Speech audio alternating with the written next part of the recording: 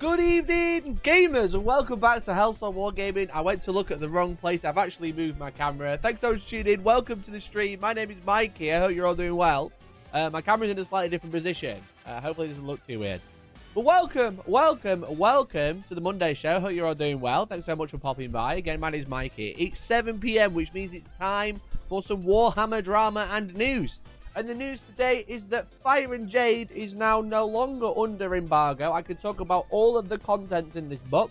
So that's what we're going to be doing today. This has all of the rules for every single Spearhead box in Warhammer. Or Warhammer Age of Sigmar, as you can see. A lot of rules. And now I can talk about everything in here rather than just Stormcast and Skaven. So that's the plan today. So hello. You have a big fan? Yeah, mate. Go look, listen, no matter what anyone tells you, goated fan, okay? Floor fans are the best ones. They blow all the cool air up. It's great. So welcome. Hello. Thanks for popping by. It's currently day 8 of stream. It's currently day 8. I've been streaming every day since last Monday. You know, you're talking about before you go to pre-order? Correct. Yeah. Yeah, they are. Obviously, I spoke about Spearhead on Saturday. And now I can talk about Fire and Jade. Doing like a stagger release, basically. But that's sensible marketing. I know. It's almost like I can build the hype on the way up. Rather than just when it's already out. And out of stock. And fucking sold out. The epic win, I know. So I'm going to chat. If you've never been to one of these streams before, what happens is I chat for a little bit. And then we get into the topic, the meat and potatoes, which is going to be ranking the faction rules from Fire and Jade. Every single Spearhead I have available to have a look at. I don't know if I'll get through every single one today, but I'll try my best. I'll be trying my best for sure. So what's chat? What's going on? What's going on, baby? Can we do Slaves Darkness first? I can't promise it. I don't know what the orders are, I'll be honest. I literally searched Spearhead on Games Workshop's website, warhammer.com, and that is the order. Okay. Fyreslayer 1 is obviously the best one. We're going to be going off vibes and just generally the rules. I'm not going to be like, whoa, this is the best one in the box. But we're going to be trying to rank them. Okay. This is too angry for relaxing and chatting. So welcome. Let me know. Hopefully you can't hear the fan. Also, my death count is still, which you don't need right now. How many Spearheads does Khaine have? Just the one, bud. Just the one. There are, just for clarification, there are 2 factions that have 2 Spearheads, and it's Stormcast and Skaven, because they have the new one and they have their old one as well.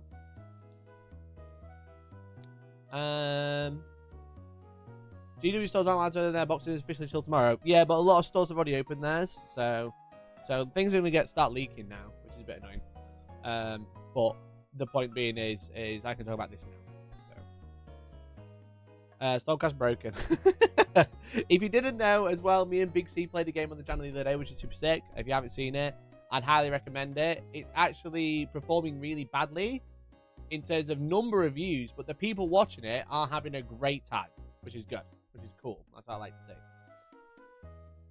to see. Detnal, good evening. Go backwards to the alphabet. No. Tom, thanks to the team, mate. Really appreciate it. If you want to support the channel, you can become a member. And you can super chat as well. If we hit the member goal, which is going to be 450 today, we'll be doing a member giveaway, which would be really cool. Is either Warmaster celebrates just pumped 6 months of membership. There we go. I'm so excited to play the Flesh Eater Court Army for EOS 4th Thanks for the edition. 32 months. Really appreciate you. 32 months of membership. I'm so excited to play the Flesh Thanks Eater so much, Court buddy. Really Army appreciate it. That's for very EOS kind of 4th you. Edition. Smiley face. So yeah, if we hit the member goal, which is now 14 away, it just jumped 6. I'm not going to complain. It's 14 members away. We'll be doing a spin of our wheel, which has a bunch of prizes on it. It goes faster than this fan, I tell you for now. And then at the end of the stream, we'll do a marbles race as well. The plan for tonight is we're going to be talking about the factions in Spearhead, and then we're going to be playing some Elden Ring, okay? I'm going to be streaming every day, okay, until I finish Elden Ring. That's the plan. I was kind of in 2 minds. I was like, do I do one long stream for Elden Ring and like stream ends when? And I was like, that's too much. So now I'm doing everyday, daily streams, okay? So I'll do my normal shows when I can. So like today, I haven't streamed during the day because I wanted to do this. And I'll play Elden Ring for a couple of hours tonight. And then tomorrow, I don't normally stream on Tuesday, so I'll be streaming all day, okay? So I'll be streaming Elden Ring all day tomorrow. And we got drama. I haven't seen this Probably. much positive coverage of a GW game in a long time, and I absolutely love it. Thanks for the 5. Yeah, thanks for the 5, bud. Yeah, the thing is with it, Spearhead, spoilers, okay? Spoilers for Spearhead. I think, having played a small handful of games, I've not played loads. I think I played 4 games, maybe, if that. It's fun. It's very fun. But the problem is, and it's the same problem this has, but this has quite a little bit more variety, is that the mission's really fun and the objective layouts are really fun. But there's only 2. There's Akshi and there's Gyron, right? Life and Fire. If they release this and then don't do anything with it, it'll flop. 6 months, people will be bored of playing Spearhead, okay? If in like 3 to 6 months' time they go, oh yeah, we're releasing a new map pack, we're releasing like a new board and some new cards, like new mission battle tactics, and we're also releasing some new twists for those maps. It'll be really interesting. It'll keep it hype. It'll keep it like fresh. If they don't, it will honestly fail, because I think it'll get if you play like a lot of games of it, I reckon after like 10 to 15 games you might start seeing like some repetitiveness from it. But if they keep on top with it, do loads of releases, keep it really interesting, keep it really exciting, that'll keep it up, that'll keep it exciting, that'll keep it cool. So yeah. I've watched quite a few Spearhead barrows in the last day or so, and I've yet to see Skaven victorious. Is it badly unbalanced, or do Skaven players just roll badly? I think Skaven have won a handful, or like a couple of games. I know people were saying on my video that like they'd seen like a couple of other channels where Skaven had won. I think Stormcast are a lot easier to play in Spearhead. I think they have some really good rules, and I'm surprised of some of the choices with Skaven, which we're going to go over. Like, I don't understand why the clan rats don't have auto-wounded combat, because they hit on 4s and wound on 5s. Would GW want you to get bored of the small game and move on to full-size AOS? Yeah, but also they could keep getting people to buy multiple Spearheads if they keep the game fresh. And then those people with multiple Spearheads can expand into larger armies. Because they've already got Spearheads, they may as well get a bit more. I hope we get some attention long term. Combat Patrol better than FAQ. Yeah, Combat Patrol was a waste of, like, an interesting experiment, but they wasted the opportunity.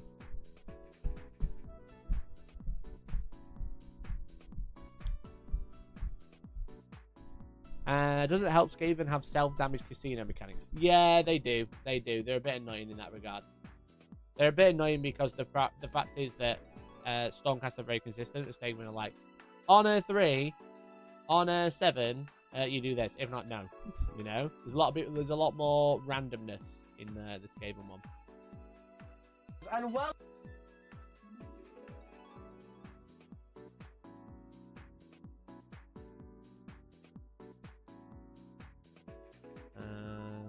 Yeah. One sec.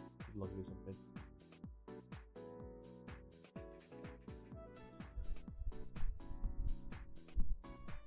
I agree. Sometimes you just want to play a quick small game, and this looks like a much better version of Combat Patrol. It's a much better version of Combat Patrol. That's exactly what it is. Sometimes you just want to play a quick small game. Sorry, absolutely. They need to support post-launch because Spearhead is unbelievably fun. Yeah, me and Big C had a great time. We played 2 games on the day. Really, really fun.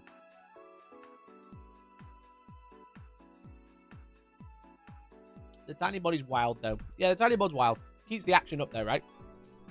Because there's not much like, oh, you have to deep strike 9 away. It just has to be outside of combat. Keeps the pressure on, and units just die really quickly because you've usually got something that's really powerful and then some shitty units around it. Like the Seraphon one, you've got like a giant dinosaur and then some like Saurus warriors. So that'll go around killing stuff. It's the fact you can bring stuff back and play the mission with them. It's quite fun. So that keeps it exciting, you know? I think they can do a lot with it, but if they don't do anything with it, it'll just die. It'll be like 6 months, people will be bored of it, moved on. Skaven are supposed to be random. No, of course I agree. Of course Skaven are supposed to be random, but when you're playing that such small game, having that many opportunities for randomness, when it could be like 1 or 2 things, makes the... If you get like the bad luck, like one bad luck turn can be really bad. Like we saw Big C in the game, right? In the Spearhead game, you didn't see. He had a double turn and did nothing. He just rolled ones and loads of random shit happened. So.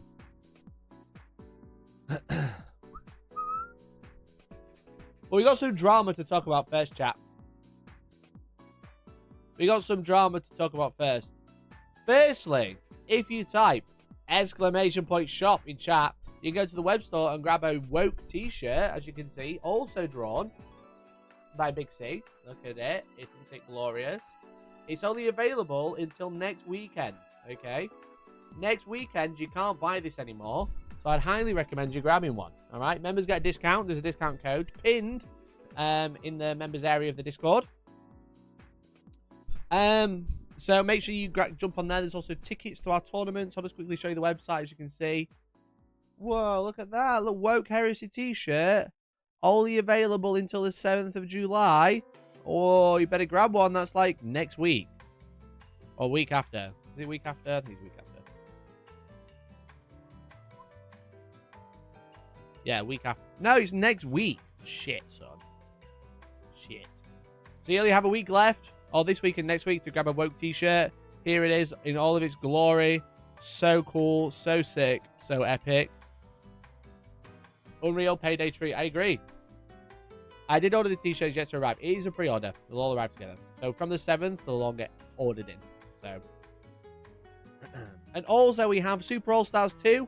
Obviously, 40k players at home. If you are still watching, we've got this out now. New map packs. New terrain being announced.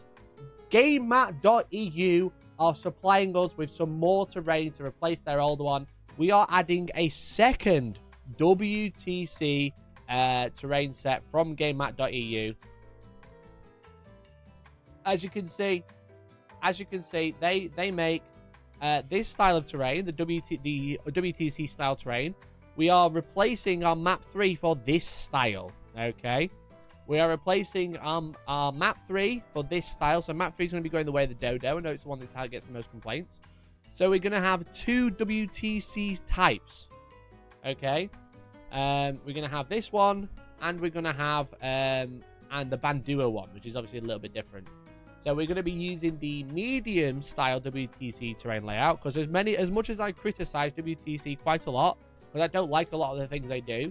And I don't like some of the people that are involved. The fact is I like their terrain packs. Okay, credit where credit's due. I like the terrain packs. Terrain's good. So this is an example of what game mat we're using. We're going to be adding 2 more of the larger buildings on each table to add 12 buildings. Okay, are those bottom floors open? Yeah, like physically they're open, but no, they're going to have proper bases. So they're going to have large bases on them as well.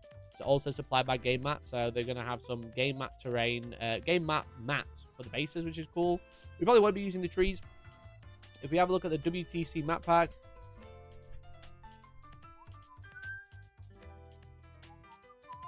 oh, it's 2023.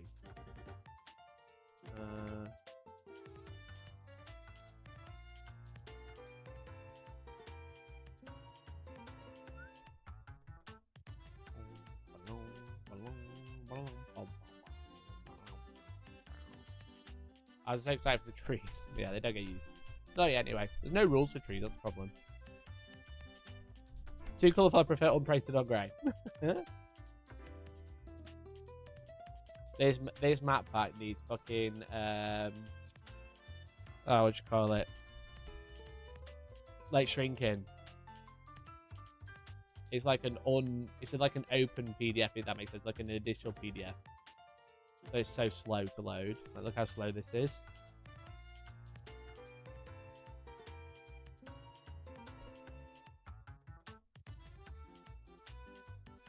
Nothing.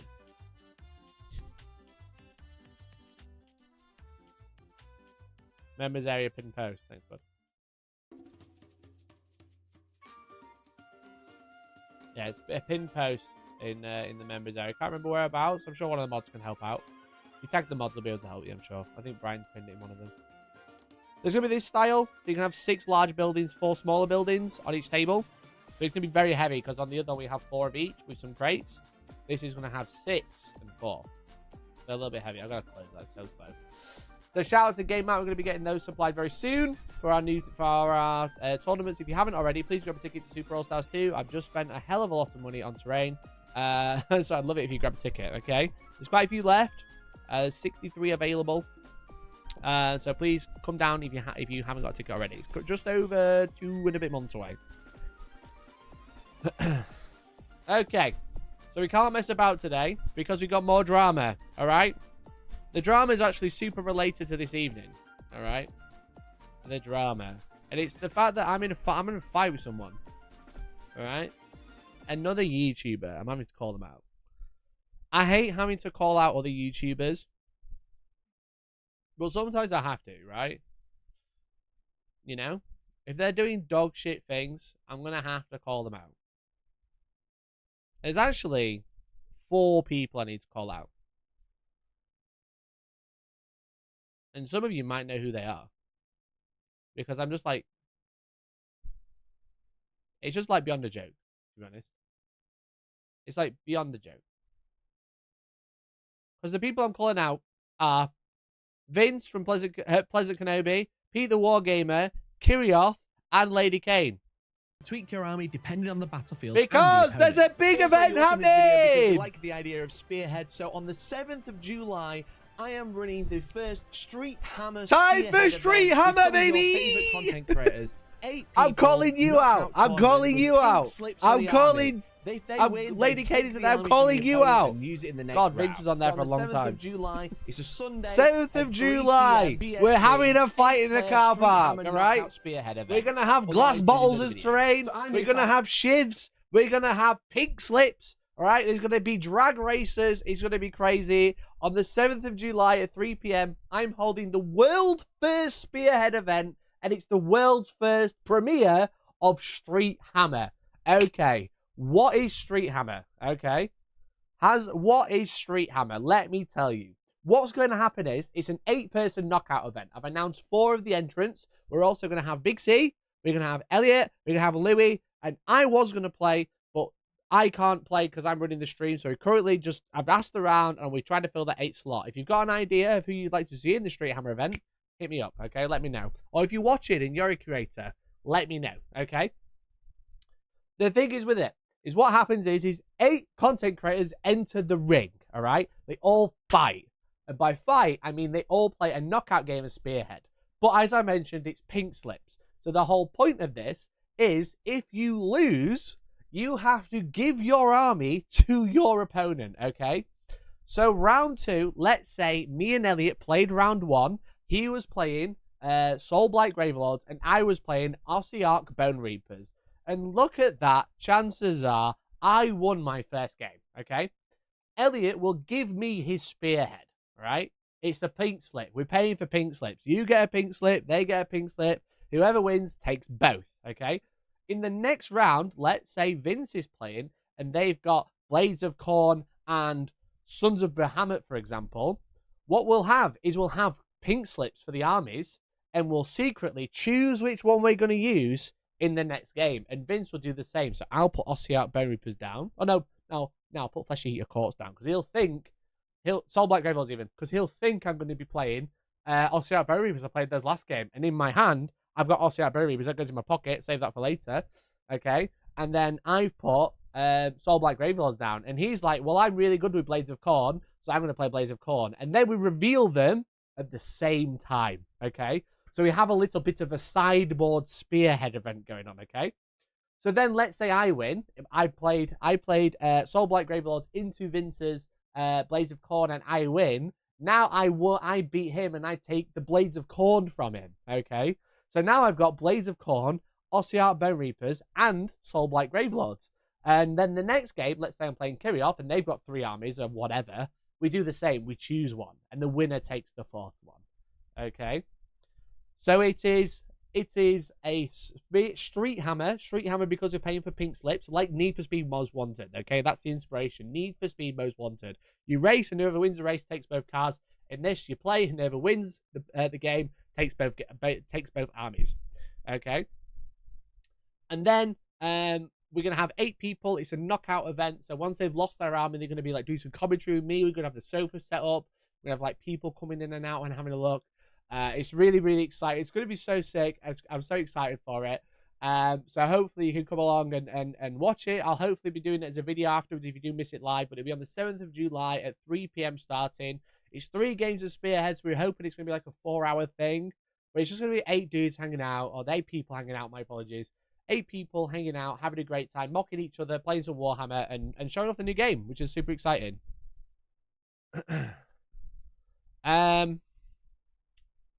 Run RTT, cancel it, drop out, come watch the game, Has Valrak started streaming Elden Ring yet? No, probably. In 2 years I'll start streaming Elden Ring. Talk about Valrak being a stealer, I'll show you. Lambo, it's not the case of just running the cameras, it's commentary as well. So it's fine. I'll manage. Thank you, Dan. I'd like this, but with Gutterball. What's Gutterball? What's stopping someone playing the same army 4 times? Yeah, like, there's nothing really stopping people. I'll try and encourage them to mess about with it, but if they want to play the same faction 3 times, then that's fine. This is suggested for Combat Patrol. Yeah, so obviously I had this idea for Combat Patrol, but I'm doing it properly with content creators to like try it out and see what it's like. But yeah, I spoke about this idea before. I've said we should do it with Combat Patrol. People turn up in the morning, build a Combat Patrol, and play for pink slips. But obviously, like, the idea of doing that was like, oh, everyone has to buy a Combat Patrol and they lose Combat Patrol if they lose the first game. Obviously, that doesn't work. So we're doing temporary pink slips. I won't lie, chat. But I thought this is like a really cool way to like take that idea that I had and turn it into something real, which is super sick. Which is like super duper sick. Okay, so I'm so excited. I've talked about it for years, right? I've said this for years, you know. Buy a Start Collecting box. Start collecting Street Hammer. Was when I first came up with it like 5 years ago. And I'm finally doing it with Spearhead. Because I think Spearhead's a really cool game.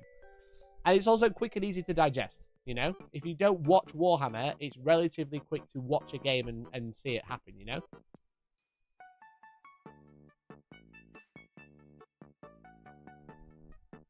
It's one of those. It's like, you can play Warhammer and have a knockout event. It's an all-day thing and no one can watch it all. This is going to be like 3 hours. You can just like watch it, you know, watch it all in one go. You can put it on Sunday evening, sit down with a beer or whatever, or a nice tea, and just like watch it all the way through. So that's the plan. But speaking of Valrak, copying, Valrak has only just found the toilet dice drama. He's made a dice for it, right? He's made some toilet dice a couple of weeks ago. Let me find it.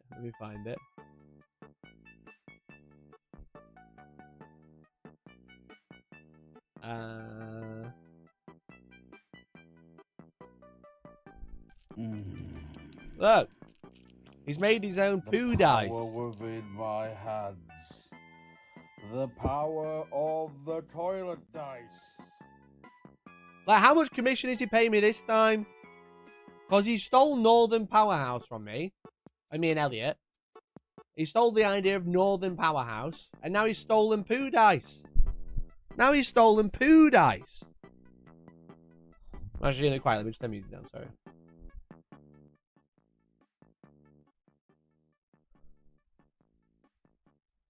And then this one. I'm at ground zero. So I replied, Internet Explorer over here. 9 months ago. 9 months ago. Did you Northern Powerhouse to George Osborne? No, the point was, is we call ourselves Northern Powerhouse, me, Valrak, and Elliot. And then he went and made t-shirts and dice for it.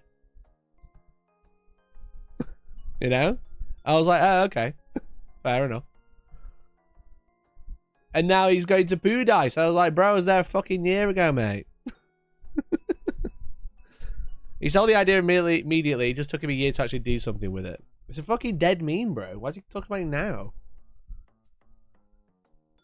So I said it's fucking Internet Explorer time. Microsoft Edge over there. Microsoft Edging.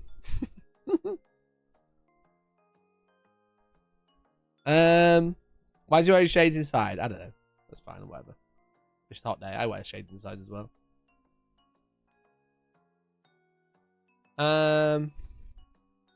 So anyway.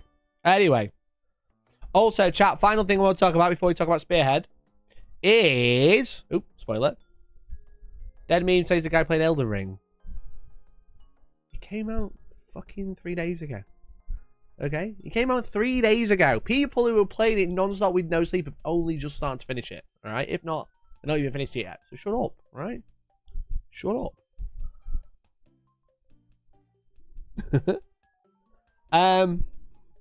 The last thing, chat. Chat. Look, I need you to do me a favor, those at home.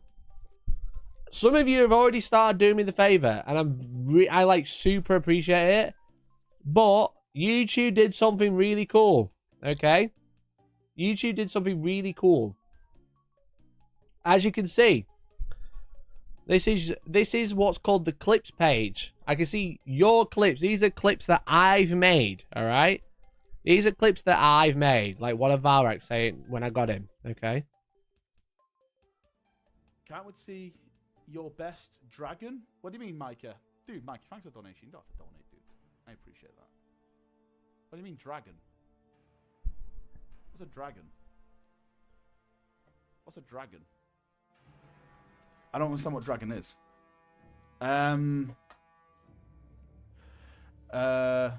Dragon these nuts. Oh my fucking god. Classic. Really? You as well? A classic, okay? A classic, all right? That was made a year ago. Well, the point being is these are the clips I've made, right? Calling people out, Night Spinner being moved on stream, lol. But also, YouTube have added this beautiful, beautiful tab called Your Clips by Viewers.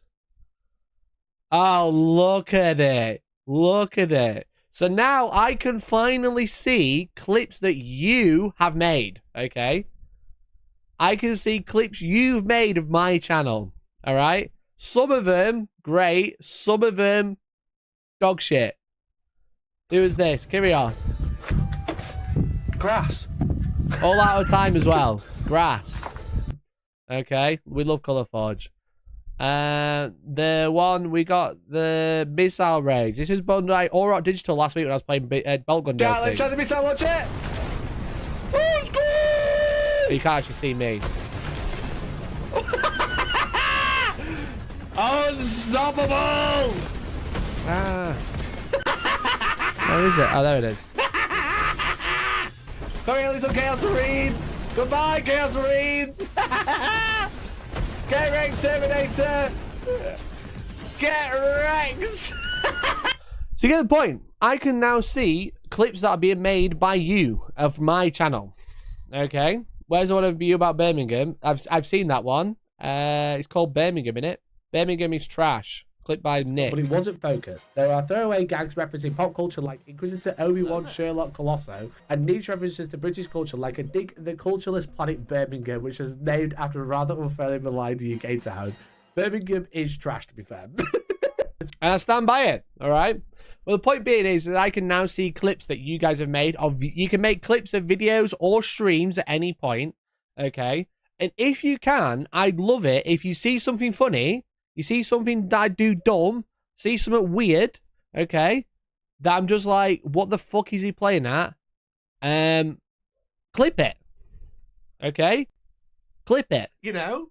I don't get it. Because now I can see the clips, which means we can do a clip show, which is very cool. We can like review old clips that people have made, but also I can turn them into videos. I can turn them into shorts, which is very cool. So I can post on Instagram because I've never had anything to post on Instagram. But today I put up a short that was posted by Ossiarch Digital. Down. No, And I can post little content, and I'll tag you. No.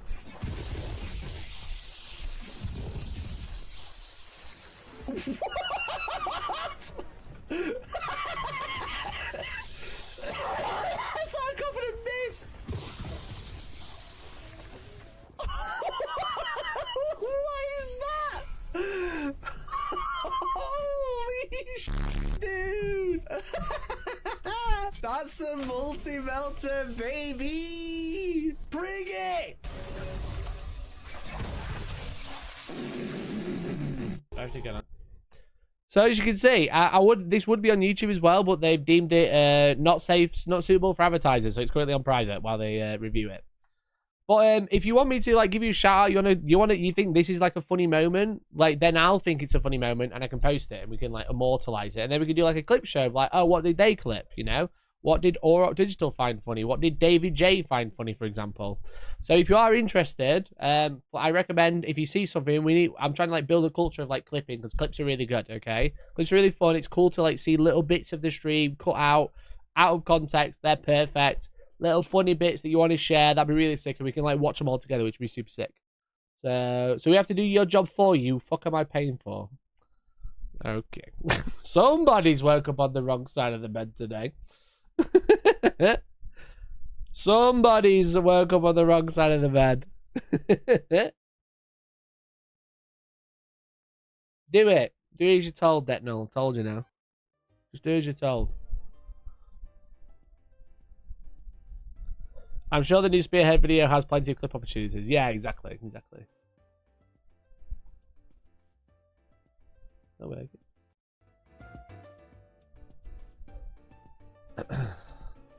reminds me of the Rice that clip. Yeah, exactly.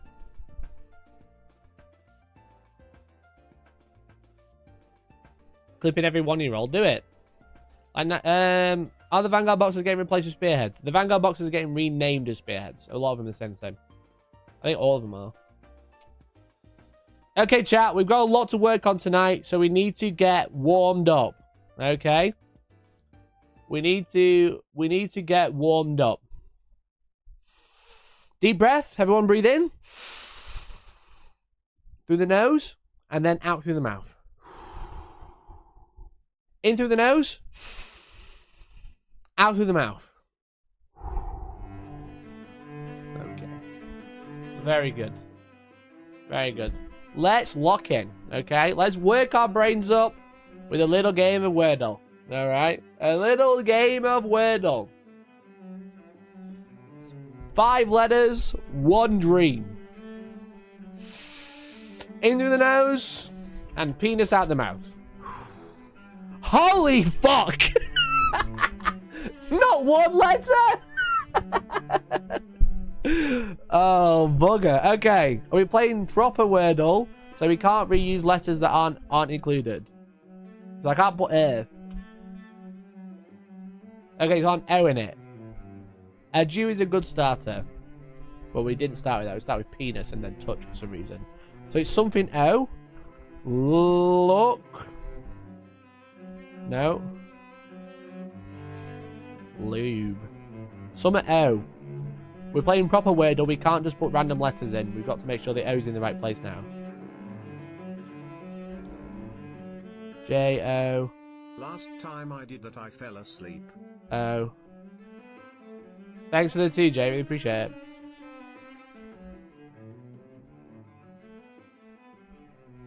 Some O. Some O. Some O. Some O. Bo. There's no U. There's Bo. Board. Oh, there's no E.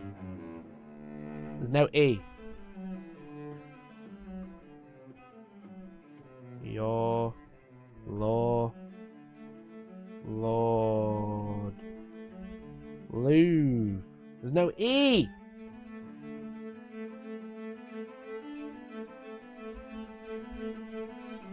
Fuck! Okay, I've got 2 of them. Is it D-O? D-O? L. Or is it D-O? A. L. Yeah. We can do this, chat. We can do this. We can do this. Dolly. Smashed it! Powerful! Our brains are wide awake with the little dolly. With the little dolly, we see that. We got a good dolly there. Well, everyone, our brains are awake. Our brains are super awake. That was good. That was a good run. That was a good run. We had 2 spaces left. Not like our last night. It was on the last run. It was on the last run. It was cringe. Okay. Right. Let's do this. Let's do this.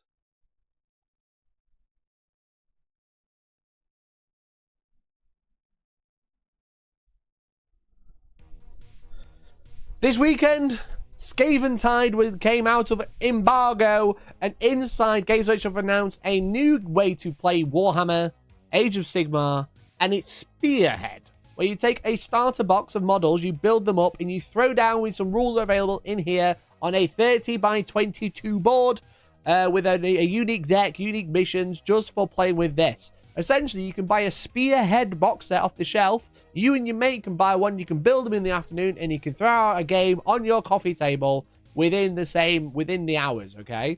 So we can play a game very quickly. And they've announced the faction rules in here. And this book, this is available in the Skaven Tide box, has the rules for every single faction in the game. And guess what? We're going to be looking at every single rule of the factions in this game and ranking them in the only way I know how. A tier list, baby. We have 23 factions to have a look at. There are 2 Stormcast, 2 Skaven, then 1 for every other faction in the game. And we're going to be having a look at the rules for them, having a quick glance and ranking them on how cool they sound in the game and vibes, okay? And just vibes. That's the plan. So it's a tier list, baby. Thanks to Games Workshop for sending the book through. And otherwise, let's start with a Spearhead, okay? Also, some of you spotted, I forgot to mention. Also, some of you spotted. Whoa! Look at this cool chair by Secret Lab. Meow. Meow. Look at that. Thank you very much to Secret Lab for sponsoring today's video, and thank you for sending in through the Secret Lab Ultramarine edition of their Titan Evo XL, which is very sick. You can see the Secret Lab embroidery. We've got the Ultramarine logo on the back. We've got the Ultramarine logos on the front. We've got a magnetic pillow, which is very cool. We've got cold press foam. We've got adjustable arms, which is very sick. They go left and right. They go up and forwards and backwards. And they go up and down. Very sick. It also comes with a purity seal, baby, that comes on and off. Bam. House of all trades celebrates 47 months. Dude, I'm trying to do an ad read. 47 months is wild to think about. I know I'm not playing 40k, Member, but thank Gaz you of for all everything. trades I'm celebrates trying to do an ad read, bro. Thank you for the nearly 4 fucking years. I know I'm not playing 40k, but thank you for everything. Also come to LARP and I'll get you meat and I see drugs. Thanks to the 47 month bud, really appreciate it. So yeah, so it comes with a removable purity seal, which is very sick. It looks very cool. It buckles on. Kinda.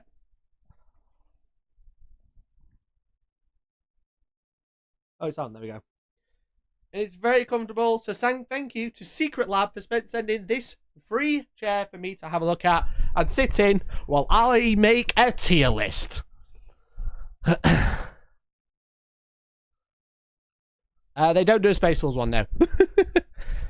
Okay, let's start, shall we? First of all, we start from the top. We start with Spearhead Stormcast Eternals. Now, there are 2 Spearhead armies for Stormcast. There is the new one that's available in Skaven Tide, and there is the old one in inverted commas, which is this one, which is essentially the units from Dominion. You got the Annihilators, you got Indrasta, you've got some Vigilators, which are very cool. Or I think they're called Vigilators. And we've got a Chariot as well. Okay. Chad moves, sitting in a 40k chair, talking about AOS, right? So, and also, not all Spearheads are the same price. They are not all equal like they are in 40k. So, chat, what's a shortcut to close a tab quickly? I tried to make it clip, but I fucked it, so enjoy my terrible one. Thanks, man. How do you close a tab? What's a shortcut? I don't have to, like, keep going off the full screen. Somebody will know. Alt F4. That's not the one. Bro, I have, like, 5,000 tabs open. Don't make me do it.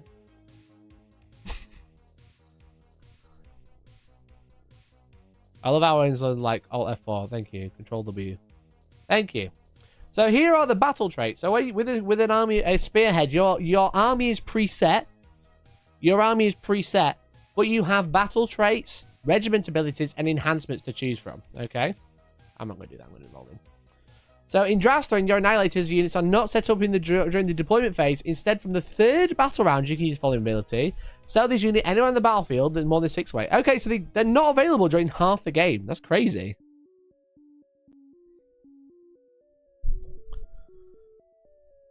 That's crazy. Vanquishers. Oh, sorry, my apologies.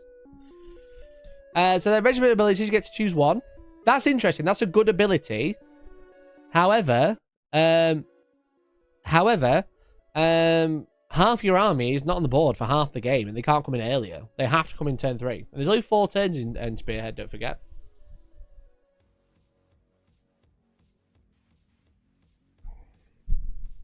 So they can either drive them back, pick any number of friendly units are in both contesting on an objective and in combat. They can make a piling move for each unit they did. On a 4+, they can do a mortal wound. Okay, so a free pile in at the end of the turn and do mortal wound. 1 mortal wound is a bit rubbish. Or give a 6+ ward. That's a great regiment ability. Just a free 6+ ward. Very sick. And then the enhancements, which is your general. I think in general's in Draster. Set up 6 away, then fail a charge. Yeah, literally. I didn't take a picture of who's the general in this. I presume in Draster. Even though she's a like named character, they don't really do that in this. Yeah, Indrasta's the general. So Indrasta can take one of the following. Thengavar is 2d6 against monsters. That's pretty sick. Don't forget, you choose these to start the game as well, so you know what you're playing against before this starts. Because in Spearhead, you set up, the defender chooses their regiment abilities, then you choose your regiment abilities, then you start playing. So it's not like preset on your army. Your army, if you were playing an event, would be bring a Spearhead. But then you choose these at each game, which is pretty sick. Strike first on turn they charge. That's going to be quite nice. Dazzling Radiance. Put your generals use the ability to set up this phase. You can return 1 slave model to each friendly unit hold within 12. Not great. And then once per battle, till the end of the phase, add 1 to hit rolls for attacks made by friendly units that are wholly within 12. Not bad. I prefer the Strike First or the Prime Hunters, the 2d6 damage. Oh, I had the wrong tab selected. I'm stupid. Okay. Okay, so in Drasta. So she's 4 damage with Thengavar already. Okay. 2d6 damage might even be worse. 4 damage is very consistent. So you got Blade of the High Heavens, move 12, 8 wounds, and 3 up save. 5 attacks, 3s and 3s, -2, 3 damage. She's sick in combat. She's so good. She should have 5+ ward once per battle. Really good, really strong. She has a 6 up ward naturally. Storm Strike Chariot is 10 wounds, move 10. So very fast. You have this on the board from the start. It can shoot. It's pretty... A lot of attacks in combat, but they're only 1 damage, which is a bit rubbish. But it's nice that it's ranged as well, but they're only 1 damage, so it's only gonna... The max it picks up is like 1 Liberator if it hits wounds and fail both saves, which is unlikely. This unit charges phase, picking up within 1 inch. On a 2-up, do D3 more wounds. It's survivable. It's survivable. It'll hold an objective. It's not crazy good. Does damage overspill? Yeah, it's mostly plays the same way. Damage still spills. So damage 4 in shooting is really good. 2d6 damage against exclusively monsters is probably worse. So Chariot's cool. Indras is very good. And then we got the Vanquishers, not the Vigilators, sorry. Add 1 to damage characteristics of the Celestial Greatswords. If you target a unit with 5 or more models, that's very nice when they've got 2 attacks each. That's very nice ability. 2 damage when there's loads of models to sweep through them. Annihilators, so don't forget these won't be coming down until turn 3 either, because Indrasta's great, but she can only come down turn 3. If this unit charges phase an unmodified charge roll at 8+, picking up a unit within 1 inch, it has a strike last this turn. Okay, they're a bit rubbish in combat, I think. Just giving out strike last is fine, but it's turn 3, turn 4. It probably doesn't matter at this point. So the Annihilators are a bit rubbish. Indrasta's really good. And then Night Vexilor. is decent in combat. Pick a friendly unit within 12 of the target. Heal D3. In addition, add 3 to the control score. Adding 3 to the control score and healing D3. Healing D3 in Age of Sigmar is basically just add D3 wounds back to the unit or add D3 health. So if you got a guy in a wound, he heals 1, then you've got 2 wounds left. If you rolled a 3, you'll heal another guy back up to full. So you'll get models back with this. So that's pretty good, actually. So the Vanquishes are good. The Vexillor's good. The Chariot's pretty survivable, but doesn't do a lot of damage. So I think the Stormcast one, which I'm going to find. I definitely got it. I just can't see it. The Stormcast one, I would say solid B tier. Fairly mediocre. Half your army's in reserve for most of the game, and then what is on the board is decent. The Chariot's decent. Again, it's very survivable. You can throw it in and be annoying. I didn't see reinforcements. No, so you can't reinforce any of these units either because they don't have the reinforcements logo. So I'm going to say this one's solid B tier. It's decent. It's not great. Okay, that's that one. That's the first one. We're going to have to be quick with these, so we've got 20 to do. Sylvaneth Spearhead now. Here we go. We've got a Tree Lord. We've got some Revenants. We've got some Kurnoth Hunters, and we've got a Caster as well. What's Reinforce do? Bring back the whole unit. So reinforcements is I actually cheated in our game because I used it twice on the same unit. But if it has a little regurgitate symbol, for example, the clan rats. The clan rats have this little little recycle symbol, as you can see. That means if they're dead in your movement phase, you can bring them back on, which is pretty sick. So Sylvaneth, okay, cheap, but not many models, which is nice. Three units, 1 big monster and a character, which is cool. What do they do? Okay, we have ley lines once per turn. So you get both of these. Once per turn, end of every turn, you heal each friendly unit within 3 inches. That's nice. The terrain you can put on the objectives or very close to the objectives, so while you're holding, you can be healing, which is cool. And Strike and Fade. Pick a friendly unit that used a fight ability this turn and is within 3 inches of any terrain feature. On a 2+, remove that unit from the battlefield and set it up again so that each model in that unit is within 3 inches of any terrain feature and more than 6 of all enemy units. That's cheeky. The board is very small, but being able to withdraw from combat is really nice, especially if you know you've got the next turn. You can pick your charges and stuff. That's cheeky. They're cheeky battle traits. Then a regiment ability, you either get once per turn at the end of any turn, so basically at the end of each turn. Pick an enemy unit that's contesting an objective and roll a dice on a 4+ in D3 mortal wounds. That's decent. Also any terrain. Yeah, there's only 4 pieces of terrain in Spearhead, don't forget. There's 2 walls and 2 bigger walls. That's it. Walk to the hidden pass. Pick a friendly unit within 3 inches of any terrain features and not in combat. Remove that unit from the battlefield and set it up again. More than 6 away. They cannot use a move ability for the rest of the turn. Okay, can you just completely teleport?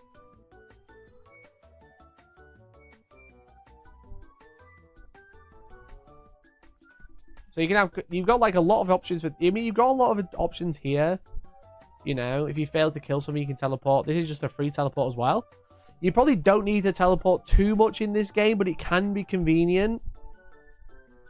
Especially when you've got like tactics that are like grab each short board edge or like be on your opponent's side of the board on their terrain. So all of these abilities are really good. You only get to choose one. I think this one's decent. At the end of every turn on a 4+, you can do D3 mortal wounds and start picking up units or really weakening units. Especially when the army's only got like 4, picking a single unit doesn't sound like a lot, but you could literally target like any unit on the board and do D3 mortal wounds. But having this, you're going to be near terrain to heal anyway, and then you can start teleporting as well, which is cool. And then enhancement, you can give your general one of the following. Regrowth, pick a available unit within 18 and D6 and a 5 heal D6. That's really good. It's a spell essentially.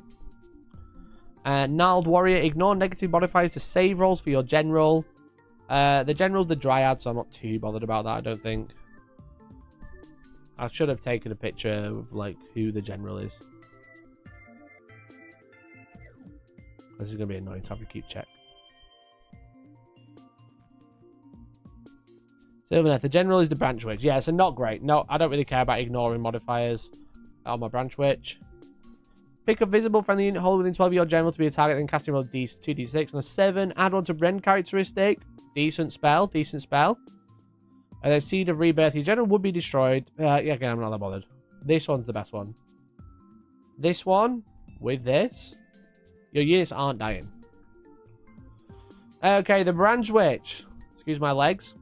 The Branch Witch. Decent in combat, 3 attacks, 2 falls, 1d3. Pick a visible friendly unit wholly within 18 of this unit to be the target, then make a casting roll 2d6. On a 7, you can return 1 slain model to a target unit. If you pick a tree revenant, you can return d3 models. So with the 2d6 healing and then this as well, really good. That Branch Witch is sick. The Tree Lord, the big heavy hitter in this box. Decent in shooting. 3 attacks, 3s, 2s, -1, 2 damage. Sweeping blows, 4s and 2s, 2 damage. And then 4s and 2s, 3 damage. The Impaling Talons is degradable. That's the other downside. Pick a unit in combat with this unit to be the target, roll a dice, and the 4+ has a strike last. Tree Lord's goated. Tree Lord's really good. Really, really cool. Bear in mind, I'll just let you know, this is the first time I'm reading a lot of these rules because there's quite a lot of I've had to take in. This one's really good. This is a really good ability. It's really good in combat. It's very tanky with 14 health and a 3-up save. Also, shooting combat. Yeah, shooting combat is nice, so he can't be locked down. He can shoot the unit he's in combat with and then recharge something else. You can keep him alive with this guy by healing 2d6 every time. Oh, leg reveal. Leg reveal. That one seems decent. Oh, I did it again. Because I keep clicking on the wrong tab. Oh, 1 second.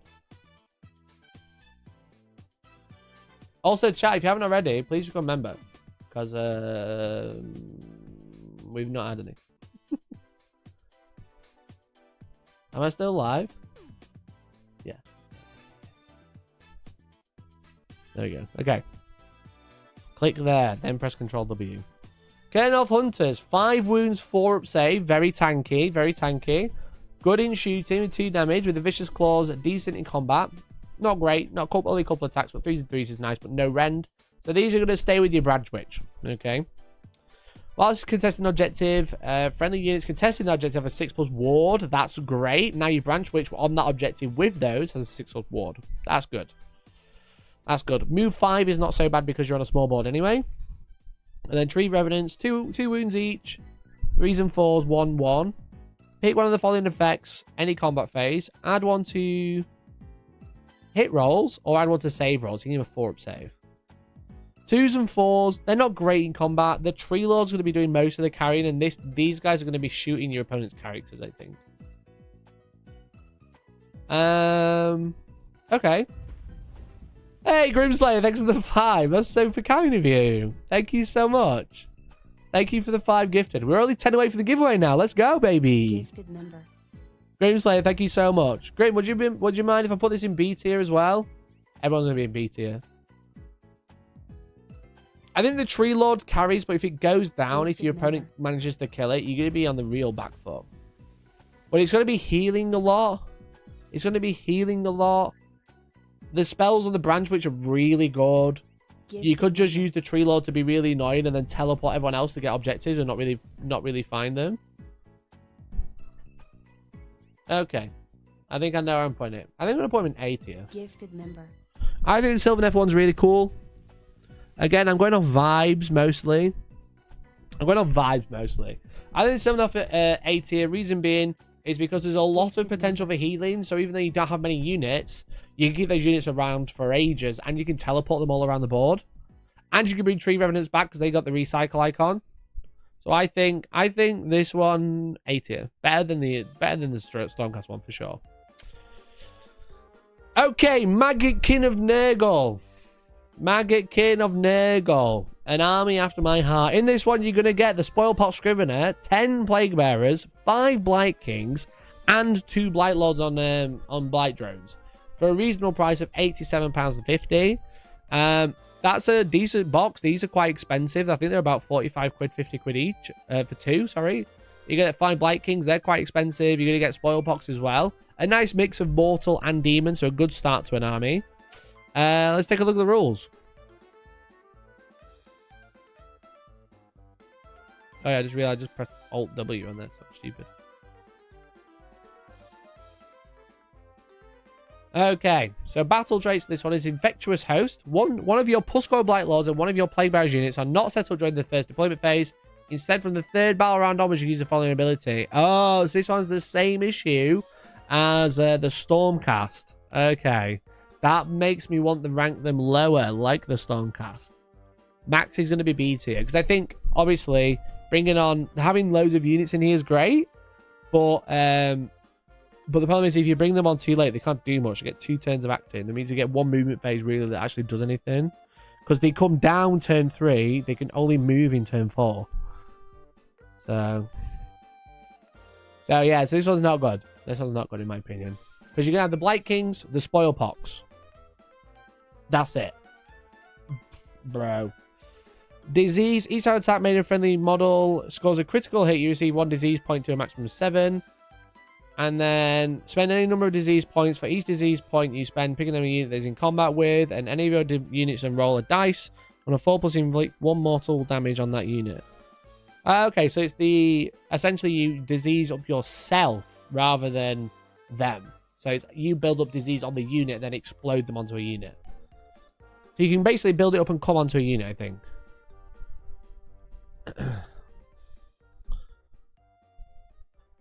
Locus of Fecundity, so this is regiment ability. Pick a friendly unit, heal D3, not bad. But again, only 2 units on the board, 1 Blight King unit. Is that it? 1 Blight King unit and 1 Spoil Pox for half the game?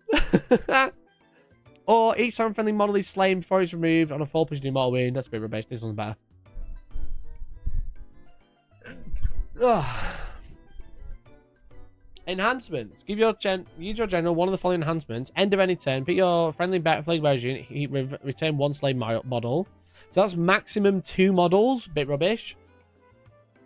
If your general is contested an objective and not contested by enemy models, roll a dice.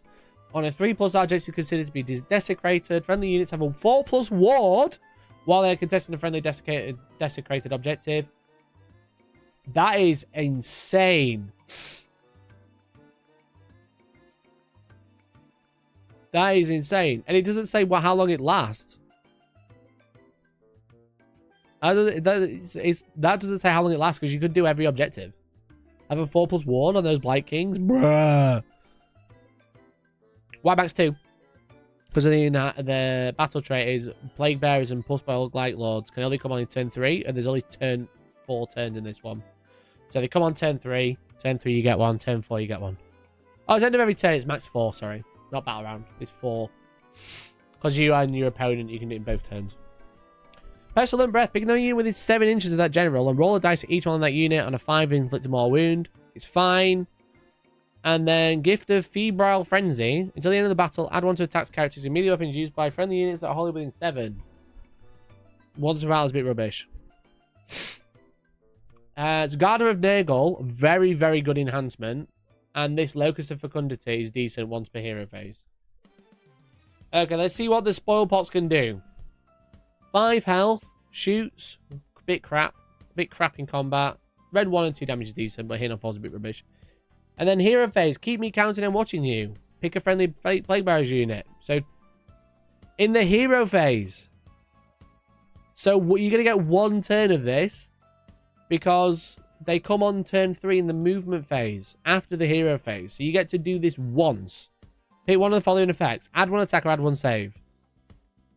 That is shit. That is a shit hero phase ability. 5 at ward's good.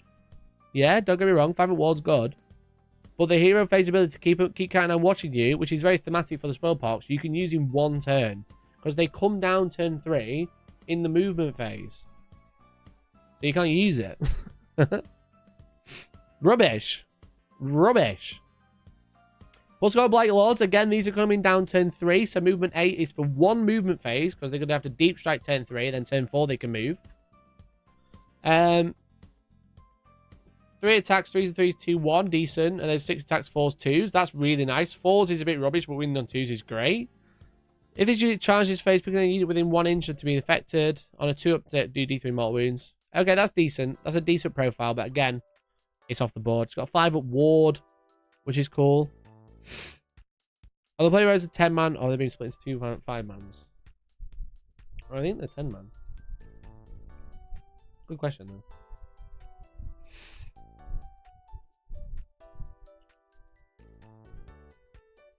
Oh, it's 2 units of 5.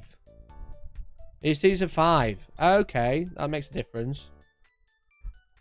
Okay, so you're going to have 2 units of 5, so you're going to be able to use this a lot, actually. That changes things a little bit, but still, 5 plague bearers are probably not going to do a lot. So actually, you're going to be able to use this every turn, rather than just one turn. I was like, what the fuck? Why has it got an ability you're going to use once?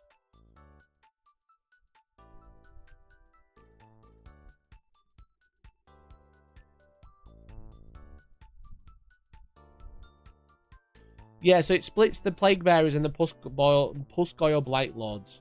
So it gives you 1 of each. Okay, so 2 separate units. Suddenly very interesting because you get 2 of these. You can actually use the other abilities. Okay, I'm changing my mind. Chat, I was going to put it in C tier. I was like, this is crap. But you can actually split them up. Well, they are split up. It's 2 units of 5 Plague Bearers and 2 Blight Lords separately. So that's decent. That's a decent profile to have 1 running around because they're quite tough. They've got 5-up ward. They've got a lot of attacks. And you can actually get 2 of these off from turn 3, which is cool. And then the Blight Kings. 4 attacks, 3s and 3s, 1-1. Very good. Very consistent, just like they were last edition. Pick an enemy infantry unit in combat with this unit to be the target. Roll a dice for each one on this unit that is within the range of the target's combat range, which is 3 inches. For each hit roll that exceeds the target's health characteristic, inflict 1 mortal wound. Decent. There's only 5 of them, so it's not great. 4-range move is a little slow. You're on a slow board, so it's not so bad. That's not a bad profile. End of any turn. So you can just start like piling through, essentially. And then the Plague Bearers, 4s and 3s. Crit is immortal. That's a nice ability on there. 5-up ward on everything. So trap 1 for hit rolls from shooting. Okay, not so bad. Not a terrible profile. 2 health, 6-up save is a bit rubbish, but 5-up ward's nice. Now I know there's 2 units of 5 and 2 single Pusgoyle Blight Lords. I'm going to place it a little bit higher. But not great. I do think it's probably B tier because you've got 1 unit that's pretty good. They've got the Pusgoyle Blight Lords. The Spoil Pox is only working with 5 Plague Bearers, so it's not very efficient with its ability. I've lost it again. There it is. I'm going to say B tier. I think the trees are better. Maybe this is like high B, low A. High B. Better than the Stormcast one, I think. But again, I've not played this. I'm going off vibes. Just to remind you. The vibe check. Okay. Gloomspite Gits. Alright. Gloomspite Gits, baby. In here, you get quite a lot because all of the units are very cheap. You know, again, a solid £87.50. So the pricing isn't so bad. I'm just going to check the unit composition because I keep realizing that it's actually really important. In this, you get 1 Loom Boss. You get 2 units of 10 Stabbers, 2 units of 5 Squig Hoppers, and 3 Rock Gut Troggoths. So you get 5 units in this one. No, 6 units. We've got the character Loom Boss. Okay. Their battle trace is under the light of the bad moon. Pick a territory, friendly or enemy, to be under the light of the bad moon. So that's basically half the board. The territory picked remains on the light of the bad moon in the 1st, 2nd battle round, in the 3rd and 4th, the other territory. Whilst they're wholly within the territory, the following applies. If the unit is a Moon Clan Stabbers, add 3 to control score. Nice for the early game. Or you can, like, for the late game, start stealing objectives, which is cool. Lunar Squigs, if it's Squig Hoppers, they can retreat and take no mortal damage. Because in this game, if you retreat, you take D3 mortal wounds. And Rock Gut Troggoths get +1 save. Okay, not bad. Not a bad battle trait, I don't think. And it's all game as well, you know? It's like half the board, which is really good. And a lot of the objectives, you've got like most of the objectives in your half and their half, for example. It can be like really, you can work your way over, stay on your half of the board, then shoot over turn 3 to get the buffs. Or you can like play really aggressive and then pull back, which is quite nice. Adds a little bit of play, which is cool. So regiment abilities, you either get pick a friendly Moon Clan Stabbers and heal D3, not bad. Or Hand of Gork, pick a friendly that is not in combat, remove that unit and set it up anywhere that is more than 9 away. This sounds really good, but the problem is more than 9 away is really hard on such a small board. It really limits where you can go. So the Lunatic Hordes, every hero, or every single one of your hero phases, that's 4d3 free model, which is cool. So this one's good, but it's 9 away, which is hard to do on a small board. Enhancements. So you can use one of these for the Loon Boss. Pick your general to use his ability if they use the fight ability this turn. They can make a 2d6 move, but cannot end that move in combat. Interesting.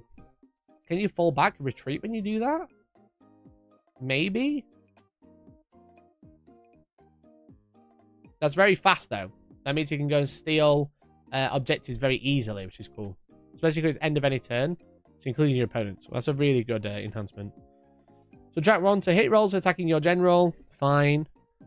Your general is a 4+ world in the first battle round, 5 in the second, and 6 in the third and fourth. That's a decent one. Keeps him alive for a lot longer, especially if he's like you're going to be like throwing him in. And then Nightshade Mushroom once per battle, enemy movement phase. Pick a friendly unit within combat range, so within 3. The unit cannot be targeted by shooting attacks in the next shooting phase.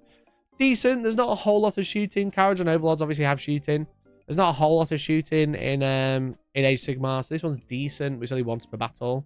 I like this one, and I like this one, and this is really nice.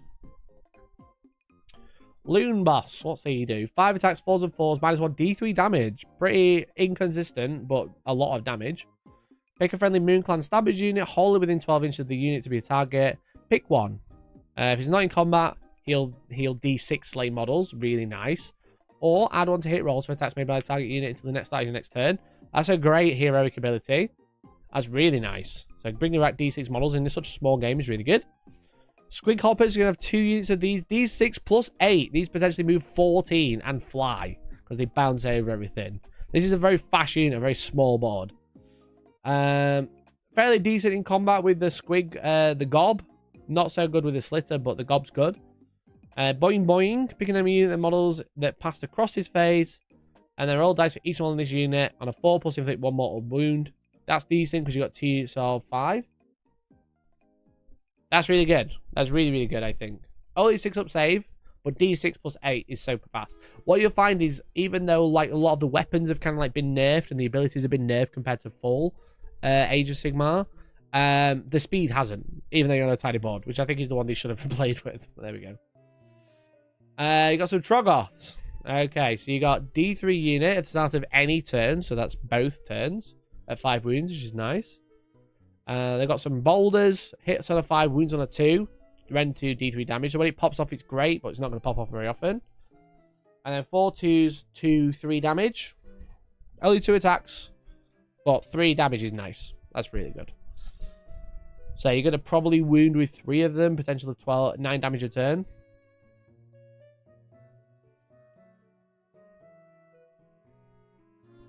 Not bad, not bad. And then Moon Clan Stabbers. So you obviously get 2 units of these, and you can reinforce them.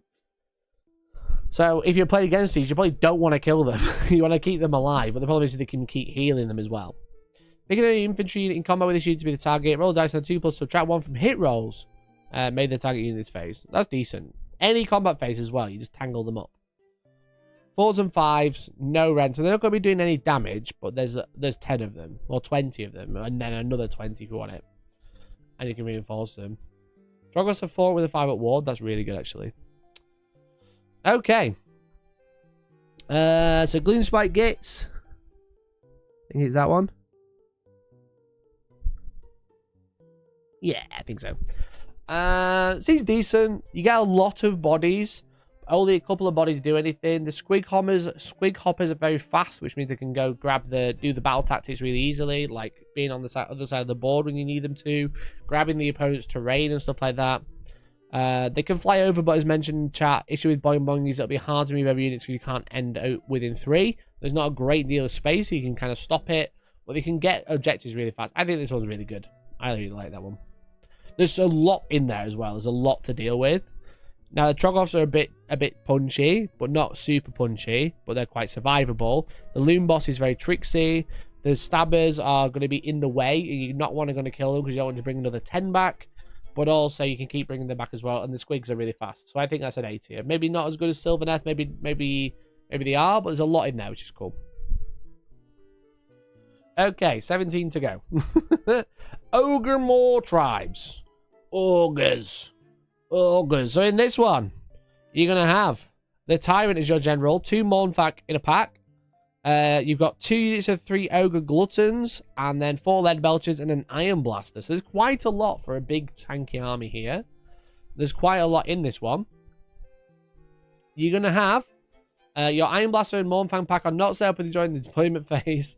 Okay, so no, you don't have quite a lot. Never mind. So the Mournfangs, the 2 big Mournfangs and the Iron Blaster have to arrive within 1 inch of the battlefield edge and more than 6 away. So very, very limited there. And basically no battle trait, because that's the only one. It just delays you. So the Iron Blaster and Mournfang pack, the 2 big things in this kit, don't come out. So you're going to be playing with 4 Lead Belchers, 2 units of 6 Ogre Gluttons, and the Tyrant for half the game. So your regiment ability, pick any friendly units that charge this phase, once per phase, any charge phase. For each of those units, pick an enemy unit in combat on a 4+, you do mortal wound. That's really shit. And then bred for toughness, add 1 health for your Iron Blaster and Mournfang pack. That's really shit because half of it's in reserve for the game. Long Strider, this warrior is said to be capable. Your general has a move characteristic of 8 instead of 6, so makes you 1 guy really fast, which is cool. Booming Roar, roll a dice on a 4+, subtract 1 for hit rolls for attacks made by enemy units while they're within 9 inches of the general. That's decent. Makes your opponent's army a bit rubbish, but it's every combat phase, which is cool. That's a really good enhancement. The Flask, once per battle, your opponent declares an attack ability that targeted you. You have a 3+ ward for the phase. If you're down to your last guy, that's really good. And then Blooded Grub, pick either your Iron Blaster or your Mournfang pack. If it's within your general's combat range, so within 3, heal D6. So a bit rubbish. These are rubbish, and this is rubbish. By God, this Spearhead is, well, it's a Spearhead. Yeah, this is awful. Okay, the profiles have got to make up for it, okay? So you've got your Tyrant, who's got Ogre Pistol, D3 damage. He's very horrible in combat. 4s and 2s, 2 rend, 3 damage. So hits with 1 or 2, 3 damage. His Beast Skewered Glaive is anti-monster with +1 rend. So against monsters, it's rend 2 damage. Pick a friendly unit wholly within 12 inches of this unit to be the target. You cannot pick this unit. Add 3 to the control score to say your next turn. So the big one here is his control 5. His control 5, which is very high for combat for Spearhead. Very, very high. So I think this combat patrol relies on him exclusively. Sorry, Spearhead. So 40k pulled. Okay, the Iron Blaster, which comes on turn 3 at the edge of the board. So it doesn't do much. So it's only 18-inch range. Hits on a 4, wounds on a 2, rend 2, D3 +3 damage. That's very nasty. But on average, it's going to shoot twice. And it's going to hit twice. That's it. You know? And then it's mediocre in combat, which is understandable. The damage characteristics of these units, Rhinox Sharp Horns is 3 if it charged this turn. Okay, so it goes flat 3, so a bit better in combat. 4s and 2s. 4s and 2s is a bit rubbish. So with only 2 attacks, you're going to be hitting once with each one. And it's this one's off the board for half the game. Lead Belchers. Okay, you're going to be playing with these at unit 4. D3 shot, strength, hits on 4, 3, 1, 1. Add on to hit rolls if it has not used a move ability this turn. Hitting on a 4 and then wounding on a 3 with D3 shots for 4 of them is a bit rubbish. You're going to get like 6 shots. You know, 6 or 8 shots. You're going to be hitting with 4, wounded with 3 or 2, and then it's Ren 1. They aren't great. And only 15-inch range as well. I mean, 15-inch on the board size is it's fine. It's whatever. The control 2, which is good. 4 health, which is good. But not great. Not great. Ogre Gluttons, you have 2 units of 3 of these. They have 4 health. It's a bit bled out. 4s, 2s, -1, 2 damage. So decent in combat with their Ogre weapons. And add 1 to charge rolls. That's really good. That's a good profile. That's a good profile. Especially because you've got 2 units of them as well. Just a shame there's no buffs. You know what I mean? I mean, you can give them extra control score as well. So you've not got many models, but the control scores are quite high. And you can buff that with the Tyrant. Mournfang pack, again, coming on turn 3, so not moving, and then moving once. 3 attacks, 4s and 2s, Ren 1, 2, and 4 attacks, 4s and 2s, Ren 1, 2. So you just roll all this together, at least it doesn't matter. They could have just... Oh, I suppose you got Companion. And then subtract 1 from wound rolls for your shooting attacks that target this unit. This could potentially be 1 shooting attack that targets them. Because if they come on turn 3... and you're going second, you double turn. They could potentially shoot them once. Oh, shit. 6 health, control score 2, move 9, 4 up save. Okay, the Tyrant's the best profile of this box. And that's it. Okay, I think I made a decision. This one's one of the worst ones. I'm going to be happy to put this in D tier if I can find it. Yeah, straight to D tier. Half the army's not there. The Tyrant's the best unit in the box. You can just shoot the shit out of him or just attack him. Why did they think Mournfang need to be held back? They've just held back most of it. You know? I get it. They think they're probably going to overwhelm because everyone's got 4 health. But you'll be playing with like a couple of models. You get a good turn off. You focus each unit down. And then nothing can be reinforced. And then when things do come on, it doesn't do much. You know? The Iron Blast is super scary. But it's 2 shots hitting on 4s. You can't all-out attack in this, you know. You don't get that in this one. So, yeah, a bit rubbish. A bit rubbish, to be honest. Okay, who's next? Soulblight Gravelords, the vampires. Okay, £87.50 again. You're going to get a Vampire Lord. You're going to get a fuck ton of skeletons. For clarity, let me tell you how the box is made up.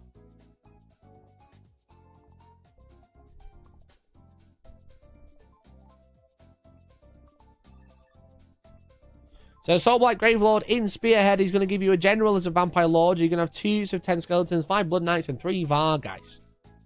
Okay. Okay. So not bad. Quite a lot of bodies, which is nice. I imagine the skeletons... Oh, the skeletons aren't reinforceable. Interesting. So they're battle traits. Your Vargheists are not set up in the first deployment phase. Instead, they are set up in the 3rd battle round. So only 1 unit goes into reserve. You're going to have Blood Knights to play with. That's going to be quite nice. 5 Blood Knights, 3 not werewolves. Yeah, no werewolves in this one. So Vargheist in reserve is a bit annoying, but at least it's like not half the box. It's 1 unit of 3. And then the Hunger. Each time a friendly vampire unit uses a fight ability, which is the Blood Knights, the Vampire Lord, and the Vargheists. After all of its attacks have been resolved, heal X that vampire unit, where X is the number of damage point allocated by those attacks. So very, very good. The Hunger's a great ability. The regiment abilities. Let's have a look. Which one are we going to choose from? Pick a friendly Death Rattle Skeletons unit has been destroyed. You can set up that unit with D6 plus 4 models. Anyone on the battlefield more than 6. Okay, that's a really good regiment ability. That's reinforcement every turn. And the same unit multiple times if you need to. And then Ruinous Charges. Pick your Blood Knights units to use this ability. If it charged this turn, inflict D3 mortal damage on each unit it passed across during the charge ability. It passed across during that charge ability. Can they charge over models? Oh, yes, they can. Okay, not bad. I prefer this one. Oh, it's once a battle. Yeah, true. You're right. It's once a battle. It says it right there. I got too excited. The once per battle, you can bring 5, but probably 7 back. So you got 1 free reinforcement, which isn't bad. Or you can do 3 mortal damage on the charge. Again, because of how the charges work, I mean, it's not going to be so bad to charge into everything. So this one might be decent. This one's okay. This one's decent. Enhancement. Add 1 to each Legion roll made for the unit. What's a Legion roll? What's a Legion roll? Oh, this is bring your skeletons back. So you can make it on 4s. Ignore negative modifiers, save rolls for shooting attacks. He's got 3 up saves, so not terrible. Cloud of Bats. Remove your general from the battlefield and set them up again. Any roll more than 6, but once per battle. And then make a casting roll of 2d6. On a 7, inflict 1 mortal damage on each enemy unit on the battlefield. Funny. Not bad. This is only once per battle. So you probably want this one, the Spirit Gale, to just keep swarming them with bats. right? Probably just want to swarm with bats. That's not too bad, because again, you got 4 turns. So you're going to be able to do it like... You're probably going to be able to do like maybe 3 mortal wounds on each unit, which isn't terrible. If we're playing against ogres, that's a model from every unit dead, you know, just by sitting in the corner.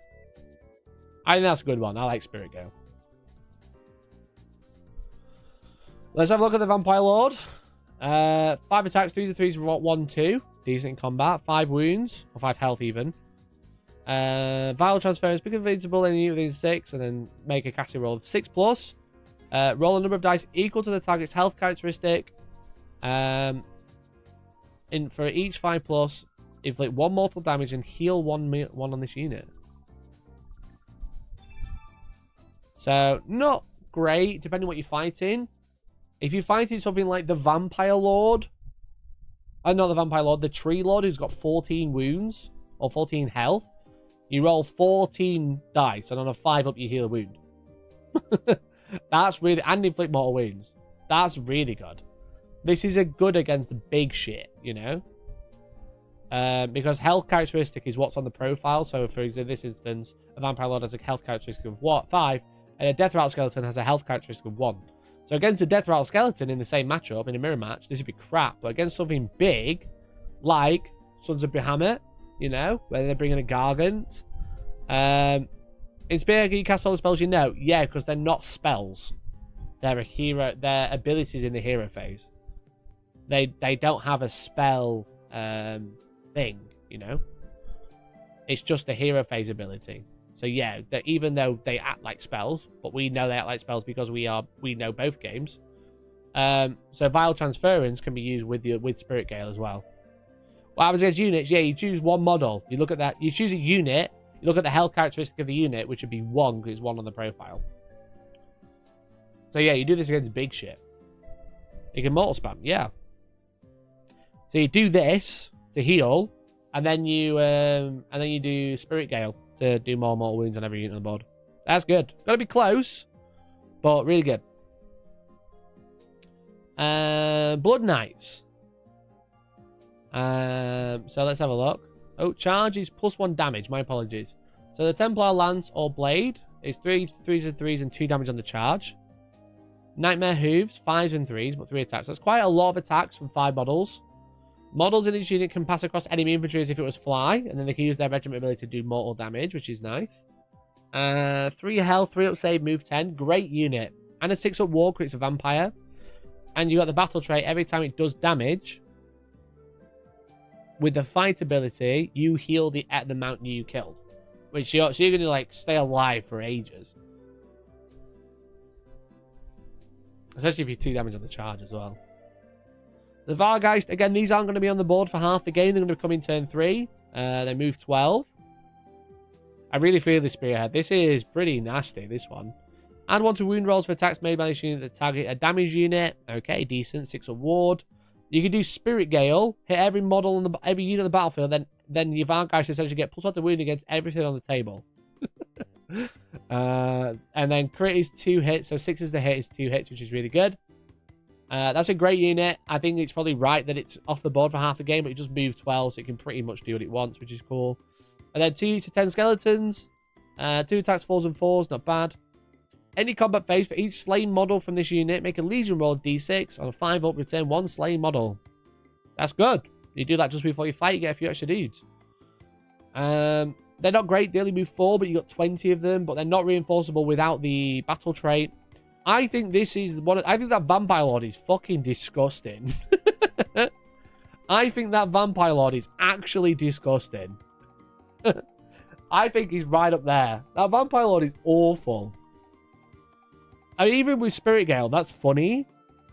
But you can just have him, like, teleporting. You could have the ignore negative modifiers from shooting. So you can just, like, get him in places and use Vial Transfer. That Vampire Lord is awful. And the Blood Knights are really good as well. The Blood Knights are so good. And then when the Vargeist come in, that's going to be great. Again, the Vargeist won't have much utility because they come in quite late. But they're really strong. So here we go.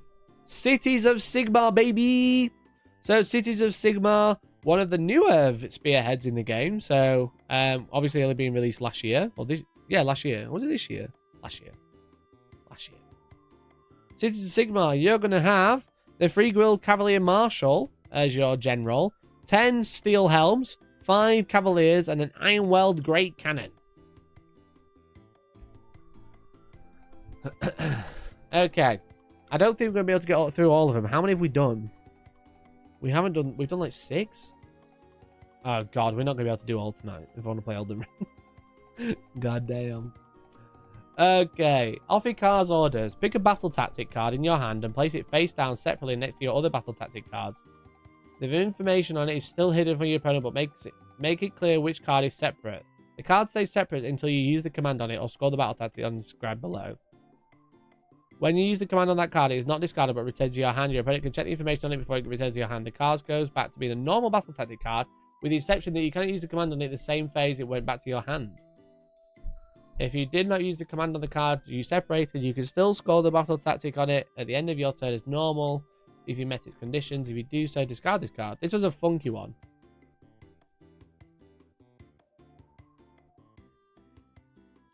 This one lets you use the battle tactic and the command at the same time.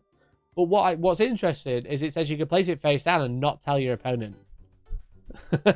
I thought they were always secret because that's what they told us at the event I went to. But then I looked earlier and I was like, oh, because I think I was watching Tabletop Tactics and they were like, I've drawn this, this, and this, and I was like, oh, me and Big C kept a secret because I thought they were secret, but no, because it says like when you discard them face up. So I was like, oh, they're secret. But actually, they're not. They're all revealed. But this lets you keep one secret. Look, Elden Ring Spearhead's cooler. Okay. Yeah, I'd rather commit to this and then have people not complain that I stopped doing it to play Elden Ring. So I'll do this first. If I don't get to play Elden Ring, that'll be a bit annoying, but I'll probably be going to get a drink soon. Tabletop Tactics can't read rules. They can. They were right. It doesn't specifically say that you keep him face down, but it also doesn't specifically say you keep him face up. So it's a fun battle trait. You get like the utility of using both because the commands on the cards are really good. I'll probably be sharing the cards in the Discord soon because I've posted a lot of them on the stream anyway. So if you do watch the video, you can get most of the deck. And a lot of the deck for Gyra and Twist as well, because there's only 6 in the pack when you've seen 4 of them. So you can probably start putting together a deck anyway, unlike seeing what's in the deck. That designer's note is nice to see. Yeah, the design, there's a lot of this. It's very 40k build in the way they wrote the rules, if that makes sense, of like, here's designer's notes to clarify stuff like that. But yeah, it's good. They did say they were meant to be kept secret, but due to the show, it's not possible on TTT. Maybe they should just get good. I did it. Just show the cards like I did on the screen. I don't know where it says you're supposed to keep them secret. The only thing that I can see, I'd have to read it again. It says, at the start of each subsequent battle round, each player draws battle tactics until they once more have a hand of 3 battle tactic cards. Before they do so, they can discard any number of battle tactic cards in their hand. Cards are discarded face up. So that tells me that they are face down, essentially. You know, you keep them secret, but I haven't quite find out, you know. It says you keep them face down. They keep the deck face down, but not about the hand. So I couldn't find it, basically. Maybe it suggests as a way to have fun, but not mandatory. Yeah, but with this would be like clarifying that it's like face down separately. Are they all face down? I don't know. Is an angel spearhead? No, there isn't. No, there isn't. So it's a very interesting battle trait. Very different to what we've seen so far. Because most of them are, you can't deep strike, you can't bring on half your army until halfway through the game. So regiment abilities, pick 1. Use the ability before any charge abilities, once per battle. Friendly cavalry units have strike first. That's a good go turn. That's cool. That's a good go turn like that. And then Ironweld Discipline, once a battle, enemy shooting phase. Pick your Ironweld Great Cannon to use his ability. You can use the shoot ability as if it was your shooting phase. Okay, so you get 1 free Overwatch, which is cool. 1 free Overwatch, which is nice. And then enhancements. Give your general one of the following enhancements. Heal D6, one for battle. Add one to the rend of the Master Forge Longsword. I thought it said Master Sword. The Master Sword, S tier. So it'll be rend 2 instead of 1, which is nice. Pick end of any turn, pick a friendly free guild steel helms unit within your general's combat range, which is 3 inches. Return D3 slay models, not bad. End of any turn, which means you can do it every turn, which means you can do it 8 times. And then Glimmering for passive. Each phase you can reroll 1 hit, 1 wound, or 1 save. That's decent. Not bad. Not bad. Not bad enhancements. I like this one. I like this one. And I like this one. And I also like this one. Actually, all 4 enhancements are really good. Both regiment abilities are good. And this is good as well. Okay, the Cavalier. Here we go. 7 wounds, moves 10. Very fast. Decisive commander. Pick a friendly free guild steel helm unit. Hold within 12 inches of this unit to be target and roll a dice. On a 2-up, pick 1. So, return D3 models or add 3 to the control score. Very, very good hero phase ability. A lot of attacks. It's 7 attacks in combat. 3s and 4s. Rend 2 if you take the enhancement, or Rend 1 at 2 damage. And then the Warhorse hits on 5s, but he's only 2 attacks. It's fine. Very, very nice ability. Very fast. Loads of health, which is cool. The Ironweld Great Cannon. 8 health. Only moves 3. So this is going to be your backline unit. 4 attacks. 4s and 2s. 2 Rend 2. D3 plus 2. Or the Grape Shot. 3s and 3s. Rend 1. 2. 5 attacks. Okay. Not bad. Don't forget you can also use that regiment ability to shoot it twice. Or shoot in your opponent's movement phase. Or shooting phase, sorry. You can bring back 2d3 with the enhancement. Yeah. Yeah, because you bring back D3 in your hero phase, and then D3 at the end of each turn. This is 12 inches. The other one is 3 inches. So it has to be within 3. Yeah, you definitely could. 2d3 a turn. Wait. No. 1.5 d3. Because obviously, this is your hero phase, and then the other one is end of any turn. So that every turn.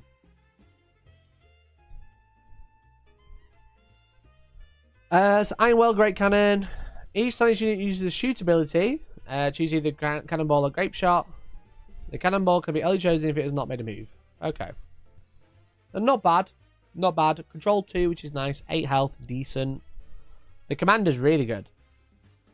Right, the Cavaliers, move 10 as well. A bunch of attacks. 2 damage on the charge with 4s and 4s. If this unit charged, pick an enemy unit in combat on a 2-up, take D3 more wounds. Very solid unit. Very fast. 3 health, which is a nice number. A 3-up save, which is very survivable. A whole bunch of attacks at 2 damage and 1 damage. The horses aren't great, but that's okay.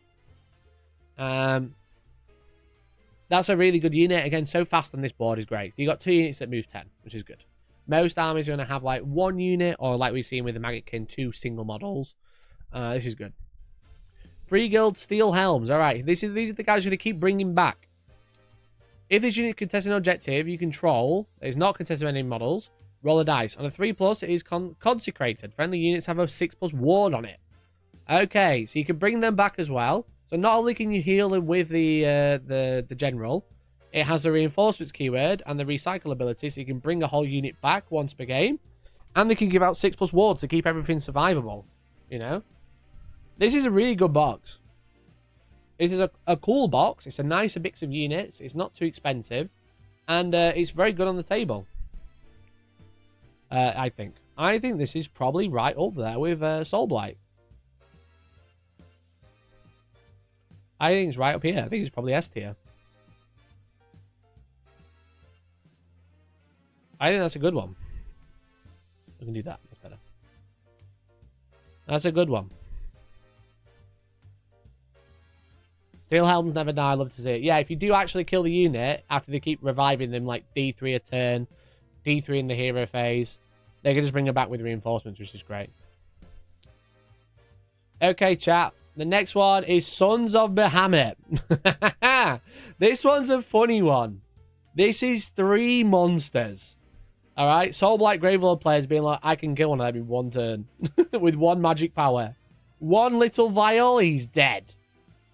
But this is the only one that is only 3 models and so short, it's only 2 pages long. Okay?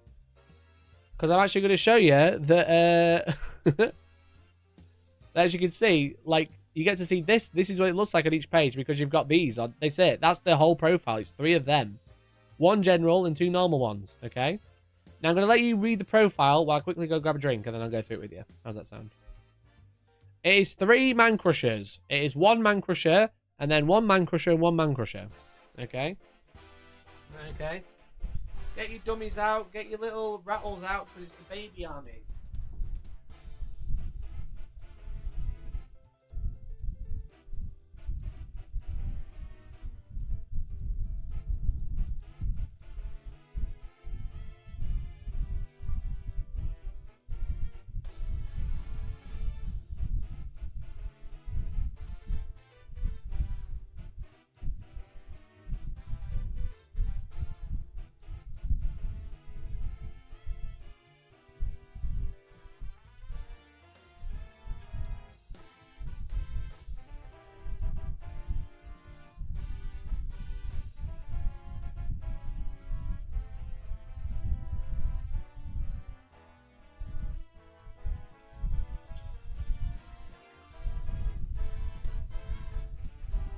I'm back. Did you enjoy Chair Stream?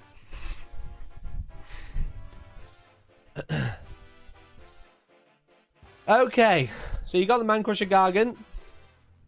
They throw rocks, which are hardly ever going to hit. You've got a whole load of attacks, all hitting on 4s, so only half of them are going to hit. 12 health, move 8 though, that's the problem. And they're reinforceable. So you start with 3 man crushers. You can potentially have 6 because you can reinforce each one because they're all the same, including the general. So I know we haven't done the enhancements yet, but let's do the unit quiz here. So you've got stuff in your bag. Pick an enemy unit in combat with this unit and then roll the dice. If the roll is at least double the target's health characteristic, so like 2 up against most units, you can slay a model. And then Timber, if it's slain before moving from the battlefield, the players must roll off. The winner picks a point on the battlefield up to 3 inches, inflict D3 more wounds on each enemy unit within 2 inches of that point, and then it is then removed from the battlefield. Do they make all the melee attacks? Yeah, they roll all these, so they'll get 6 attacks in combat. So they're 12 wounds, move 8, 5 up save, no ward, but you can reinforce them, which is obviously seems a little bit crazy. But the battle traits. So the Bull Stomper. Your general is a hero keyword, but in addition to the monster keyword, but does not have the reinforcements keyword or icon. So you can reinforce 2 of them, so you can potentially be playing with 5. Okay, not 6, but 5. Also, Bellowing Roar. Any combat phase, pick a friendly unit to use his ability. Pick an enemy unit in combat with it to be your target. On a 2+, subtract 1 from the hit rolls, which is good. Now, I don't know if every model can do this, because this is battle traits. I don't know if this is once. I don't know if it's every model that can do it. I presume it's just once. So you can't do it with all of them. And then hero phase, grab those rocks and chuck them. Pick your general to use his ability, then pick another friendly unit whole within 12 and add 1 to the attacks characteristics. You'll be able to throw 2 rocks rather than 1. Regiment abilities, you choose one of these.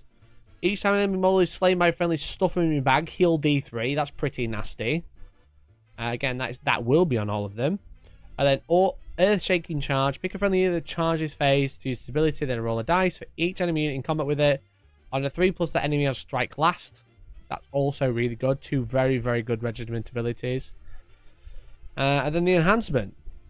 +3 wounds. Okay. Extra big bag. You can pick up 2 enemy units rather than 1. So obviously stuff them in your bag. Tied with heal D3. That makes your general extra survivable. You roll for 2 models and then heal D3 wounds for each one that you kill. Lanky Git, when you make a charge roll 3d6. That's brutal. That's very brutal, that one. And then Furiously Territorial. Add 1 to hit rolls for attacks made by your general that targeting unit is contesting an objective you do not control. Oh, what's that OC? Control 10. Woof. Woof. Okay, Sons of Behemat. 3 models. I don't know why they have made this a Spearhead. It is a unit from an army. It is probably the best one in the game, I think. I think it's up here. I haven't played it. I'm going off vibes. That seems super strong. Oh, look, I have a Man Crusher Gargant mob up there. I love giants. Yeah, that one just seems crazy. The units are hard enough to kill anyway. I don't know why they made this one a Spearhead. I don't know why. They could have made it just 1 giant and called it a day. Will they be able to score? I suppose they might struggle with battle tactics, but some battle tactics are just like stand on an objective. If they're not scoring, what they're going to do is just use those cards as command abilities and delete your army.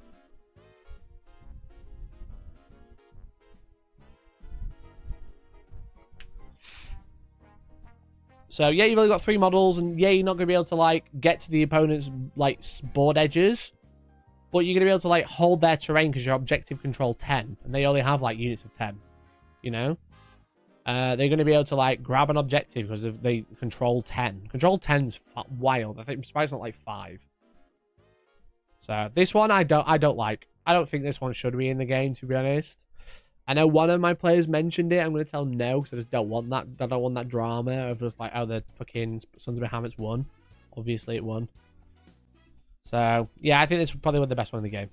Honestly, it looks and sounds really scary, especially because you can reinforce. Why can they reinforce them? You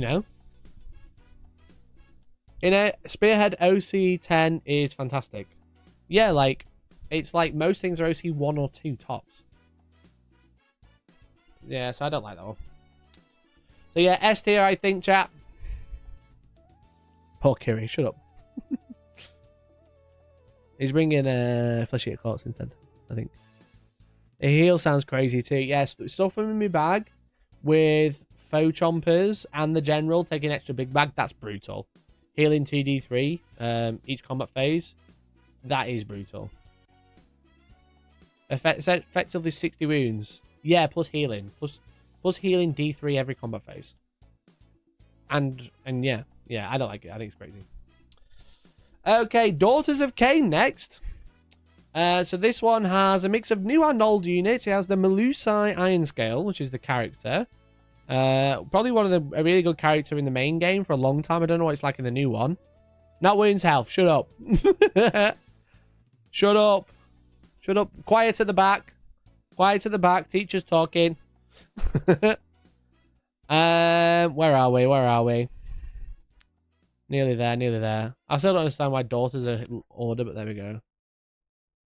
How much is a Gargant Spearhead? It's the most expensive one, and you'll pay that tax. It's £100. Where are we? You'll pay the dumb boy tax. I love Warhammer. I like to push my models around and watch other people pick theirs up. I love pushing big models around and then bringing them back, and they just seem to kill everything. Okay, you got the Melusai Iron Scale. 5 Witch Elves, 5 Witch Elves, 5 Doomfire Warlocks, and the 5 Bloodstalkers. So to use the 5 Witch Elves is nice. What do? They have blood rights. Okay. At the start of each battle round, all friendly units gain the blood rights passive ability that corresponds to the current battle round number as shown in the table on the right. Units keep all blood rights abilities gained in previous battle rounds. So it scales as normal. You start with +1 to run, then you get +1 to charge, then you get +1 to hit, and then +1 to wound on turn 4. So Daughters of Khaine are quite glass cannons, but they get lots of nice abilities. On turn 4, you're going to be having +1 to run, charge, +1 to hit, and +1 to wound. It's obviously going to be really good. Kind of the idea, I think, is to play the long game, but we'll see. Murderous Epiphany. All friendly units gain the blood rights passive ability they would have gained at the start of the next battle round. They keep this ability for the rest of the battle, but they do not gain it for the second time. So once a battle, you can push everything forward to bump it a turn, which would be nice, especially like turn 3. You could get into turn 4 Slaughterers of Strength, which is good. And then Blessing of Khaine. Pick a friendly unit wholly within 12 inches of your general. You cannot pick your general. Add 1 to ward rolls for that unit. That's decent. Both very good regiment abilities. You can only choose one. This one's going to last a lot longer, but if your general dies, it goes. But this one's really good, and you can go, all right, let's bump everybody to 1 turn. And it essentially lasts for the rest of the battle. If you do this turn 1, they're going to have this one, but then they'll gain that a second time. You know, you'll have +1 to hit, run, and charge turn 1. But if you do it turn 3, you're essentially getting all your abilities for two battle rounds rather than just one. Bathed in Blood for the enhancement. Each time is slain by general, heal 1. Not too bad. Add 1 to the range characteristic of melee weapons used by friendly Bloodstalkers while they're wholly within 12. They're going to be running together anyway. Not too bad again, but like it. That once per game ability feels like it shoots you for a double turn. Yeah, definitely. Flask of Shade Mist. Until the end of the phase, subtract 1 from hit rolls for attacks that target friendly units while they're wholly within 12. Not too bad, but only once per battle. And then Zealous Orator. Pick a friendly unit wholly within 9 inches of your general is not in combat. Each roll of 5+, you can slay them all to that unit. It's not too bad, but all units are units of 5, so you're on average, you're probably going to get 1 back. Maybe 1, maybe 2. If you're really lucky, it's like the unit's about to die. But if you've lost 1 or 2, you're probably not going to gain 1 either. So, this one's really good. This one's decent. This is decent. And then here, this one's decent. This one's okay. This one's decent. Oh, like this, the Fuel by Revenge is really good. You know, +1 Rend. Let's see the profiles though. The Rend 0. Okay, that's a problem. So Iron Scale moves 8. Not bad in combat. Not bad in shooting. All that Slaughter. Pick a friendly unit. Wholly within 12 inches. Not the general. So start next turn. Add 1 to hit rolls. Okay, that's cool. That's cool. You're getting +1 to hit from turn 3 anyway, but you can get it early, which is nice. And then pick it on you within 1 inch of this with a target and roll a dice on a 2+2 mortal wound. It's fine. It's fine. It's end of every turn. It's okay. The Bloodstalkers, 2 health, move 8. Now, they've got no rend in combat, so you're probably going to have to take Fuel by Revenge. Just so you can get the rend on them. Now, they're obviously these are the shooting version, so you don't really want them in combat. You don't really want them in combat. But the range 18 is nice. Heartseekers, shoot attacks made by this unit score critical hits on a modified 5 if this unit did not make a move ability, and they crit auto wound. So on a 5 to hit, they automatically wound, which is nice. They both got a ward, which is cool as well. So you're probably going to be looking at like the ward for your Melusai on this one. Yeah, the Blessing of Khaine. Pick a friendly unit, give out +1 to their ward, which is cool, makes them a bit more survivable. Does the Fuel by Revenge not work on their shooting attacks? Add 1 to weapons, to melee weapons. Nope. If it was shooting as well, you'd be like, holy fuck. But no, it's only melee weapons. And then Doomfire Warlocks, move 14. Again, having a really fast unit on the board is really good. Early game to get like some weird battle tactics, get an early lead. 3 health is nice. They can shoot, okay. They can fight, fine. Pick a visible unit within 12 inches and make a casting roll on a 6, do D3 mortal wounds. That's neat. That's good. That's alright. It's a nice little ability. Only a 5 up save though, which is a bit rubbish. They're not super great in combat with 2 attacks and with a round 1. And then Witch Elves, you've got 2 units of these. You got 3s and 4s, crit auto wound again. +1 rend if it made a charge move. So once you get +1 to charge from turn 2 as well, it's not going to be so bad with a bunch of attacks at rend 1. This isn't so bad. I don't think this isn't so bad because this is with 3s and 4s, Ren 1, they're almost Liberators in combat, you know? Liberators are 3s and 3s, Ren 1-1. So, they're good. Move 6 up save, which is a bit rubbish. You've got the ward, which is nice. You've got reinforcements, so you can bring them back, which is also nice. You can play with up to 20 of them. And +1 rend is okay. You do need rend in this, I find that, because you've got so many little units, or so little units even. Because you've got so little units, you're not doing a lot of damage, so even just getting a couple through with rend is better than nothing. So the Daughters one is decent, I would say. Decent. Where is it? Oh, I put the wrong one up. I put the Idoneth one up instead. Daughters. I think that one, Daughters of Khaine. I'd say probably around here. Probably slightly better than the Maggotkin one. Solid B. It's good. You got to survive to get the buffs though. That's the problem. You've got to survive to get the buffs. That's the issue with it, because they're not very survivable. But they do have a ward, which is nice. Okay, who's next? Lumineth Realm-lords, baby! It's spear time! It's the spear time. Lumineth Realm-lords, they have a Cathalar as their general. They have 2 of 5 Sentinels. Venari or Rallin Sentinels, which is the spear guys. 10 Venari Wardens. Oh no, my apologies. 2 of 5 Bowmen, 10 Wardens, and 5 Blade Lords. Which are the guys with the 2 swords. Again, £87.50, a little bit cheaper than the 40k ones. Let's have a look what they do. They have 4 battle traits. Once per battle round at the start of a battle round. You pick this ability at the start of the battle round. Pick 1 facet of war ability. That facet of war ability cannot be used this battle round, but the other 2 cannot. So you get to choose 1 each battle round, which is nice.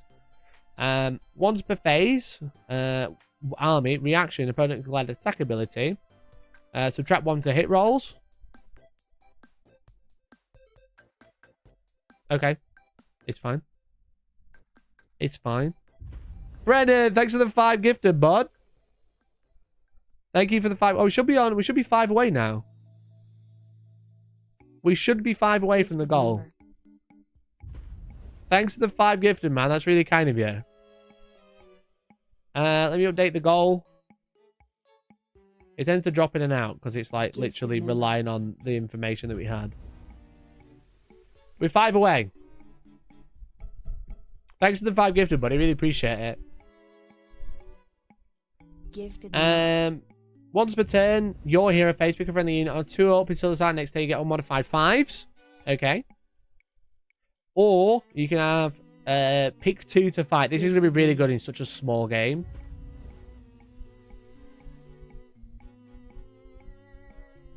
Wait, 5 way, hold on. Oh, you don't have to, mate. Don't worry. It's okay.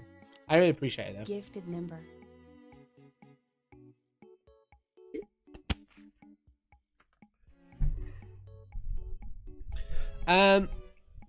Dude, thank you so much.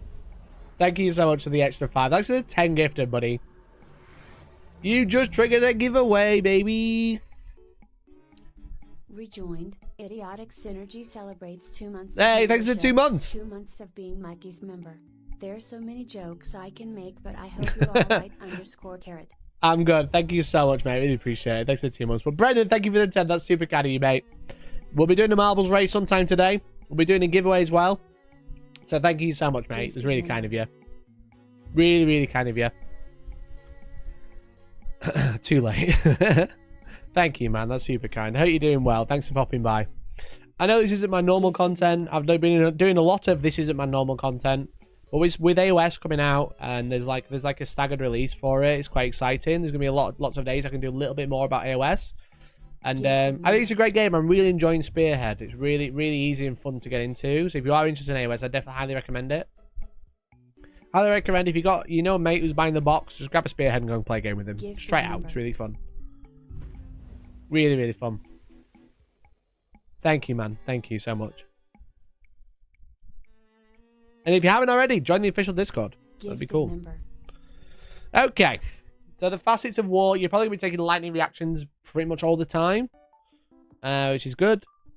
Regiment abilities. You can either have +1 casting rolls or +1 save for friendly units who use a fight ability immediately after another friendly unit because of the lightning reactions ability in the phase. I know which one I'm choosing. It's going to be these 2 every turn. Okay. Those 2 all day, every day. Right, enhancement. Okay, you can basically choose a spell for some of them. Overwhelming heat. Pick a visible unit within 24 inches. So the board. And make a casting roll 2d6. On a 7, half the move characteristic of that unit until the start of your next turn and roll a dice. If it equals or exceeds the unit's save characteristic, you can inflict D3 multiple wounds on it. That's decent. That's good. Half move is going to be really good.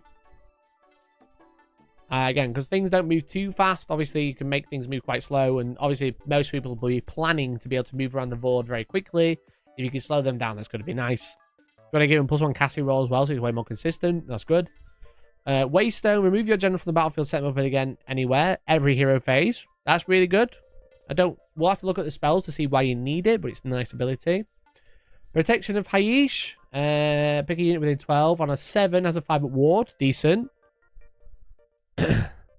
And Speed of Haish. Double move. Oh shit, that's really good. Oh shit, they're really good spells. Okay, Cathalar, why do I want to teleport you around the board? You only move 6. You only have a 6-up save.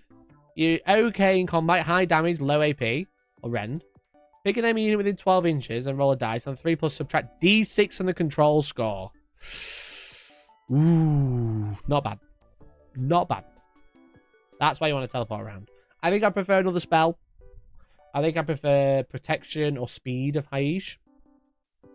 Even though Whirlwind Heat, all 3 spells are really good. Okay, Venari Blades. Perfect Strike.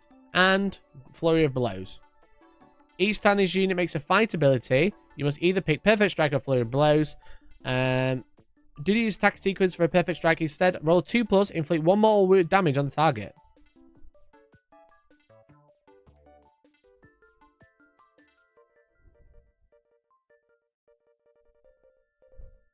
I think I'd rather go for the attacks.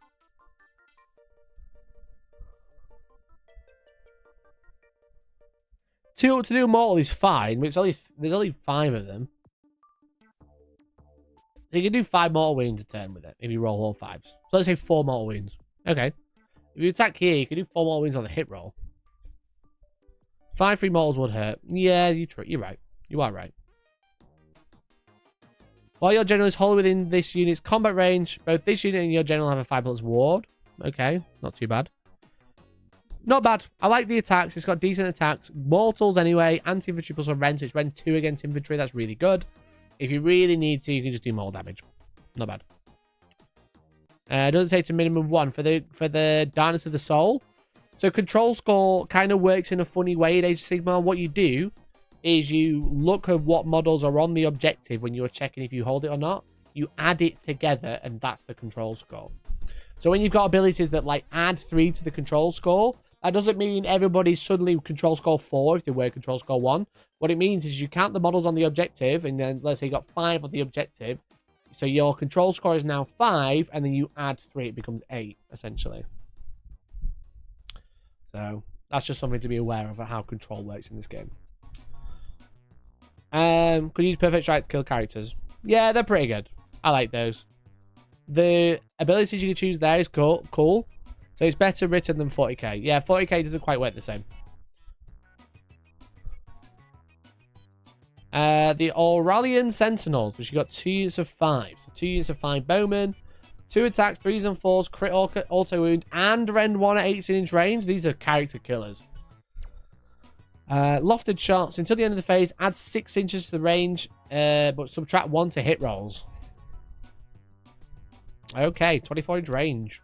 With 4s and 4s, crit auto wound with rend. They're good. They're good. That's what? How many attacks? 20? 20 shots into a character, you probably pick one up a 10. Easy. If not, kill one and then bring them back. And you can reinforce them. Oh, shit. That's basically the entire board, yeah.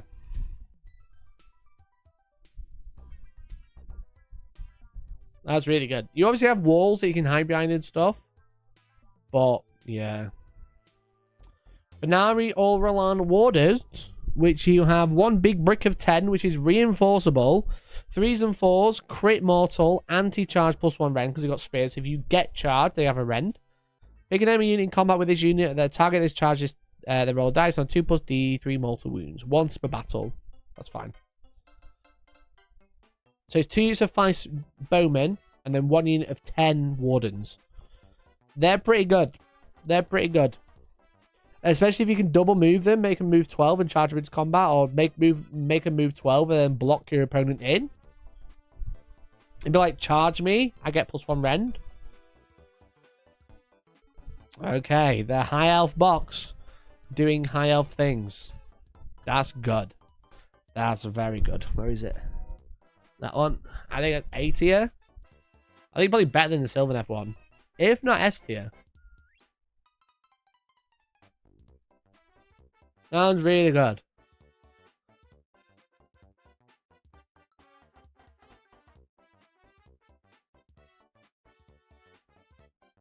Really, really good box. Sounds very S tier. Maybe S tier? Maybe low S?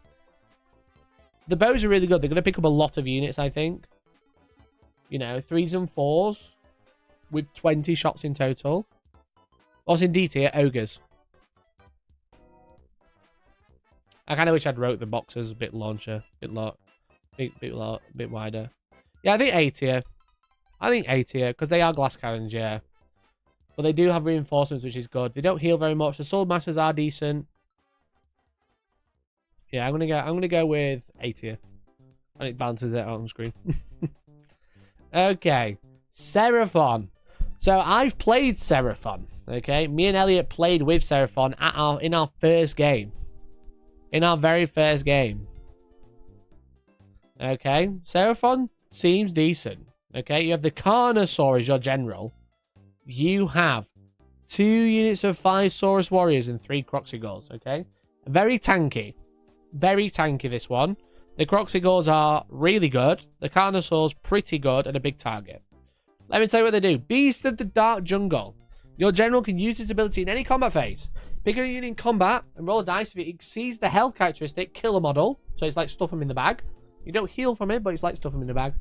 Or you pick an enemy unit and subtract d6 of the control score. Now, the Old Blood is control score 5. So that's going to be quite handy to be able to take objectives with him. They can choose one of the following. Either Predatory Fighters, once per phase, end of any turn. Roll dice each enemy unit in combat. On a 3, it would do mortal wound. It's not bad. Or units have friendly units have a 6-up ward while they're wholly within friendly territory. This is going to be really nice because that's going to be half the board. That's pretty good. I like that. 6-up ward is decent. And then your general can have one of the following. You can increase the control score from 5 to minimum 6 or maximum of 11, which is good. Especially if you roar to reduce the control score as well. That's really nice. Ancient Strategist. Pick a friendly unit whole within 12 inches of your general. You cannot pick your general. Then you can make a normal move ability. Once per battle the enemy movement phase, you use it to move block or pull out of combat, which is cool. Or pull away from combat, sorry. You can add one to the Ren characteristic of Relic Celestite weapon, which is going to be 5 attacks at Ren 2/2, which is nice. Ward is to feel no pain, yeah. Yeah, exactly. And then the Wrath of Chotek, which is the attack characteristic of your general. Sunbolt Gauntlet is 6 instead of D6. That's cool. That's very cool. Because the Saurus Old Blood has 14 health. So don't put him in front of a Soulblight, Gravelords, Vampire Lord. Don't do that. He's got 5 attacks, 3s and 3s, 1 at 2 damage. He's got 3 attacks, 4s and 2s, 2 and 3 damage for the dinosaur. And then the Sunbolt Gauntlet, which is D6, but it could be flat 6. Shooting combat. Okay? So he fires lasers, which is cool, from his hand. You can pick a friendly unit holding within 12 of this unit to be a target. Until the start of next turn, add 1 to charge rolls. So that's really good because you've got a small board. You want to, if +1 to charges it's so good. It makes you move so fast. Again, 14 health. And he only gets 1 attack if he's super damaged. This is a obviously a giant monster is really good with 14 wounds. He's pretty tough. He's pretty nice. His ability is really good. His battle trait's really good for the roar. And then all the enhancements are really nice for him. So you can give him as like a flat 6-up ward while he's in your half of the board. So turn 1, turn 2, you're gonna probably get a 6-up ward, which is cool. The Saurus Warriors, you get 2 to 5 of these. Add 1 to save rolls while they're on an objective. So you're gonna have a 3-up save, potentially 6-up ward as well. Because of that battle trait, or regiment ability, sorry. They're pretty consistent. They're 2 health. They move 5. Again, get +1 to charge as well, which is cool. The Kroxigors are the standouts. 4 attacks, 4s and 2s, -1, 2 damage. If they shoot his melee weapons have crit 2 hits if the target unit has 5 or more models. So they can really take out hordes with crit 2 hits at 2 damage as well. Now they only move 5. They've got 4-up save, but they've got 6 health each. So they're quite a tanky unit. Again, potentially a ward save as well. The Kroxigors seem really good. I really like this box. I think it's really thematic, but I also just think that this is like a good unit, and the Carnosaur is really good as well. So I'm not spend long on this one because I do think it's just great. I think this one's probably A tier as well. Probably maybe here. Maybe better than the Gloomspite gates, because you can probably rip them up quite quickly because of the Kroxigors having so many attacks. Because, I mean, it's crits his 2 hits with 12 attacks already. That's really good. So, on average, you're going to hit 6 times, but probably one of them, it's probably going to be hitting 8 times and then wounding on 2s. That's really good. I think a good A tier box, I would say. And I won't be hearing anything about it, because that's what I think. Let's open this a bit, because it's a bit darker, so I've not got glare, but it's also super warm in here. I'm going to open the window. Okay, what's next, baby? Real have 3 in the box. Yeah, but there's 3, but they've got 6 wounds. They're not going to be dying quick, are they?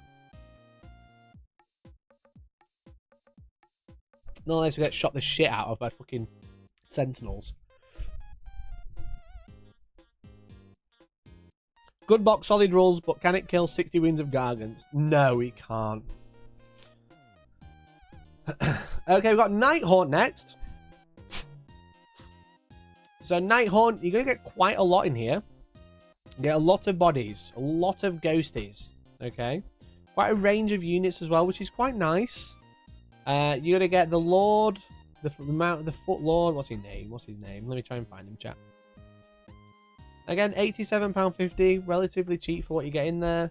No big monster, not a variety of units in here, but quite a lot of it. You're going to get the Knight of Shrouds as your general, 3 Spirit Hosts, 2 units of 5 Reapers, 2 units of 10 Grimghasts.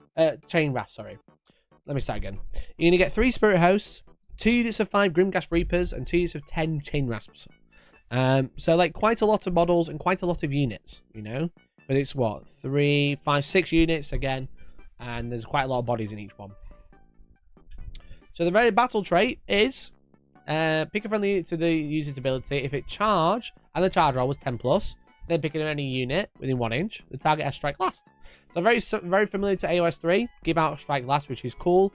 But also ignore all modifiers to save rolls. So they still have ethereal. So anything that has rend, this entire army ignores. So regiment ability, start of the first battle round, pick a unit, add 1 to rend characteristic of melee weapons used for attacks that target that unit. So that's cool, like essentially marked for death type ability. And then Chorus of Terror, subtract 1 to hit rolls with combat attacks that target a friendly unit that charge in the same turn. This is going to tie in really nicely with this. That's very cool. So that's a good ability like that. Hey, Liam, thanks for the raid, bud. Appreciate it. Hope you well. Very kind. Very kind. Hope you're doing well. Thanks for tuning in. My name's Mikey. We're covering the Spearhead launch rules today. We're talking about all of the factions, and we're doing the best type of content known to man. It's a fucking tier list, baby. It's a tier list, baby. Let's go. So we're doing a tier list, okay? We've currently done a few factions. We have currently covered the Sons of Behemat, the Soulblight Gravelords, the Free Guild, the Cities of Sigmar, Lumineth, Sylvaneth, Seraphon, Gloomspite, Dark Elves, or Daughters of Khaine, Maggotkin, the first Stormcast box, so the Indrasta box, and the Ogres. If I've read out your army, I've already done it. And if I've not read out your army, I'm on my way. Okay? So, thanks for popping by, everyone. I really appreciate it. It's very kind of you. And also, if you're coming to my event at the end of August, then amazing. Thank you so much for buying a ticket. I really appreciate it. It's really kind of you. I'm excited to meet all of you. There's quite a lot going on. I've just announced that I'm launching a whole new set of terrain. So if you've been practicing on map 3, we're getting rid of that one. We're adding a whole new terrain set for the tables in our 40k event. And if you are interested in joining or coming along to that event, !shop in the chat. And if you are a member of the channel, you do get a discount. And it's worth becoming a member just for the discount, because the discount's bigger than the member cost. So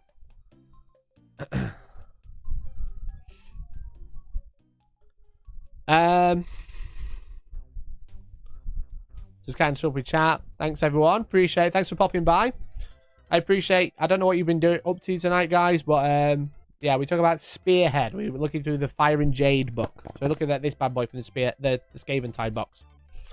So thanks for popping by. Really appreciate it. If you haven't already, please subscribe. Like the stream. If you don't like me, that's fine. Just like the stream before you go. And I really appreciate it. Thanks, everyone. So yeah, so where were we? We were talking about Nighthaunt. So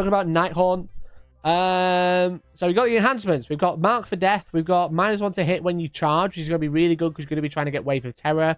You've got a lot of units, so charging them all and all of them being -1 to hit, which is cool. Is Liam going to your 7th of July? I did ask him, but he's not available. He's not available. I did ask him. It wasn't my first asks. I wish I could join the other Great Hall members. I need a plane ticket and a lot of time off work, neither of which I can afford that month. Yeah. Sorry, dude. You could do it, though. Just bang on a credit card. Don't do that. This is not a financial event. Just bang on a credit card. Fuck it. YOLO. Okay. Soulfire Ring. Let's go. If any models were slain by your general this turn, heal D6 to your general, which is going to be the Knight of Shrouds. Which is cool. And we got the Beacon of Nagashir, which is once per battle. Return 1 slain model to each friendly unit. Now, you do have 5 units, so that's pretty good. It is nice. It is nice. Cloaked in Shadow, no more than 1 enemy unit can target your general with attacks, shooting, or combat this phase. Interesting. If the hero's good, that's going to be really good because you can keep him alive for way longer. And then Shadow's Edge. Your General's Sword of Stolen Hours has Crit Mortal. That's a good one. This one's cool, but it's only once per battle. This one's decent. It's end of every turn as well. And this one's decent as well. Let's have a look what they do, baby. Knight of Shrouds. Moves 8, 5 wounds, 4 up save. Can't modify it because it's ethereal.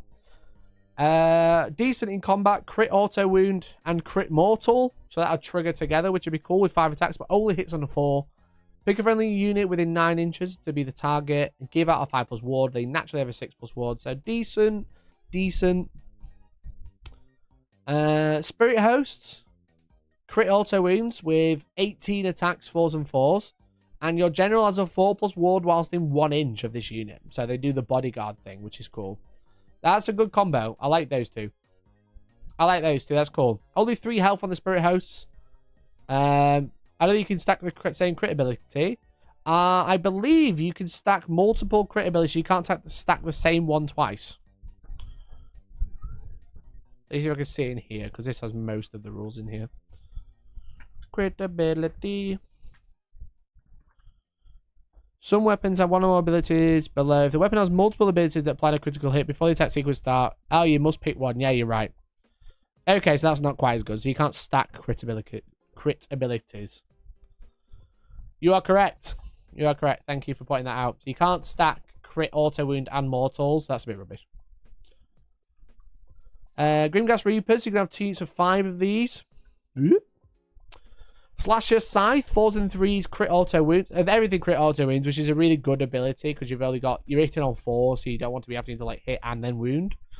Combat attacks made these units score critical hits on 5s if it has 5 or more models. So pretty nice. So auto wounds on 5. Still only 2 attacks each though. No reinforcements on these ones, but you do get reinforcements on the chain rafts. And they add 1 to wound rolls for combat attacks made by this unit if they charge in the same turn. So it becomes 4s and 4s. Not bad. Not bad. That general is going to be a little tar pit. Yeah, the general's really tanky, but then the rest of it is a bit mediocre.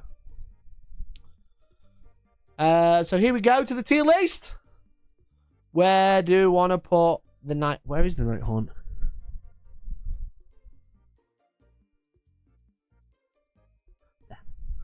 I'm not super impressed.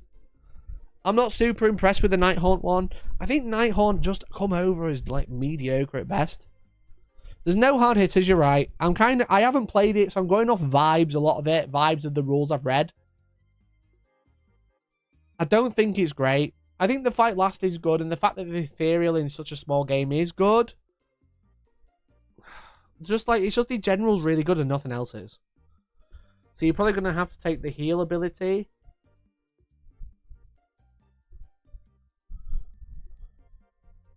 Their thing is ignore end. You're right. High C, low B. Yeah, I'm going to leave them at high C. I think they won't go any lower than that. Because they're going to be a bit hard to kill. But they just don't do anything while they're there. That's the problem.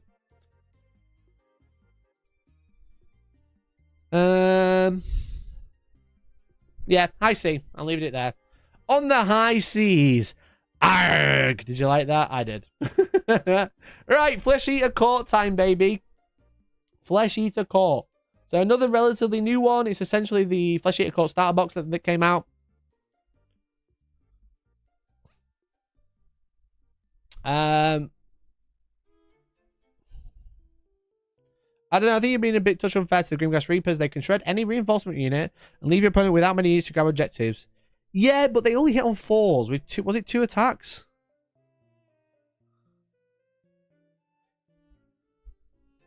Yeah, they only hit on 4s with 2 attacks. So units of 5, they're going to get 5 hits. You know, one of them will crit auto wound, and then it's like another 2 will wound. So that's 3 wounds at Ren 1. I don't think they do shred. If they had 3 attacks each, I'd be a little bit more interested, but hitting on 4s with 2 attacks is a bit mediocre at best. So I'm not super impressed with them. The Knight of Shrouds is good.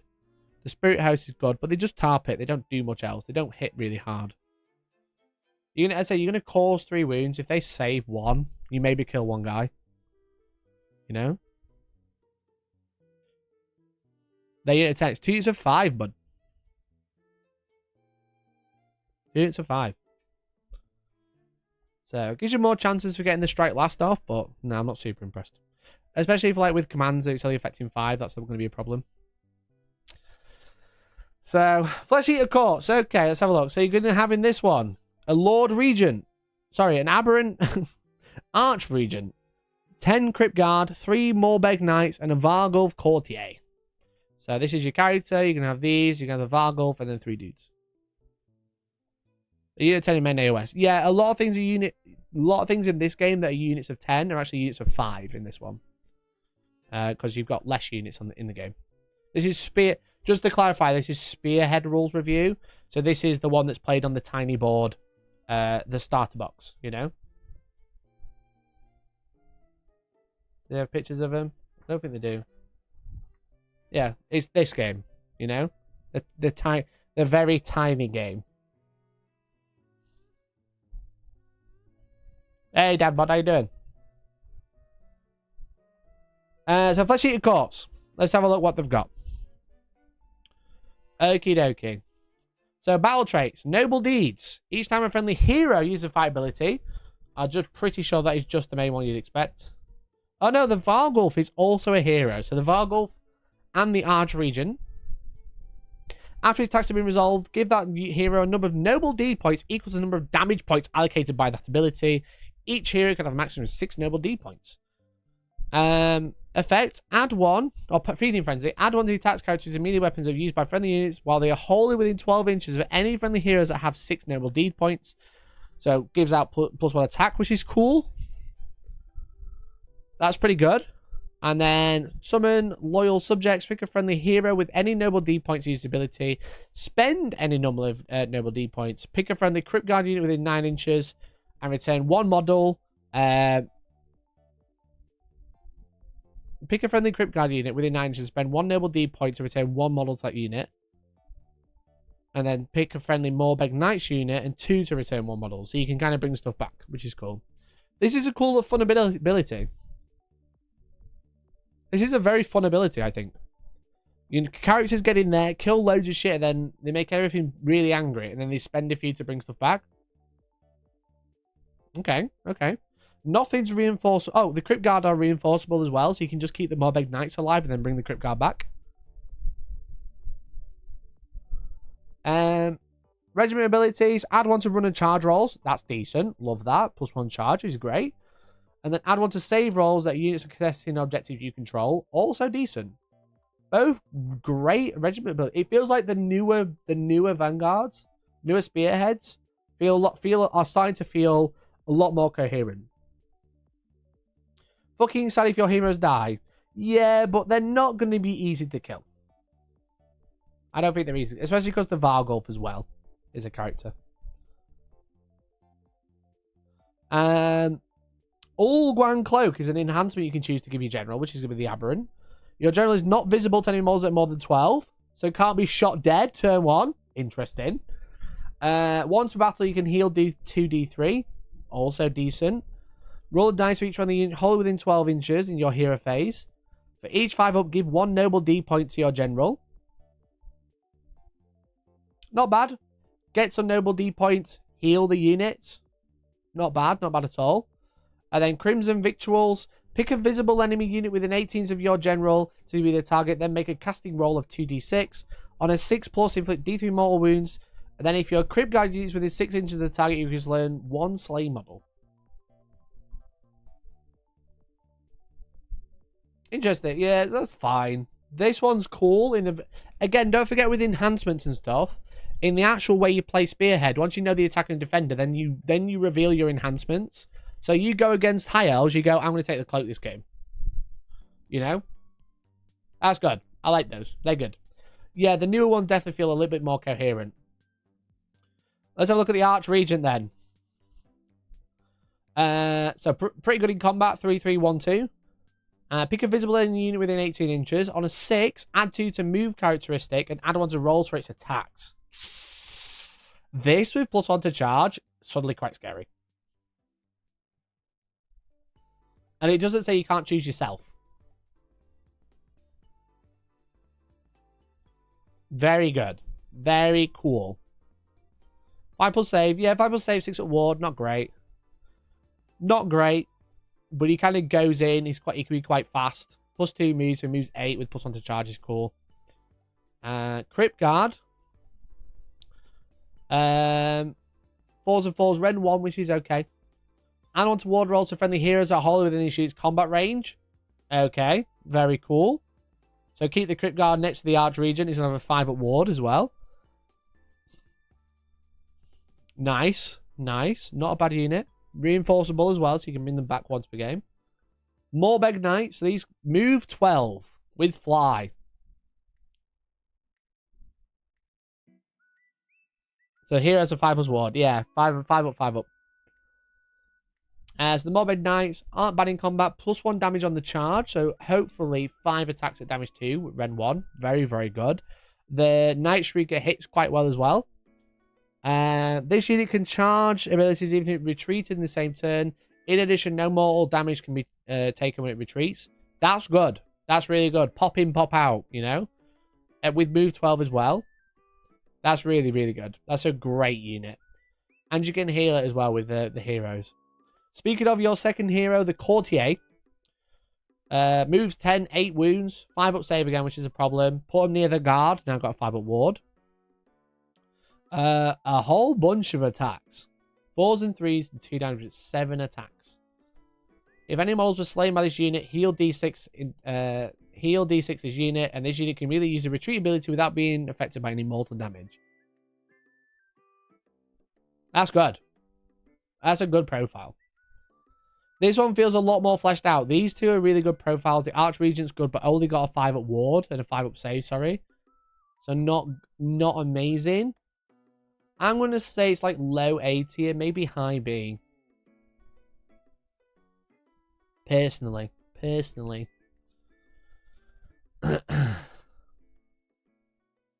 I mean, this is decent. High B, low A. I don't know how well it performed, but it feels very good, you know? It feels very much like it should play on the table. And the characters are really good with some shitty units around them. Except for the Morbeg Knights. The Morbeg Knights are good. That's what's putting him in B tier, I think. I mean, those put him in B tier. It's got the Crypt Guard are nice. No, I'm going to put him in A tier. Fuck it. Low A. Low A, high B. Because they are good units. And you can heal them. No, I think they're maybe A tier. Yeah, A tier. A tier. Okie dokie, then quick catch up with chat. Again, thanks everyone for popping by. Thanks for tuning in. I'm also going to be doing the giveaway tonight because we made the giveaway goal.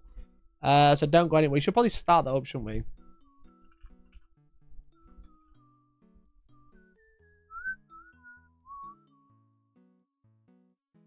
Giveaway, baby. Okay.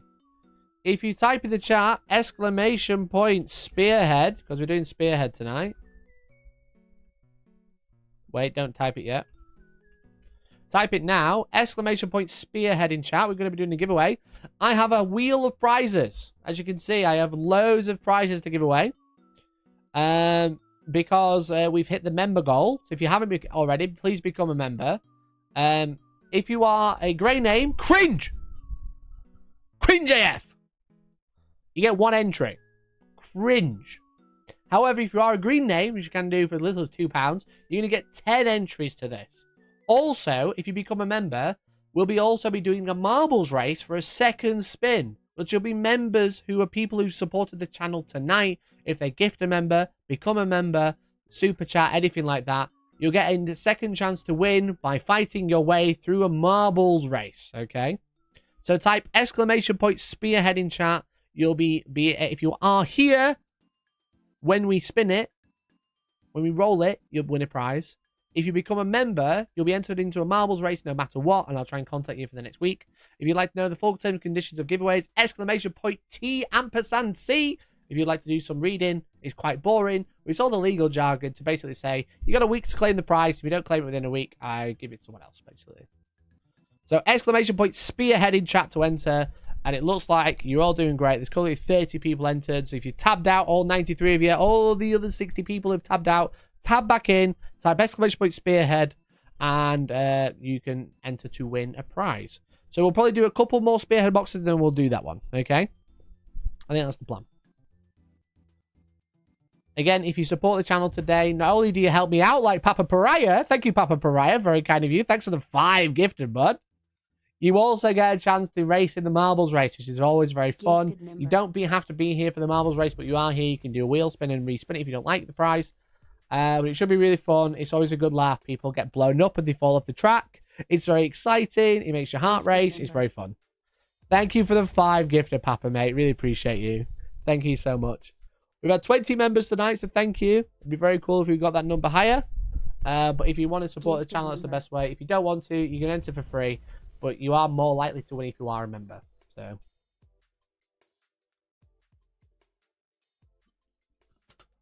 if you are a member as well, you can join our Discord. Discord, join the official Discord and hang out. You get access to all the members area. It's free to join, but the members area is better. The free bit's fine. It's kind of like the desolate wasteland outside the party. You know when you were younger and all your friends had a party and they made you wait outside while they had a party? It's kind of like that. You're in the garden, you're part of the party, but the real party's inside the Discord, okay, in the members area. Gifted member. But thank you to Jake, and thank you to Big C for the gift as well. Really appreciate you both. That's really kind of you. Thank you so much. Love the marbles. We will be doing marbles today, so anyone who gifts a membership, super chats, becomes a member, resubs, anything that shows up in my viewer activity tab will be entered to the marbles race tonight. So anyway, let me continue. We've got another Spearhead to look at. Let's have a look. It's Disciples of Tzeentch. Okay. So we haven't done many Chaos ones, I don't think. I feel like we've done no Chaos ones. Is that right? Disciples of Tzeentch, anyway, is the Magister on Disc of Tzeentch, which is your general. 3 Flamers, 3 Screamers, 2 of 5 Zangor, and 10 Kyrie Kakalites. Okay. £87.50, again a little bit cheaper than the 40k ones. We have the Masters of Destiny battle trait, the Sylvaneth battle round. Roll 9 dice. Wowzy, you still roll 9 dice. That's crazy. During the battle, instead of rolling the dice, you can use one essentially. So you can let's have a look. You can pick one of your Destiny dice and use it for the roll. Once a Destiny dice has been used, it is discarded. If you want to replace a roll that uses more than 1d6, you must same number of Destiny dice. E.g., you would need to use 2 Destiny dice in place of a 2d6 casting roll. Rolls that replace count as unmodified rolls and cannot be re-rolled or modified unless noted. So casting roll, run roll, charge roll, hit roll, wounds roll, and saving throw. Okay. So you still get Destiny dice. You still get 9. They're going to feel very good because you've only got a few units on the board. Regiment ability. You can either roll a dice each time a friendly character model is slain. On a 4+, you return 1 slain model to a friendly Zangor unit within 9. Excellent. Or add 1 to rend for flamer units. For shooting flamer units. So that one's also very good. But only 1 unit. Only 3 models benefit from that. The enhancements. Let's have a look. Shield of Fate. Pick a visible friendly unit wholly within 18 inches on a 2d6 casting roll.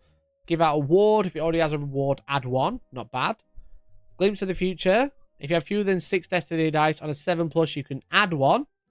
Not great. Bit rubbish. Bit rubbish. Demon Heart. Once per battle. Pick an enemy within 1 inch of your general. Inflict an amount of mortal damage equal to the number of the battle rounds. So maximum 4 if you're really cheeky. That's pretty funny. That's pretty funny, that one.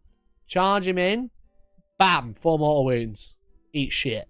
Eat shit and die. That's pretty fun. That's pretty fun, that one. Or Time Slip Pendant. Pick an enemy within 9 inches of your general. That unit has strike last this phase. Also not bad. Also not bad. Also not bad. Okay. Good. Both decent. Some of these are pretty good. Okay, the Magister. Who has 6 wounds or 6 health. Can shoot to D3. And he's not bad in combat. Pick a visible enemy within 18 inches. On a 6, inflict D3 mortal wounds. If any models are slain, bring back some Zangor within 18 inches. Okay, just bringing back loads of Zangor. That's a great hero phase ability.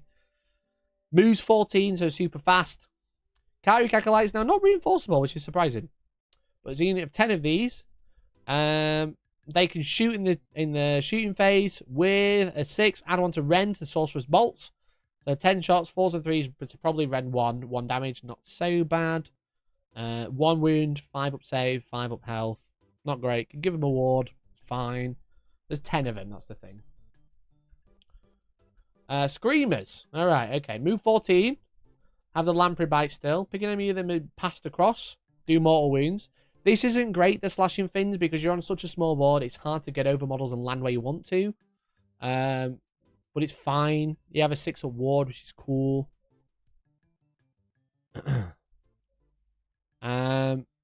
Zangors. Now you're going to be bringing loads of these back. They've got 2 wounds each. 2 attacks, 4s and 3s. Okay, a bit mediocre in combat. While this unit is wholly within enemy territory, it has crit 2 hits. That's good. That's good, because you can push to the other side of the board very quickly. And then Flamers, 3 attacks, 3s and 4s, D3. You can make this Ren 1, which would be nice, because it's 3 attacks each, which is cool. And add 1 to hit rolls if the target has 5 or more models. That's a really good profile. Move 9, range 12. You're going to be able to hit most things on the board. Why is Ragers so expensive? What's Ragers?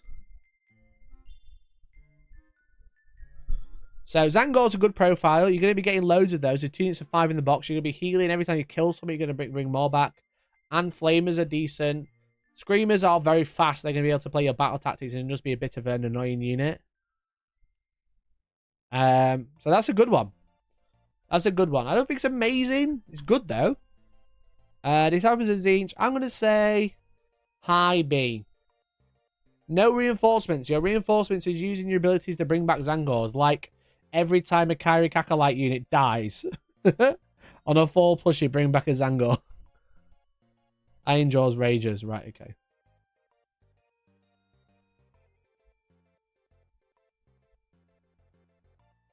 Just as it should be. Yeah, I think B tier.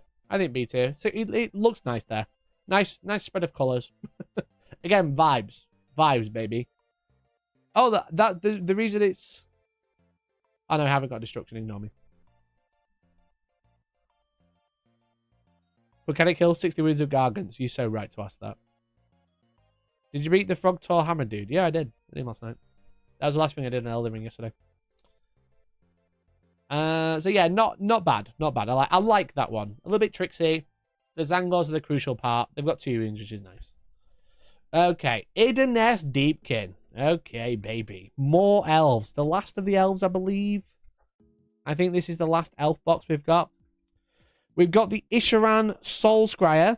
3 as a general. 3 Archelian Guard. 1 Archelian Alopex, the Shark. And then 2 to 5 Namati Thralls. Okay.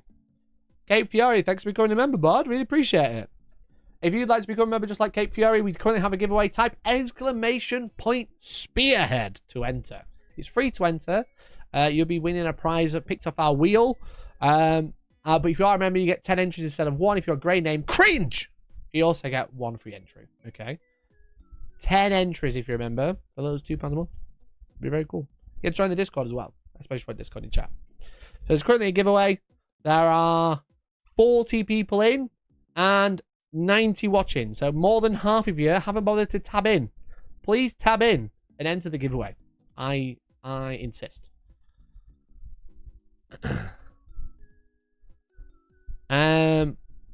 If these are not ST and Mikey, I will ungift. Okay, let's see. Let's have a look what we got. So not a bad box. A nice variety. You've got a big shark. You got some eels. Let's have a look what they got. Tides of Death. So they actually get all their army on the board, which is surprising in this game. In each battle round, all friendly units. I'm a pillow. In each battle round, all friendly units have the Tides of Death passive ability that corresponds to the current battle round number, so the same as Daughters of Khaine. Subtract 1 to hit rolls. Oh, they don't build up there, I don't think. I think it's different tides. They don't build up.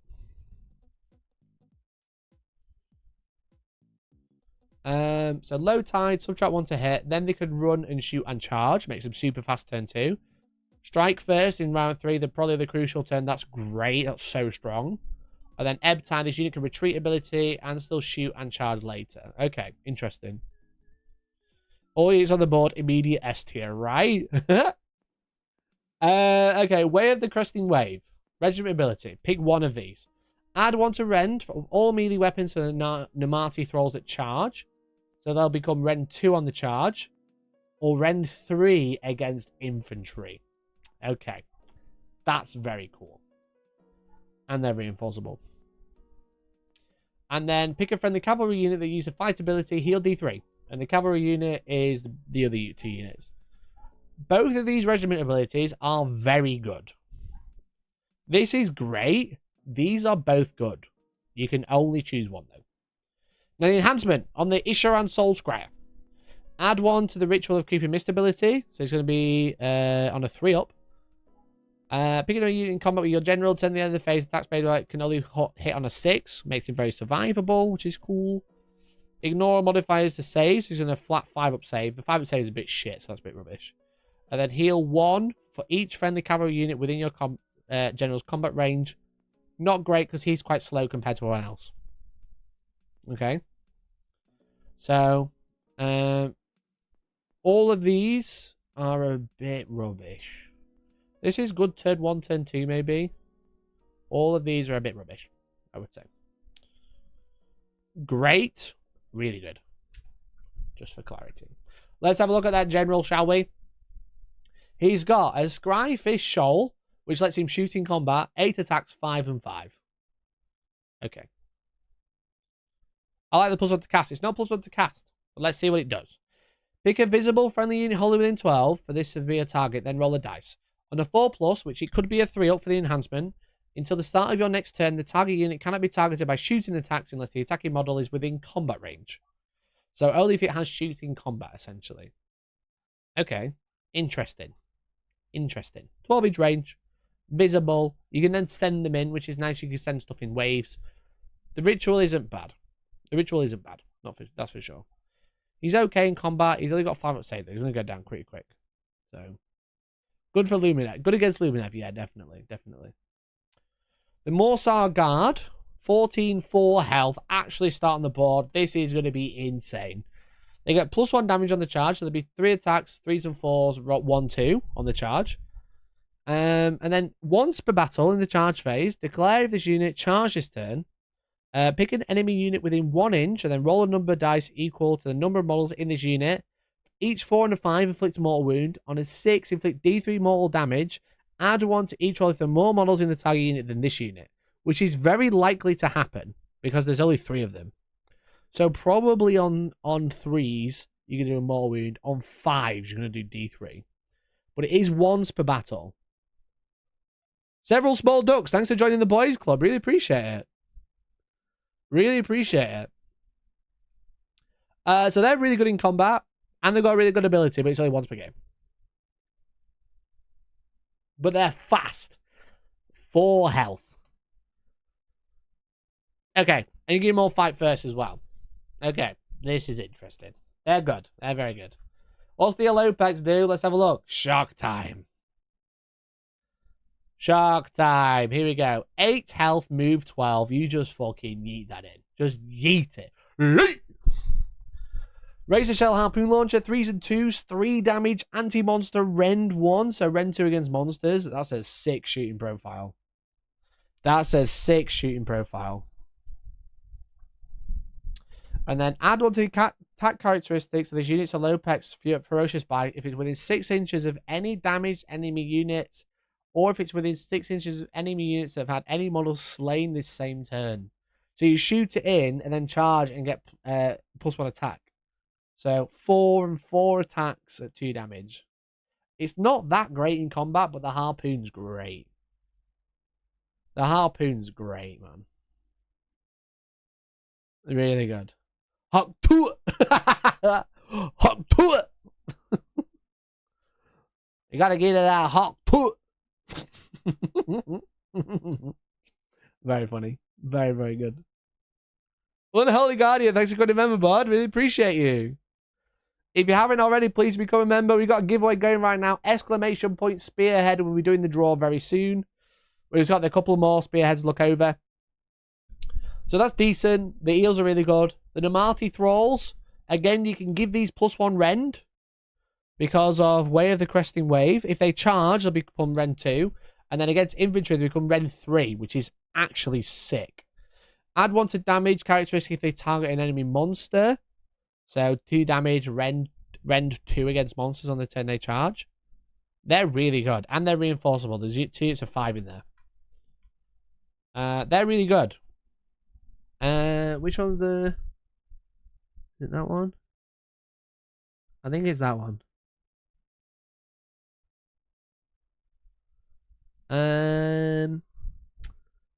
I think probably A tier, if not S.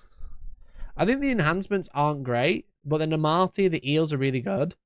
And the Alopec's really good as well.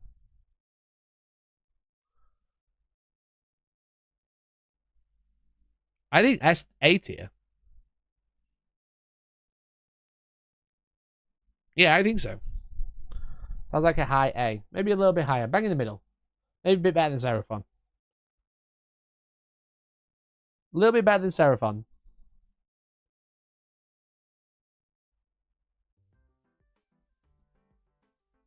Yeah, with the Tides of Death as well. It's just the enhancements are a little bit of a letdown, but all the units seem really good. Okay, we're getting through it now, baby. We're definitely getting through it. We've got 9 left. I think there was 23, so we're just a bit over halfway. So we'll do one more, then we're doing the giveaway. If you don't know, we're doing the giveaway for the wheel. We have a wheel full of prizes. Sometimes you win some paper. Sometimes you win Total War Warhammer 3. Sometimes you win some dice. Exclamation point Spearhead. It's free to enter, but if you are a member, you get 10 entries instead of 1, because being grey is cringe. Grey cringe 1. Member epic 10. Okay. Also, you get to join our Discord if you haven't already. Please do. And finally, we'll be doing a marbles race. Everyone who becomes a member this evening, and you'll get another chance to spin the wheels. You've got 2 chances to win. Way higher if you're green name, okay? If you're green name, not only do you get 10 entries to the first giveaway, you've got a chance to win the marbles race as well. Someone could gift 100 members tonight, but you could beat them with 1 marble, okay?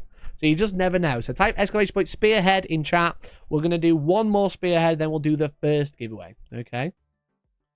That's the plan. Okie dokie. Marbles, the real highlight. It is. Everyone loves the marbles race. Here we go. Kharadron Overlords time. Okay. Kharadron Overlords. So, Kharadron have a giant boat. They have 2 units of 5 dudes. They have an admiral. And they have some Erdingburgers, or what are they called? This is the one I played against in my very first game. They get the whole ship. Yeah, that's not the small ship. That's the frigate as well. Not the frigate. It's the battleship. It's not the biggest one. It's the medium size.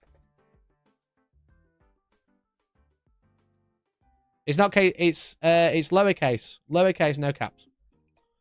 And don't worry, it's all good. So you get a big boat. You get an Arcanaut, 5 company. 5 Arcanaut company, 5 Arcanaut company. 1 of the unit has a Skypike, 1 unit has a Skyhook and Ethermatic volley gun. 3 Skywalker Wardens, and a frigate. Oh, it is a frigate. That's that. Oh no, there's like a little ship, isn't there?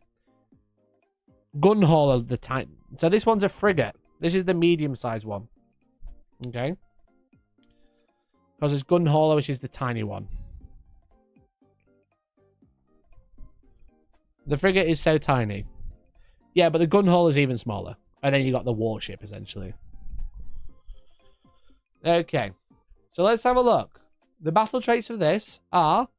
The Archanaut frigate uses movability. Pick a friendly infantry is wholly within combat range, wholly within 3. And not to be in combat. And to be transported. Remove that infantry unit from the battlefield. Then when the Archanaut frigate ends its move, set up the unit. So basically what they're trying to do with transports in Age of Sigmar now, it seems, is that rather than getting inside and being a garrison, you just grab onto the side and then get dropped off again. Which is quite fun. So that's the ability. So the infantry can grab onto the side and just move with it, which is fun. The regiment ability, so pick one. Pick a friendly that's transported. They can still charge, because it stops them charging if they do that. Or disengage. You can use a retreat ability, but no mortal damage, and can still shoot. This one's really good, but it's only once per battle. Oh, so is this one. This one's the better one. So both being once per battle doesn't make too much of a difference. I think this one's really good for the frigate. But this one's probably better early game, but you don't really want to be charging too much. I'd probably take disengage, to be honest. Okay, so enhancement for your general, the Admiral. Award, nice. There's no reward without risk. Once per battle, reaction, you declare this charge ability that is wholly into obviously your general. Free reroll charge. That's handy. Reroll charge only comes up for a battle tactic card.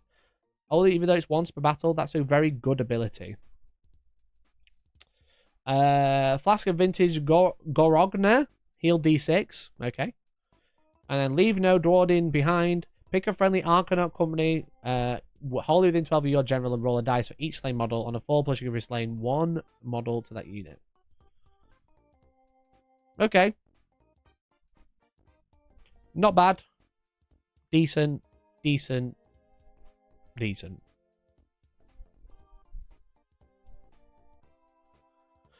So the regiment abilities are fine. This ability is decent. These are decent. Okay. The Admiral. Excuse my legs. Don't start looking at my knees. Okay. I have legs. The Admiral can shoot with his Masterwork volley pistol, and he's not bad in combat with 3 attacks, 3s and 2s, Ren 1, 3 damage. That's good. And you can pick a friendly Archanaut company within 12 and add D6 to the control score. So obviously, adding D6 is nice because everything pretty much is control 1. All the infantry control 1 in this. If the Arcanauts were split into 2 units of 5, the result would be better. Yeah, exactly. I agree. So he's good in combat. He's a bit of a tank. He's got a 3-up save. You give him a ward as well. You probably would give him the ward because he's a bit tanky. The frigate. So the frigate has loads of shooting, funnily enough. It can shoot in combat with the Ethershot carbines. The Skyhook reduces to 1 if it's got 10 or more wounds. It's got 15 wounds, so don't put it near a Soulblight vial. 4s and 3s, Ren 2 D6 damage, which is very nice. And then the Ethershot carbines, 3s and 3s, 1, 2.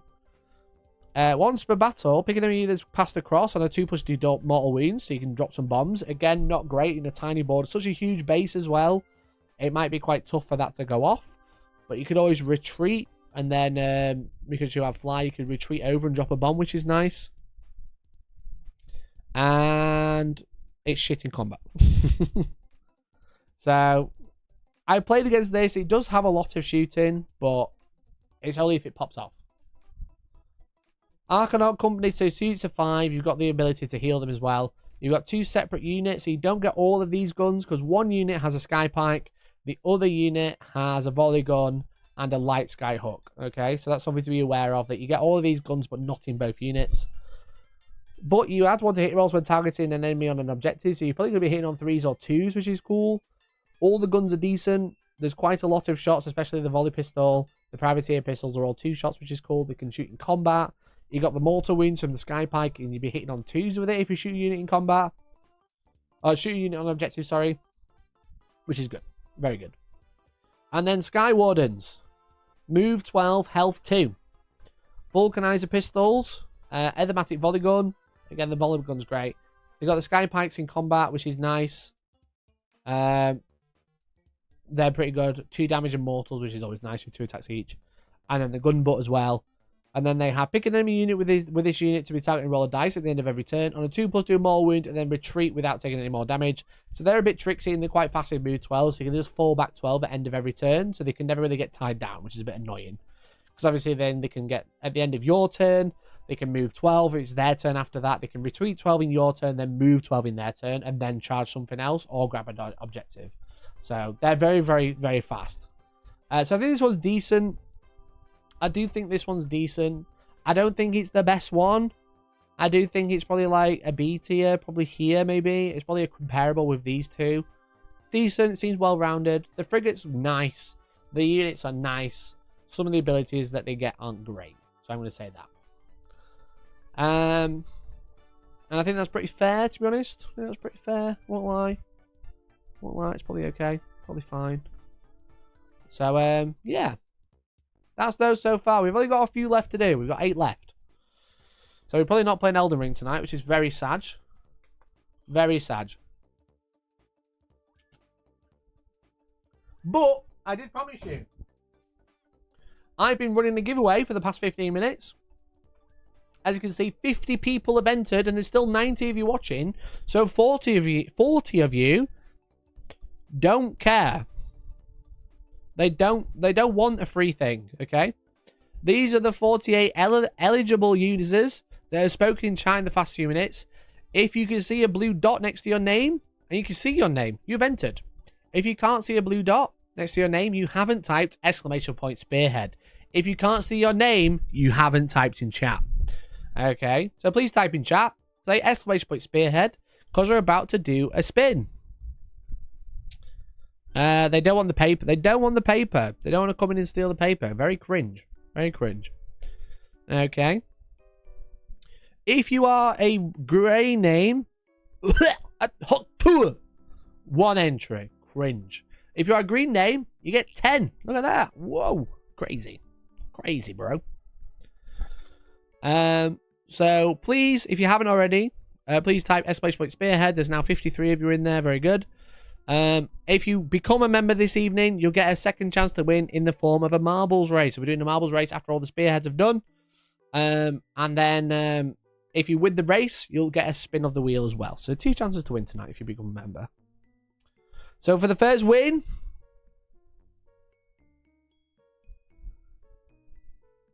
wrong phrase, should be hock to it for green names and gag for greys. True. You're right.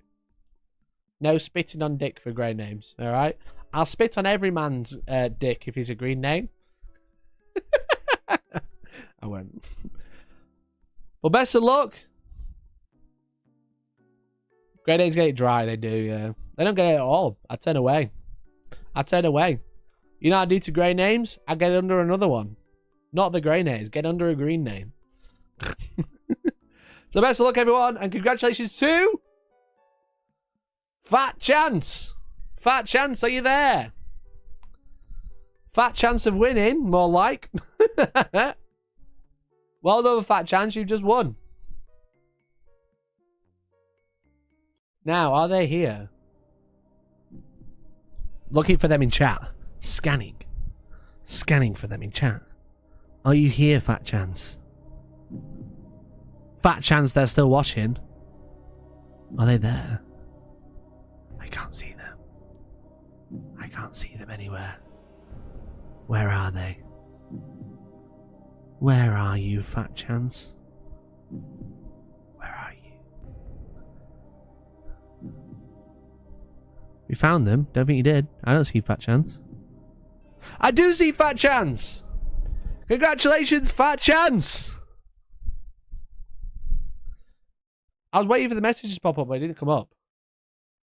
It didn't come up. And the Nightbot bumped him. Congratulations, Fat Chance. I have a wheel here. For you to win, I have to spin it. Would you like me to spin it?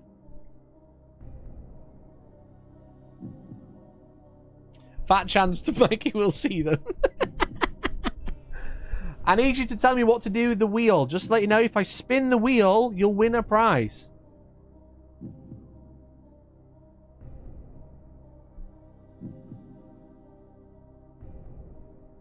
Spin. Good luck, Fat Chance. You've just won. Ooh.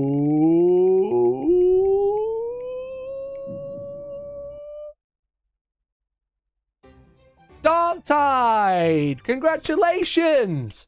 You've just won a Steam code to Darktide. Congratulations, bud. If you'd like to quickly shoot me a message on Discord, I can get that sent to you right this second. But you've just won a free Darktide Steam code. If you see another code in this picture, please don't use it. It's already been scribbled out. It's already been used. Don't even bother trying. It's a waste of time.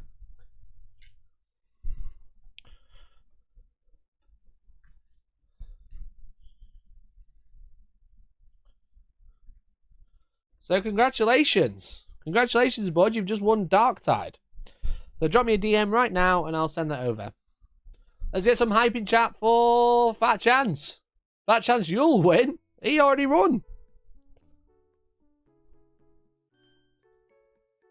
Congrats, buddy.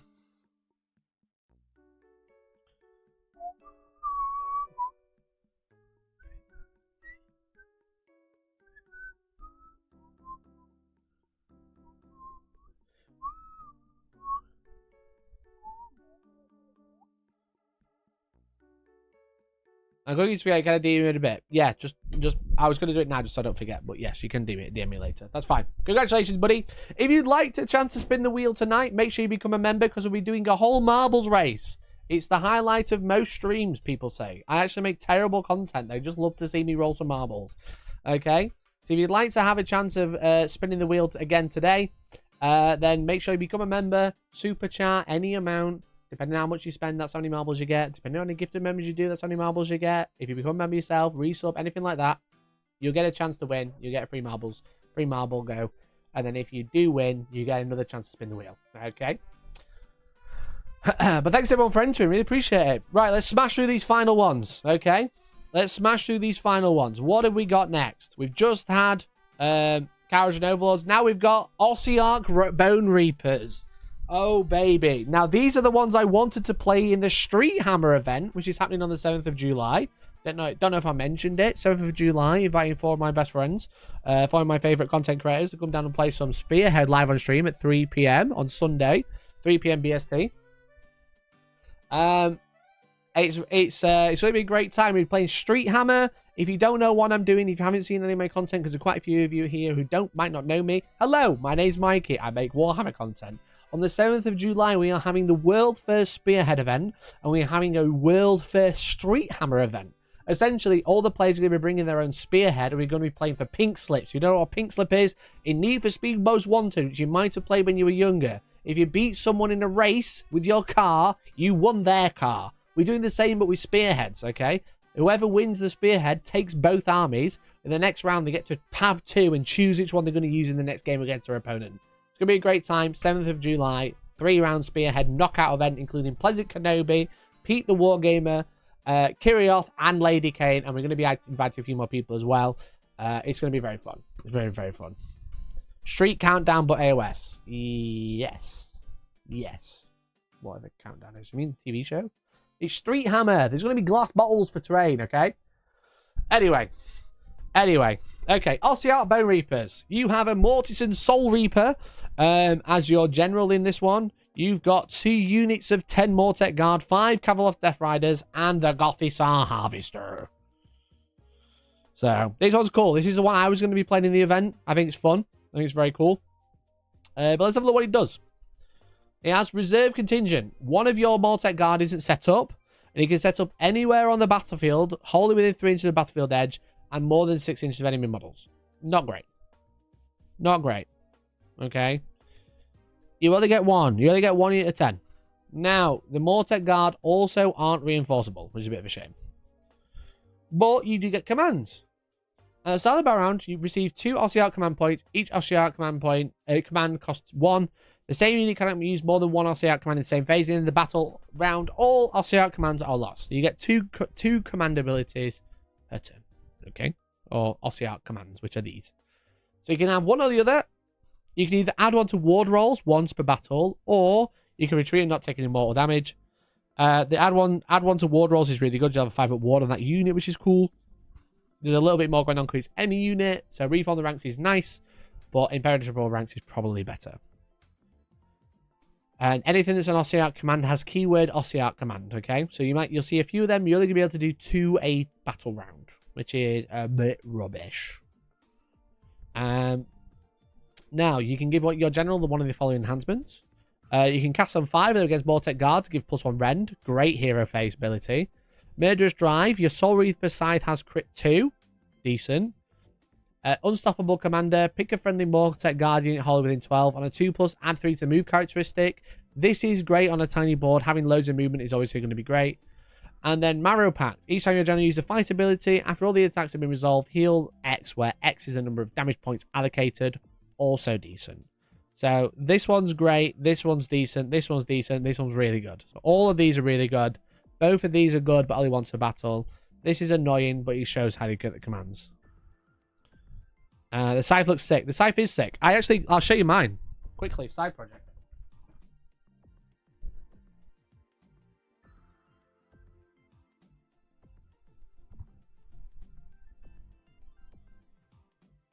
Look at that bad boy. It's so close to being done. Because I was going to be playing in the event and now I'm not. I'm so chuffed with it. I love the skirt. I think it looks really nice. I've really enjoyed the paint job on this one. It's been really fun. A bit different as well. I just need to redo the base. I bought it secondhand. You can't actually buy these outside of the Spearhead box now as well, which is a bit weird, but I couldn't find it anywhere, so I bought a secondhand one. I was really chuffed with it though.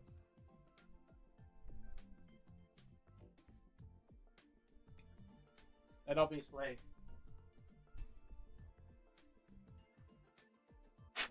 this is what they look like when they're done. Whoa. Whoa, daddy. Hell shit. Great Charizard tattoo. Thank you. I designed it myself.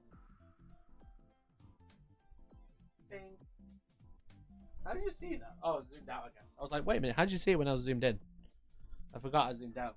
Bam. I have legs. Ta-da.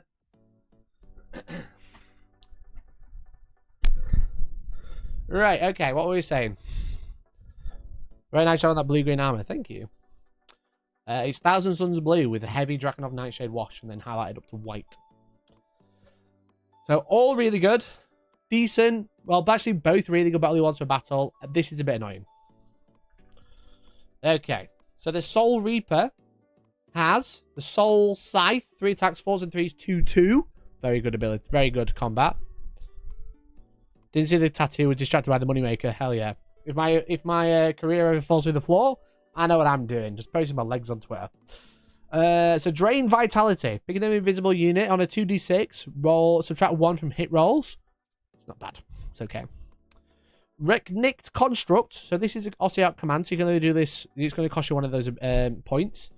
Pick a friendly unit hollow within 12 of this model. Heal D3 to the target. If the unit is not damaged, you can instead return a number of slain models that have a combined health characteristic of D3 or less. So that is... you can just heal anything, which is cool. Heal D3. Obviously, as we mentioned, when you heal, you can bring stuff back. You can bring back Mortek Guard. You can bring back Kavalos Death Riders. You can heal the big thing 3, which is cool. It's a nice ability, but it's going to cost you one. That's the only downside. It's automatic, and it has to be within 12, and you can't be in combat. So there's a lot of stipulations there, but it's decent. Mortek Guard, they have Nadrite Assault, so spend a command point or send a Relentless Discipline point in this case, to have crit 2. They've got anti-charge +1 rend because they've got spears, so if you charge them, you're going to gain rend. 3s and 4s, no rend, 1 damage. They're a bit mediocre. They've got a 6 ward. You've got that once per game ability. They're going to be good at just like staying on the point and just holding it. So Mortek Guard are decent. They're not great. The Death Riders, which have an Ossiarch command as well. 3 health, 10 moot wounds. Renit, don't pronounce the K. Okay. So they have Nadrite Spears, so charge +1 damage, which is great. And then they've got their horse as well. The Death Rider Wedge, your charge phase, if you spend the point, they can get fly over enemy infantry, and a 2+ can do D3 more wounds. Again, in the charge phase, it's not so bad because you can end up in combat with everything, but it's gonna be hard to like jump over things a lot of the time, especially because you've got quite wide bases. You're gonna be probably like trying to charge sideways a lot, just so you can get over. But fly is nice. You can charge over screens and charge characters if you get really lucky. It's not bad. Not bad ability. And then the Gothisar Harvester. So he's got shoot and attack, 4 attacks. He's got the bludgeons at 4s and 2s, which is cool.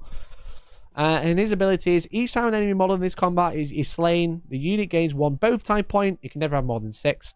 And then pick a friendly Mortek Guardian within 6 of this unit to be the target. They roll a dice for each bone tithe unit, so an average 3 if it's maxed up. You can return 1 slain model to the target unit, then reset this bone tithe. So this one's cool. This is a very cool ability. I think everything's got 6 up ward. They move 6. It's got 10 wounds, a 4 up save, and a 6 up ward. So pretty survivable. It hits pretty hard in combat. So probably 3 wounds going through on average at Ren 2, which is nice.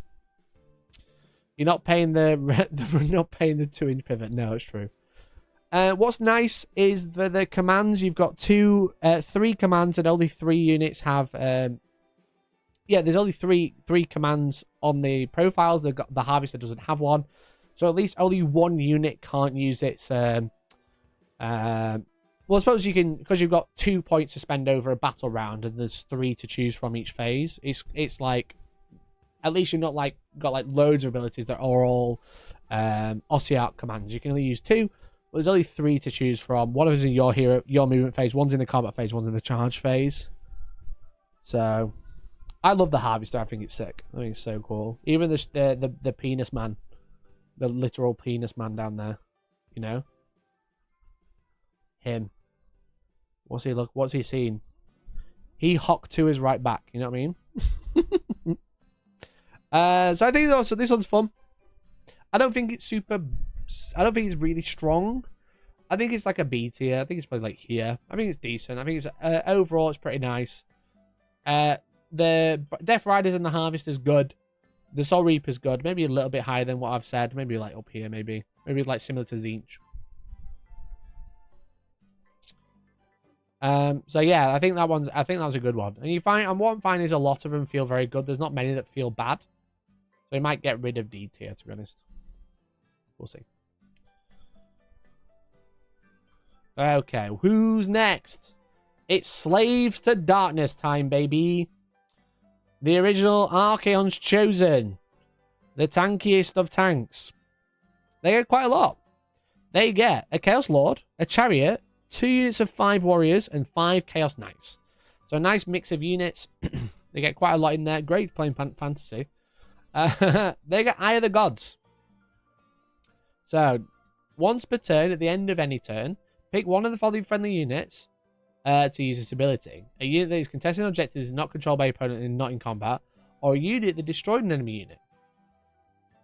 Roll 1 dice on the Eye of the Gods table for that unit. That unit gains the Eye of the Gods passive ability that corresponds to the roll. The unit keeps all Eye of the Gods ability gained in the previous turns. Okay, so this is stackable. It's one. It keeps going. It's cumulative. If the same gains ability, it is not cumulative. So you can't stack the same one, but you can stack them all. Okay. So 1 does nothing. On a 2, you get 6 up ward. On a 3, you get +1 run. On a 4, you get subtract 1 to wound rolls, makes them tanky. On a 5, you get +1 rend. And on a 6, you get to choose. That's really good. So basically, you're going to get slowly collecting marks on your units, which is very cool. And it's on a 2 up, which is nice. And if you roll a 6, you can choose any of them, which is cool. This is a very good battle trait, and it's the end of every turn that you're contesting an objective or kill the unit. So obviously you're going to be able to do this in both turns. So twice a battle round, which is nice. Regiment ability. So you either can pick a warrior or knight unit. You can roll in the Eye of the Gods table once per battle at the beginning. That's cool. You get a cheeky upgrade at the start of the game. If you roll a 1, it's a bit annoying. And then add 3 to control score of friendly Chaos Warrior units. That's probably the best one. That's probably much better because you can get that on both units. Both units of 5. So you'll be able to make that control score 8, which is cool if you get all of them on the point. And then you got 4 enhancements. Alright, all marks related. Mark of Khorne is +1 rend if they charge. Mark of Nurgle is -1 to wound rolls in combat. Mark of Tzeentch is once per battle. Pick a friendly unit on the battlefield. You cannot pick your general. Remove that unit from the battlefield and set it up again wholly within 6 of your general and more than 6 of all enemy units. You cannot use the move ability. Not bad. Pick something up and put it back down again is nice. Or strike first. All of them are actually really good. You actually probably want multiple. You can't have multiple, but all of them feel nice. Excuse my legs. Chaos Lord. Favored of the Pantheon. Roll the dice on a 4+. You can roll on the Eye of the Gods table. That's good. That's good. Very cool. Buff him up quite quickly. Maybe give him strike first, and then on a 4 up, keep gaining all the buffs. And then Iron Will Champion. Pick a friendly unit, hold it within 12. On a 2+, add 1 to hit rolls. That's great. They're great hero phase abilities. They're both great hero phase abilities. 3 up save, 6 ward. 3 up save, 6 health, which is nice. 5 attacks with mortals on 6s, which is cool. The Chaos Chariot. We've got move 10, health 7. Loads of attacks. 3s and 3s, 4s and 4s, 5s and 3s. If it uses charge, on a 2, it does D3 mortal wounds on the charge, which is cool. Quite fast. Control score 2, which is nice. Health 7, which is nice. Quite have a lot of attacks. So just chuck it into some light infantry and just try and get rid of them, which is cool. Kill D3 of them on the way in and then do a load of attacks. Like it. Warriors. You got 2 units of 5 of these. 2 attacks, 3s and 3s, 1/1. Nice. Same as Liberator. Bringers of Desolation. Add 1 to wound rolls for combat attacks. Maybe this unit that the target enemy unit is contesting an objective you do not control. That's a good passive ability, especially if you give them +3 objective control, because then you can put 1 of them on it and then consolidate onto it and then take it. That's a good profile. Very nice profile. 2 health, 3 wounds. They are just Liberators in combat, but they have a nice passive ability. The thing is Liberators have +3 control score if you're in your own territory, so now you can give them, essentially make them better Liberators with an extra ability, which is nice. Liberators have crit mortal. Very true. They don't have the mortals. Very true. Very similar, though. Very, very similar profile. Okay, Chaos Knights. 4 wounds. That's high. 3s and 3s, 1/1. Charge +1 damage, so pretty good. Add 1 to rend if it charged. So on the charge, you're getting +1 rend and +1 damage. They're really good on the charge. And 4 wounds. This one's a little bit more in your face, a little bit straight forward. I like the marks. I really like the marks of the Eye of the Gods looking down on you every time you kill a unit or just hold an objective. I think this one's really good. I'm going to say this one's probably A tier. Very consistent, lots of nice buffs. All the enhancements are good. The regiment abilities are good. All of this just feels good. It's just the Chariot is probably the letdown here, to be honest. But the Chariot can just go in, charge some light infantry early game, sit on an objective, be annoying, and distract while your Knights come and get a flank charge, your Warriors move up and grab objectives.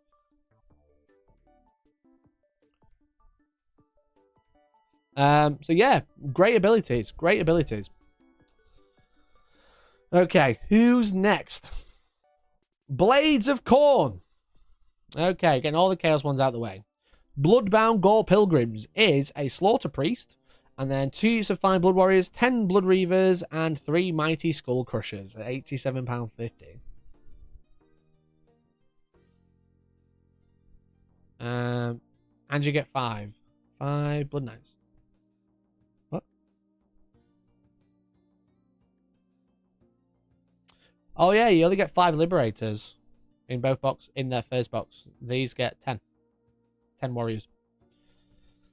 Okay, Blades of Khorne. So quite a lot in there. Nice mix of units. Let's have a look. They have the Blood Tithe. Each time a unit is destroyed during the battle, you receive a Blood Tithe point. Once per turn in a hero phase, spend 3 and pick up to 3 friendly units, +1 rend. That's great. Or spend 1 Blood Tithe point and select D3 units. Each of those units can move D6. Roll for each. Okay. Okay. Great battle trait. Now, spending 3 to get +1 rend is going to be hard. You've got to kill 3 units. Obviously, in such a small game, it's not going to happen very often. But spending 1 to let everyone move D6 is great. Just get everyone a little bit closer. Move around. Grab objectives early. Very cool. Walk off objectives and jump back on them for battle tactics and stuff. Make them move a bit faster to get the other side of the board for different battle tactics.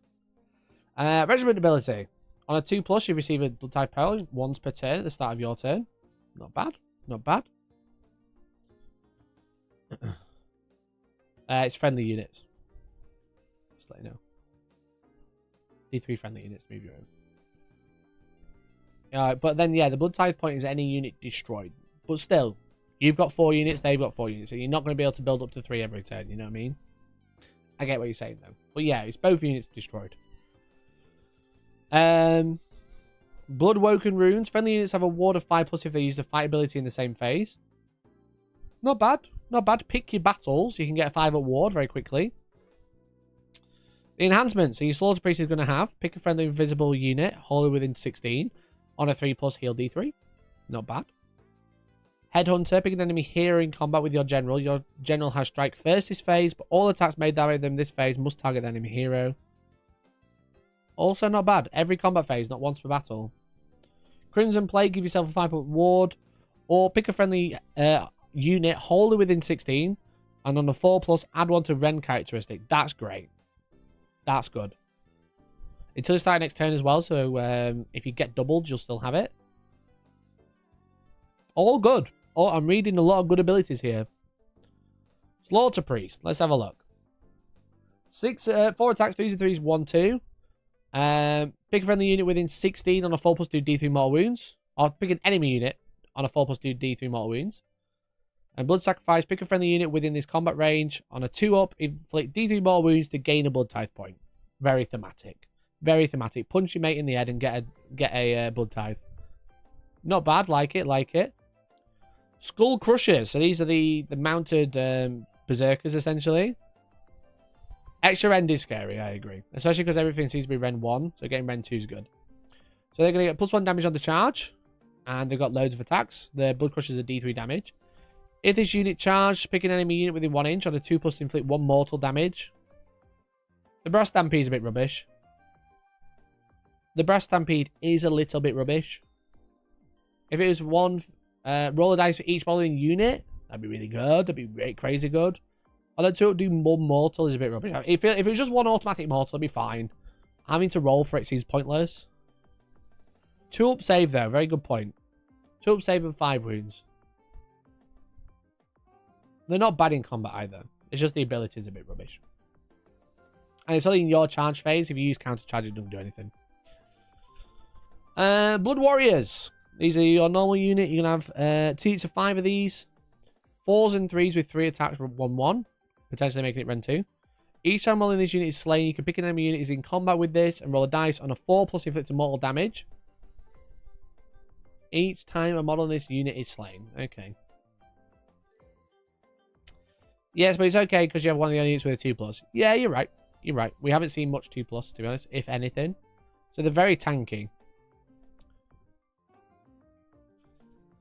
Notice Bite's fine. But Blood Reavers, you get 10 of these and they're reinforceable. 4s and 3s with 2 attacks. If this unit is within 18 inches of your general, you can return D3 slay models at the end of any turn. So that's not too bad. Very revivable.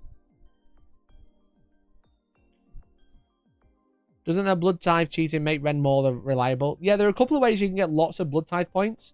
Again, you can force damage. At the start of your turn on a 2-up, you can gain 1. So you can probably get the Blood Tithe through a lot more than you realise. And get that +1 Ren to your entire army. So this one's really good. This one's really, really good.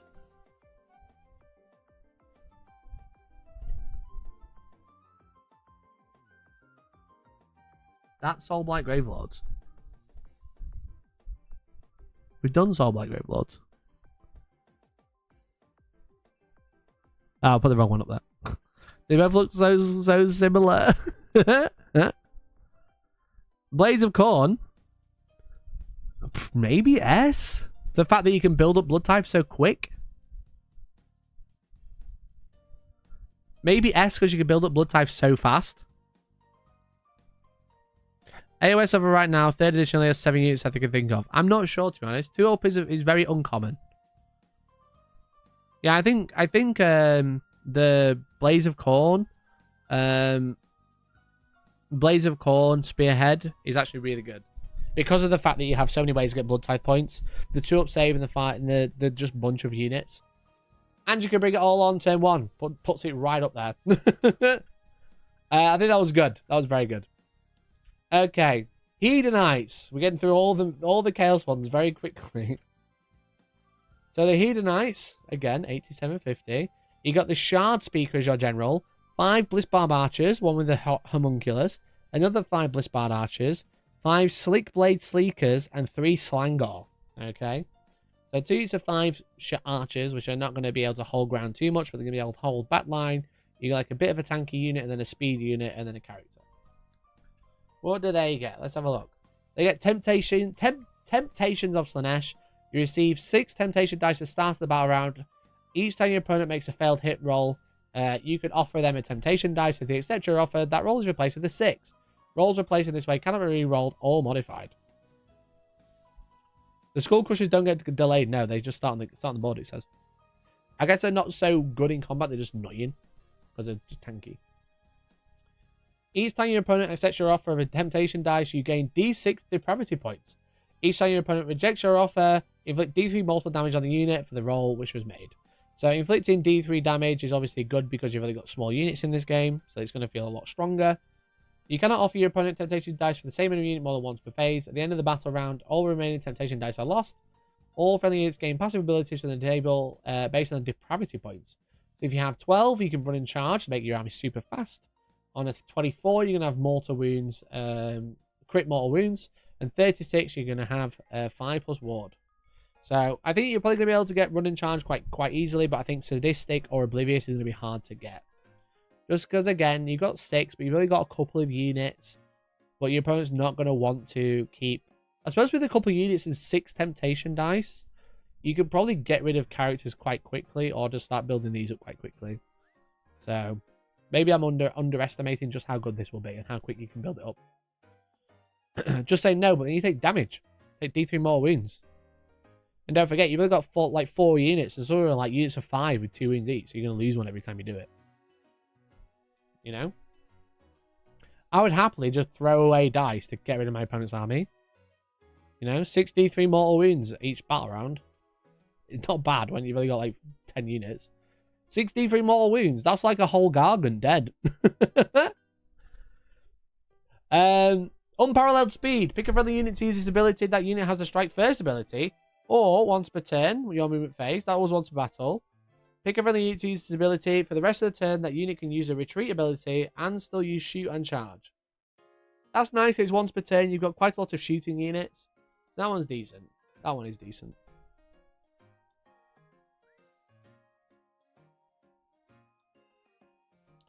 One second. I just got to text Elliot. I got Elliot back on Dark Souls 3 after fucking months, and he just texted me saying he's beat the Soul of Cinder, and he said that fight was so good. Proud of you, King. How was Princes?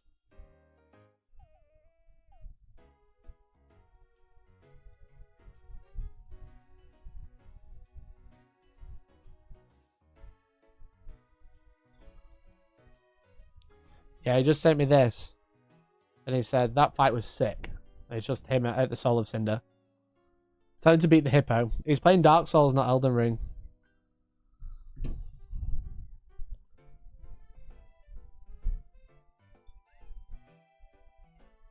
Yeah, in big AOS 3rd edition, you'd always say no. But this time there's a real argument saying yes. You have a lot less wounds in your army compared to 2,000 points of 3rd edition match play. Don't forget we're talking about Spearhead. You have like 4 units. But this isn't AOS 3-4. This is Spearhead. So it's going to be similar, but yeah, this is tiny. So he's got me on second monitor, James. Okay, the enhancement on your shard speaker. Now it's time for the horseman at the bottom of the chasm. Yeah, he's playing Dark Souls 3. Don't forget, it's a different game.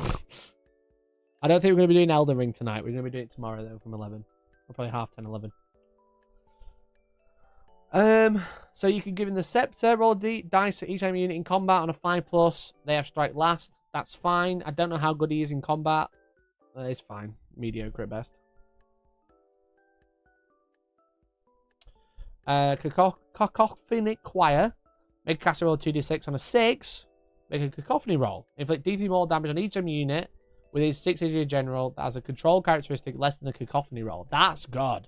A little implosion. A little implosion's good. Twisted Mirror. Pick an enemy unit within 9 inches of your general. Roll a dice. On a 4+, subtract 1 from save rolls for that unit until the start of your next turn. Once per turn in your shooting phase. That's good. Give an extra rend, essentially, which is cool. And then the pendant, healed D3. And the pendant's pretty rubbish. These three are great, though. They're all really good. So the Shard Speaker has Hero Phase. For each 4 plus you receive a depravity point by rolling 6 dice. Not bad. Build up your depravity a bit faster. He's okay in combat. He's D3 damage, which is nice. But he's like not much else. So he doesn't really want to be going in for it, to be honest. Twisted Mirror is going to hurt. Yeah, Twisted Mirror is good. Extra rend, which is great. But you got to be up close, which you don't want to be. You got 5 up save and no ward. Slick Blade Seekers. 4 wounds, move 12, which is really fast. Reroll charges. That's really good. +1 damage on the charge as well with 3 attacks. And then you got your Companion. That's a nice profile. Low save. But they're glass cannons, aren't they? Slaanesh, you know? They're supposed to be glass cannons. They go in, they hit hard. They're a bit tricksy. So, not bad. Very fast. And reroll charging makes them super consistent. Slangors. So these have 3 wounds and 5 up save. For a tanky unit, they're not so tanky, to be honest. The unit has 2 with razor sharp claws and 1 with a gilded weapon. So one's got an extra attack. Okay. Enemy shooting faces. You can use ability if any damage points are allocated to this turn. So he gets shot. He can make a normal move of 6, which is nice. 4s and 3s in combat is a bit mediocre. But again, if you start getting some depravity points off, you know, you're going to get crits and mortals, you're going to get a ward and stuff like that. So you've got to really be throwing the temptation dice at them. And then Bliss Barb Archers, they can run and shoot, which is cool. The Bliss Bows are 3s and 4s and Ren 1. That's nice at 2 attacks. 1 unit has a Bliss Barb Archers and Bliss Brew Homunculus. The other unit has 5 Bliss Barb Archers. The Homunculus has a Sybarite Blade. Oh, so you have one that doesn't shoot. The Bliss Barb Archers are each armed with the Bliss Barb Bow and a blade. The Bliss Brew Homunculus is armed with a Sybarite Blade. Oh, so one of them can't shoot. So yeah, so there's not a lot in this box. I think the abilities are nice. There's not a lot in it, and it's all very light, you know. Now, these are reinforceable, which is nice. And you do have 10, so there's quite a lot of shooting. But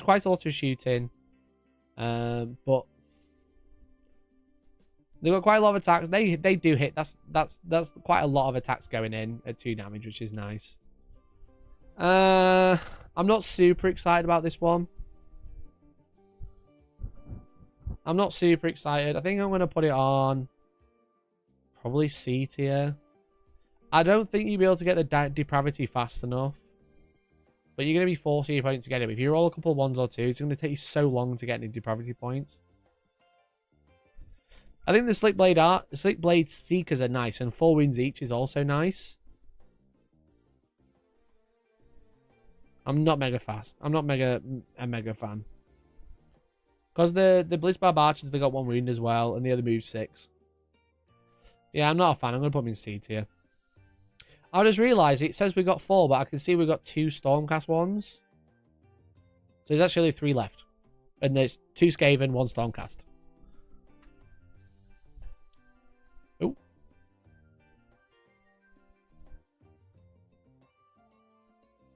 Oh. Did I not open the other ones?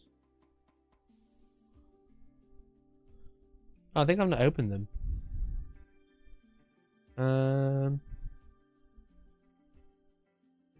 Give me a second, chat. Sorry about this. I don't think I opened up the rules for them. I thought I did. Is there another window open that I've shut? No.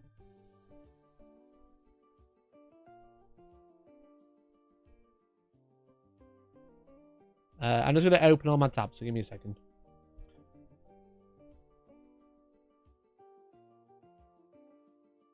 And then 2 Skaven.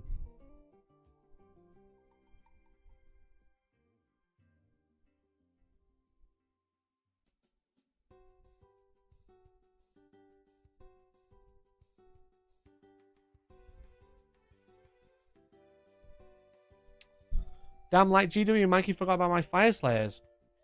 Oh. Yeah, Fyreslayer's not here, is it? It's not. Is it not on the website? We can add the Fyreslayers one. Yeah, I just realized. I don't think I've missed anyone else though, have I? I've got the rules for them. But they're not on the website, so that's why I don't have them. I literally just searched Spearhead on Warhammer.com. And then went through that.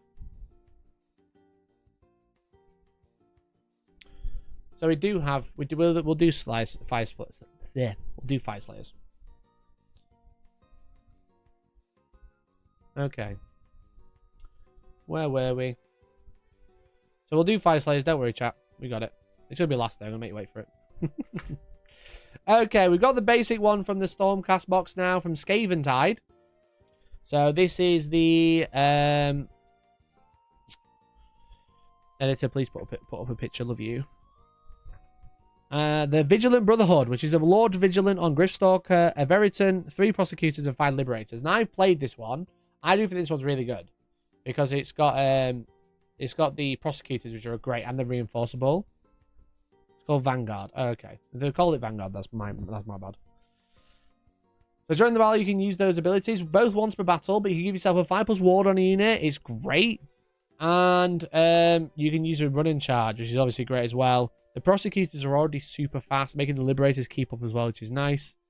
Regiment ability. Now, I went for the Retreat one. So, retreating, you don't take any damage once. Or you can have the, every time, once a battle, you can have your stuff blow up, which I think is a bit shit. I think this one's good. Now, Hallowed Scrolls is a 5+ ward in your leader. Great Axe has Mortals. Give your General Strike first. He's great in combat. I think that's the auto take. But then once per battle, you can reduce the control score of an enemy unit, which is also nice. The Lord Vigilant, great profile. Great profile. What excuse should I use when my with the missus when a Skaven Tide box turns up at the door? Tell her you won it. All right? Tell her you won a prize. Tell her you should be able to subscribe to Hellstormwargaming because you won it from me. I'll take it on the chin. Is Vanguard just the name of some older boxes? Yeah, so old box sets are... That's what they used to be called, Vanguard. Now they've changed it to Spearhead. So, anyway. Lord Vigilant on Gryffstalker. So, great in combat. 5 attacks, 3s and 3s, 2s and 2, which is great. And then the Gryffstalker Beacon Talon is 4s and 3s, 1, 2. There's a lot of attacks there. All 2 damage. Deliver Judgment. Let a unit fight twice. Sick ability. Then pick objective you do not control and give 1 to hit rolls. I thought it was wound rolls. I think I got that wrong. Has Kruleboyz been done? Kruleboyz isn't here either, is it?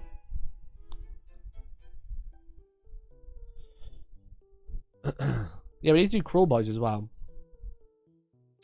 Let me open those up before No, I'll open them up in a minute. I'll do this one, then I'll do Kruleboyz. Yeah, chat, I've opened up 21 pictures on Games Workshop's website. If it's not come up, it's not because I've been a knobhead. It's literally because it wasn't not called Spearhead. So I will do them if you remind me. So we've got Fyreslayers open. We've got the Skaven ones open. We need Kruleboyz as well. Kruleboyz so sneaky, Mikey forgot about them. Lord Veritan. He's decent. He's got a 5-up ward until you roll a 1. The Cleansing Fires is good against hordes, but it's a bit short range and he's not super fast either. The Staff of Abjuration is sick, which is only 1 attack, and the Judgment Blade is sick as well if you're against priests or wizards, which is obviously good. So he's a decent profile. He's very tanky with 6 wounds as well.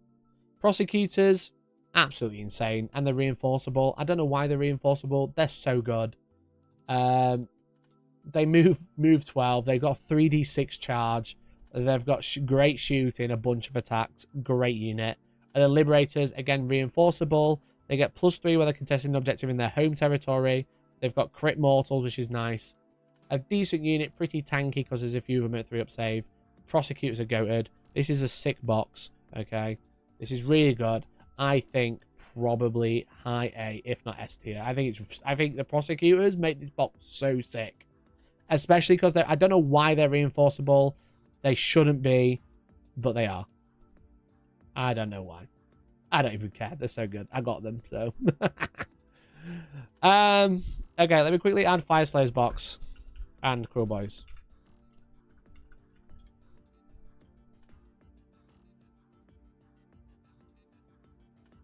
Is it a new Lord Ferriton female presenting? Maybe. Maybe. It doesn't really show much with the armor and the head's blindfolded, so you don't see much of it.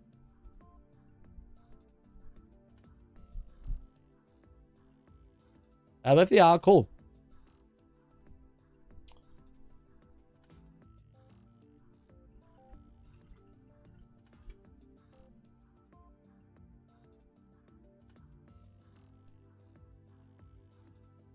But yeah, I think overall this one's just good because the prosecutors are also cool. All the models are really good as well. Oh, excuse my thumbnails. Cool. Okie dokie. And we need to open the rules for them as well. Skaven. Let me just sort out my tabs. Prosecutors are really good. Shooting and damage, speed. Shooting, damage, and speed was insane. Yeah, I seem to roll really shit with them in combat, but they do have 9 attacks, 3s, and 3s round 1, which is obviously good.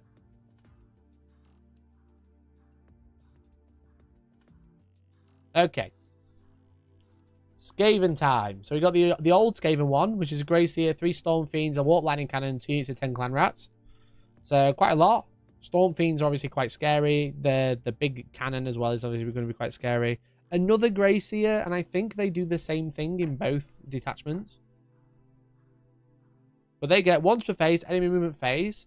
Pick a friendly who's not in combat to make a normal move. This is good. I played with my Fyreslayers Spearhead yesterday. Is it okay to talk about here or no? Yeah, the rules are technically out. I'm going to be showing you the rules anyway, so that's fine. You played at a local store, right? Because they have their box. So you can play everything. Always 3 claw steps ahead is great. Really good. Regiment ability. Your Storm Fiend unit, once per battle, after target them, gives them a 4+ ward. What the fuck? What the fuck, bro?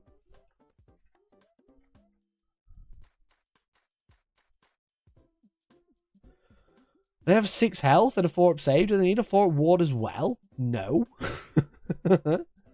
Or when a friendly Crown Lance unit is Seething Swarm, you return D6 instead of D3. What the fuck are these? Storm Fiend tier. Yes, I think so. Enhancement. Skill Manipulator. Your generals are 4+ ward while they're in 1 inch of friendly Clan Rats, which is fine. It's a Grey Seer. They're not very tanky. Cage of the Warp Lightning. Pick a visible unit within 6 inches of your general, roll a dice. On a 2+, the enemy unit has Strike Last. On a 1, inflict 1 more damage. You don't want your Grey Seer really close, to be honest. His abilities are quite long range. Skitter Leap, make a casting roll of 2d6 on a 6. Remove your general from the battlefield, set him more than 6 away. Not too bad to teleport your caster. And then Scurry Away, roll a dice on a 3+. This unit can immediately use the retreat ability as if it were a movement phase in any combat phase. If it does so, no mortal damage is inflicted. That's cheeky. That's a cheeky one. I prefer this one, just in case something does come too close. But giving out a 4+ ward is crazy. Let's have a look at what these Storm Fiends do. So the Grey Seer, initially, except for being the old model, it is the same as the one in the other Spearhead box from Skaven Tide. The same abilities, you know. It's still got Will of the Horde Rat, and it's got Wither. It's okay in combat. It's not got a very good save. But Wither's good, doing D3 mortal wounds, and then giving out extra control score, which is cool. Let's look at these then. Storm Fiends. Okay. One of them has the Shock Gauntlets. One has the Shock Gauntlets. One's with Wind Launchers and Clubbing Blows. And one is armed with Rattling Cannons. So you got 3d6 shots. 4s and 3s, 1 damage, 1. Ren 1, 1. So absolutely disintegrate light units. And then 3 attacks, 4s and 3s, Ren 2, D3 damage. These are, even though you've only got 1 of each, they're really good at 15-inch range. And then the Shock Gauntlets, 4s and 2s, -1, 2 damage. Not super great, but Clubbing Blows of 4s and 2s, no rend. So you're going to get 12 attacks, 6 hits, wounded on 2s, 2 damage. Each attack with this Shock Gauntlet scores a critical hit. That attack scores D6 hit instead of 1. So they are the original ability. Those with once per game 4+ ward are going to be horrific. Actually horrific. There's 4 attacks there as well. There's 4 attacks there as well. Woof. Woofers. Holy fuck. Holy shit, dude. They are beefy. 4 up save, a 4+ ward once per battle when they're targeted in combat. No, just a 4+ ward when they're targeted with an attack ability. They are chonky as fuck. You've also got a Warp Lightning Cannon, which is 2d6 shots. Let's look at the ability. Move 3, 4 up save, 8 wounds. This unit can kill Gargants. So, Warp Lightning Blast. Each attack made with this weapon in single phase must target the same unit. Each hit inflicts a mortal damage on the target and the sequence ends. That's sick. 2d6, averaging 6 shots. So, you're going to be doing 3 mortal wounds, average. That's really good, though. The range is insane.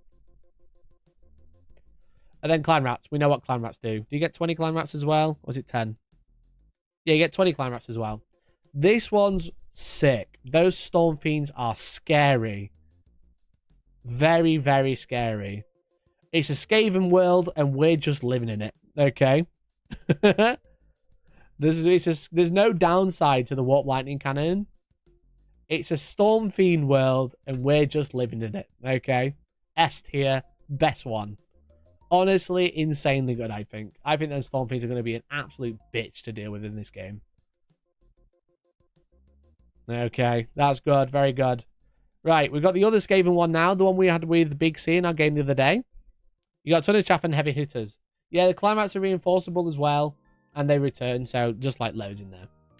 So we played this one on the stream the other day. You can go watch the game if you'd like to. But you get a Claw Lord, a Norbeast, a Gracier, a Warlock Engineer, 20 Clan Rats, and 3 Rat Ogres. This one just feels shit compared to the one we've just looked at. This one feels dog poo. Would you rather have a Warlock Engineer or a fucking Warp Lightning Cannon? Yeah, this is one for the new box. Yeah, this is from the Skaven type box. So you get the Lurking Tide once per battle. You can teleport a unit in from the tunnels.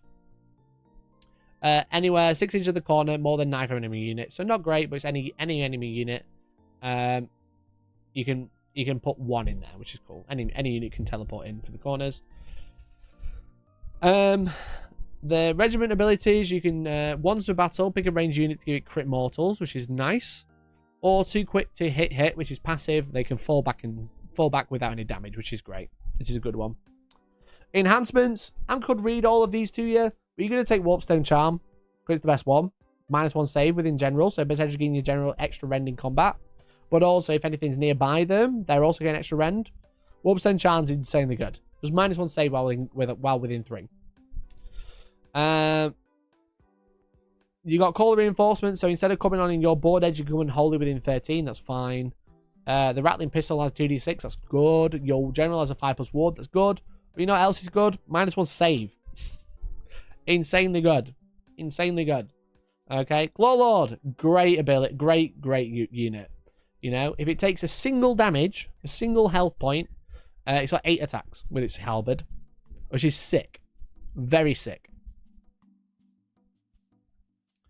So this is a good one. It's the Big Ben. The Norbeast is also good with D3 damage, which is cool. He's also good in combat. He's got crit auto wound or shoot in combat, which is cool, which is nice. The Gracier, again, new model, but it's the exact same one we've just seen. That's good. A good profile. Again, giving out OC, doing mortal wounds. So the Claw Beast is definitely the standout in this box. The Norbeast, sorry. He's very tanky as well. He has a 6-up ward. I think, Callum, you might have forgot about that when we played. I don't remember you rolling a ward. But he does have a 6-up ward as well, which is cool. So the Gracie is consistent. It's very nice. Again, you don't really want him in combat. But this one's got 3 characters because you've also got a Warlock Engineer.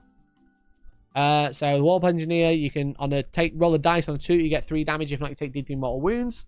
But he's got 2 shots, 3s and 3s, rend 2, D3 damage, crit auto wounds.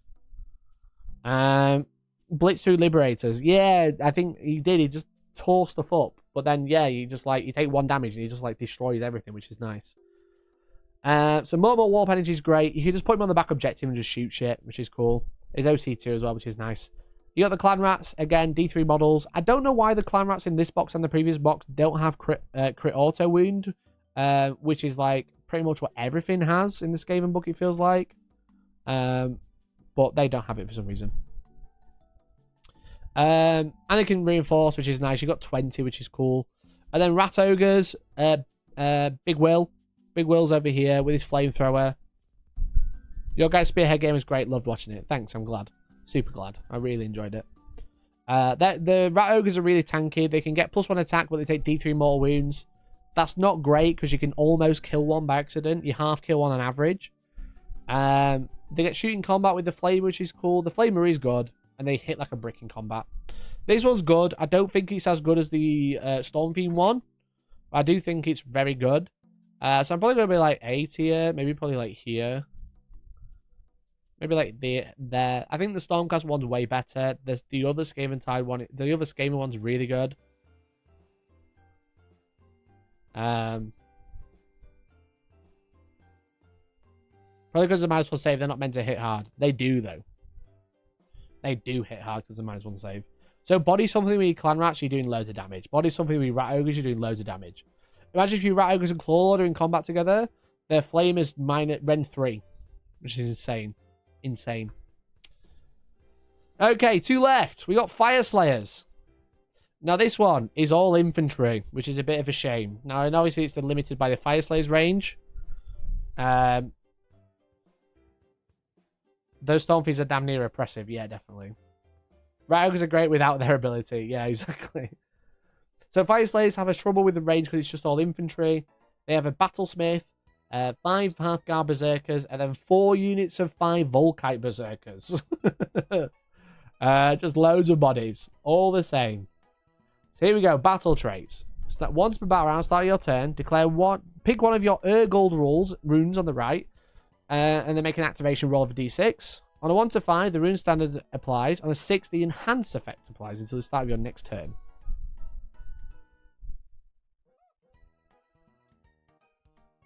I was ready to climb out, not getting crit auto wound. They might make them deal too much damage. Yeah, but they wound on 5, bud. You know, they hit with half of their attacks, so they get 10 hits if everybody fights, and then they wound 3 times with no rend. I just think maybe they should get a few more wounds through because the climax don't really do anything. So runes of fury, add 1 to hit rolls, or add 1 to +1 and +1 attack, which is good. Add 1 to rend and +1 damage. 5+ ward and +1 save, or add 2 move and +2 charge. All of those abilities are really good, and they are guaranteed, which is nice. On a 6, you get both, but they're guaranteed no matter what, the first one, and they're all decent. Like 5+ ward is great. Add 1 to hit is great. Magmic Tunnels. Once per battle, start the first battle round, pick 2 friendly units, remove them from the battlefield, set them up anywhere on the battlefield more than 6 away. Holy shit. That's sick. Imagine you go first. I'm the attacker. I'm just going to fucking deploy in front of you. And once per turn, your shooting phase, pick any number of friendly models that are not in combat within 10 inches. For each of those models invisible, roll a dice and 4 + 2 d3 more wounds. That's every turn. That's good. That's really good. That's really good. Because if you got loads of models nearby, or loads of units nearby, they all roll a 4+. You got 4 units of 5Ds, you can just run out. Never mind the character in the other unit. 2 stubborn to die. Start of any turn, D3 on your general. That's great. Your general's just not going to fucking die. Horn of Grimnir. Pick your general's use ability if they're not in combat. Roll a dice for each friendly unit on the battlefield that has slain models. On a 3+, you can return 1 slain model to that unit. Not bad. Not bad. Decent. Decent. Passive, you can reroll activation rolls to make for your Urgold runes ability. That's just amazing. That's just like, you just take that one because you lose nothing. You roll a 1, you re-roll it into a 1, you've lost nothing. You roll a 1, you re-roll it into a 6, you're laughing.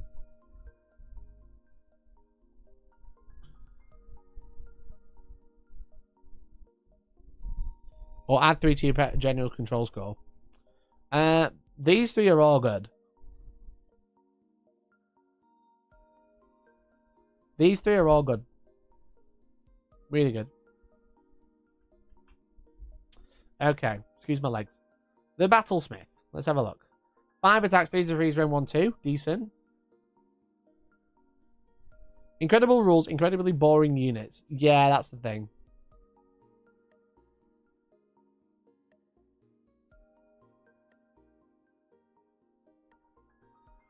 Icon of Grimnir. Add 1 to save rolls for friendly units while they're wholly within 12. Great, so everyone's going to have like a 4 up or 5 up probably. And then for the rest of the turn, once a battle, any hero phase, for the rest of the turn, friendly units have a 5 up ward while they're wholly within 12. Nice. Fyreslayers need a range refresh so bad. They do. Not refresh, but they need to add stuff. It's just all dudes on foot. They don't really know what to do with them. I don't think. Not a bad character. Not a bad character. Hearthguard Berserkers, you're going to have 1 unit of 5 of these. 6 up save, 6 up ward, not great. While your general is wholly within range, combat range, you both have a 5 up. Much better, makes them much more survivable. 2 attacks, 2 to 3s, Ren 1, 2. Crit Mortal. That's a decent unit. 5 up ward makes them a lot more survivable, a lot more interesting. And then you're going to have 4 units of 5 Berserkers. Okay, 4 attacks, 3s, 4s and 3s, 1-1, anti-charge, +1 Rens. If you get charged, you give Ren 2. Add 1 to the attack characteristics of these units, melee weapons if they charged. So you're going to get 3 attacks on the charge. But no ability on it. They're going to be pretty funny. There's a pretty funny one. I just think you get loads of dudes, don't you? And you can just go, here's 10 of them in your face, turn 1. So that's an interesting one. I don't know if it's amazing. Maybe like a low B. Just because there's so many dudes. You know, there's like 40 wounds just in the heart. There's like, what is it? 56 wounds? It's quite a heavy wound. D tier for Bishop. Yeah, true. 15 attacks at 4-3 Ren 1. Yeah, they do hit quite hard. It's just all dudes though, isn't it? You know what I mean? It's all naked dudes. Maybe mid B. Maybe better than the Kharadron one. Better than the other dwarves. Better than the other dwarves, I think. Yeah, the bodies help. Okay, I'll put it as high B. High B. Okay. Finally, the Orruk War Clans, which is exclusively the Dominion box for Kruleboyz, but a bit different. You get Killer Boss on Gnashtooth, a Merc Knob with the Belcher Banner, 3 Man Skewer Bolt Boys, 2 units of 5 Gut Rippers, and a Beast Skewer Killbow. I like how it's a Beast Skewer Killbow instead of the Hobgrots, which makes it a bit interesting. So what do we have? We've got Kruleboyz War once per battle. Start of any combat phase or during any combat phase, pick your general to use his ability and then pick another friendly unit, hold within 12. You both have the strike first. That's a good ability. The problem is the rest of the game, it doesn't do anything. It's only that one combat phase. There's a potential of 8 of them. It's decent. So regiment ability, you can have Noisy Racket. Bolt Skewer Man Boys, that's true. Throwback. Noisy Racket, subtract 1 to wound rolls for attacks made by enemies in the first battle round. That's decent. Makes it very survivable. Or you can have Covered in Mud, pick a friendly unit to use this ability. In this battle, that unit is not visible to enemy models that are more than 12 away from it. That's good. That's very good. You can put that on your kill bow to make them not targetable over 12. You can put it on the Man Skewer Bolt Boys, Bolt Skewer Man Boys. Who knows? They're both really good. Both really nice. Okay, so your Gnashtooth is going to take Egomaniac. If any friendly units are within General's combat range, before you allocate a damage point to your General, roll a dice. On a 4+, you must allocate that damage point to one of those units instead. So just pass off the wounds to Gut Rippers, which is nice. Cunning Plan, once per turn in your hero phase. You can retreat and shoot and charge and take no damage for a unit within 12. That's really good. Mork's Eye Pebble. In the next shooting phase, friendly units have a 5+ ward while they're wholly within 12 of your General. Also good. You use it in the enemy movement phase as well. So if you're going against a heavy shooting army, you can take that one, which is very good. And then Eye Biter Ash. Pick an enemy unit in combat with your General. On a 1-4, subtract 1 from hit rolls. On a 5, subtract 1 from hit rolls by that unit for the rest of the battle. Cheeky. Cheeky. I like Cunning Plan, and I like Egomaniac. I think Egomaniac's pretty decent. But the Mork's Eye Pebble is good for a 5+ ward for that one turn. I think that's going to come up a lot if you're going to shooting one.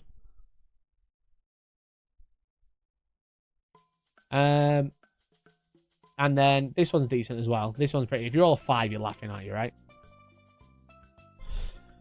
Okay. Killer Boss. 4 attacks, 3/3, Rend 1, 2 with mortal wounds. All moves 10. Has 10 health as well, which is nice. Eye Bitter Ash is just pocket sand. I think it is, yeah. All part of... Oh, there's a lot of attacks here. That's 9 attacks at 2 damage, which is good.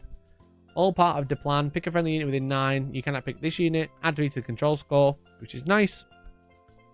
Don't forget, any of these units you can make untargetable over 12 as well. So, like the Beast Skewer Kill Bow or the Kill Skewer Beast Bow.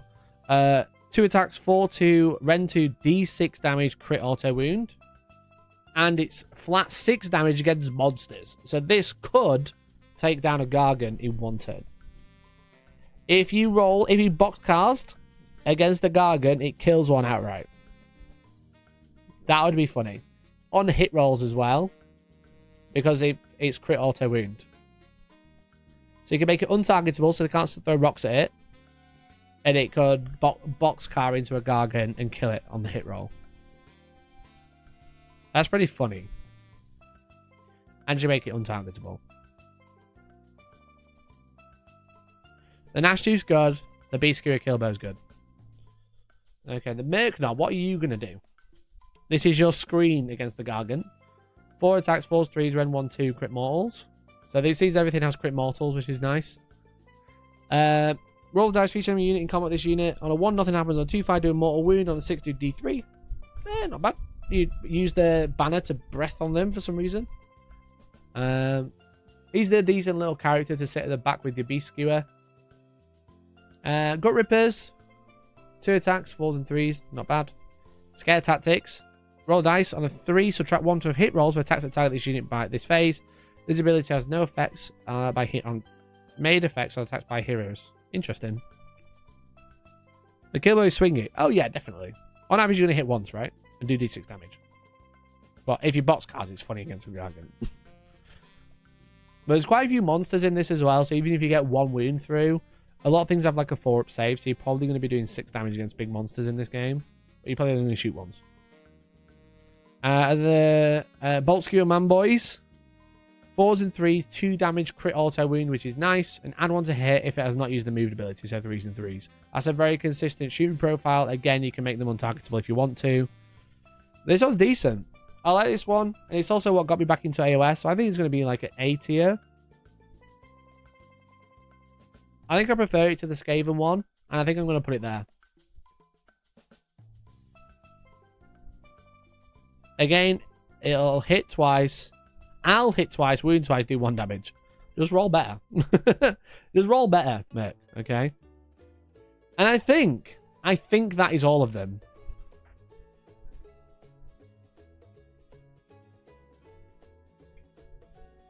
The reason you breathe on them is because your tongue on the banner constantly belches mist. That's why it's called the Belcher banner. Okay.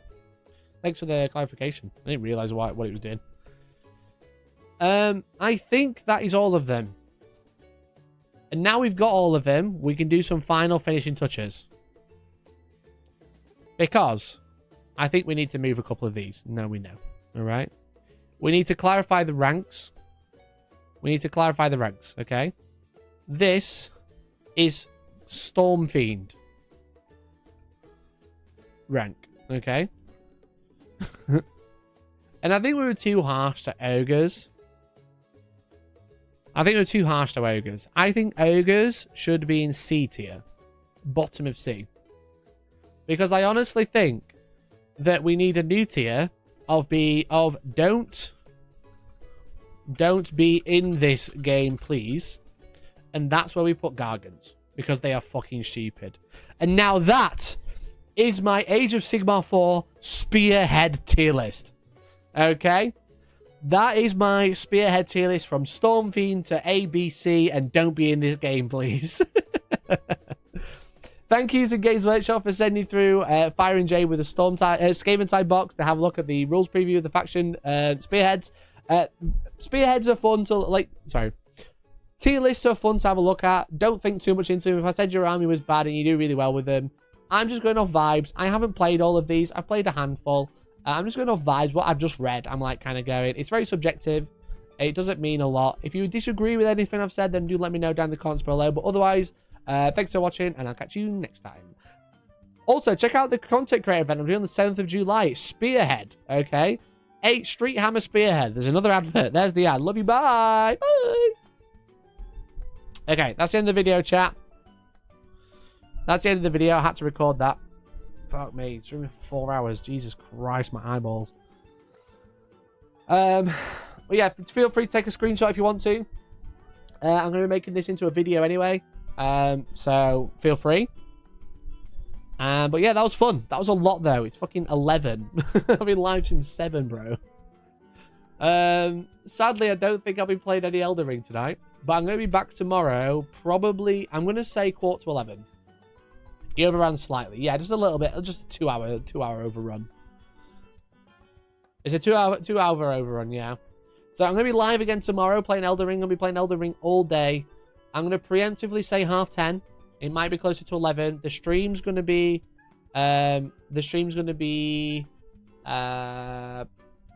like, I'll set it for, like, 10:30. If I'm late, I'm late. Just don't shout at me. Are all the Spearhead army predetermined you can make your own? They are all predetermined, yeah. How are you going to be making this into a video? I'm going to be sending it to my editor and saying, make this an hour video. 4 hours is way too long. 4 hours is way too long, so it might have to clip out a lot of the information. But as long as it's on screen, that's fine. But it's time for marbles, baby.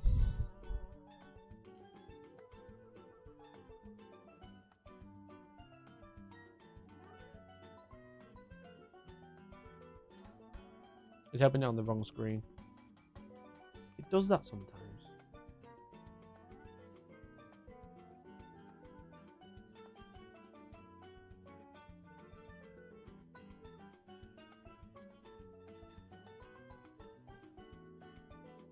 There we go. Can't wait till we rewatch this. It's going to be the same. I might add a little bit to it, but because it's going to need a lot of editing. But yeah, if you become a member this evening, thank you everyone for hanging out. I know it's a bit of a long one tonight. If you become a member this evening, or gifted a membership, or super chatted, or anything like that, you're going to be entered into a marbles race.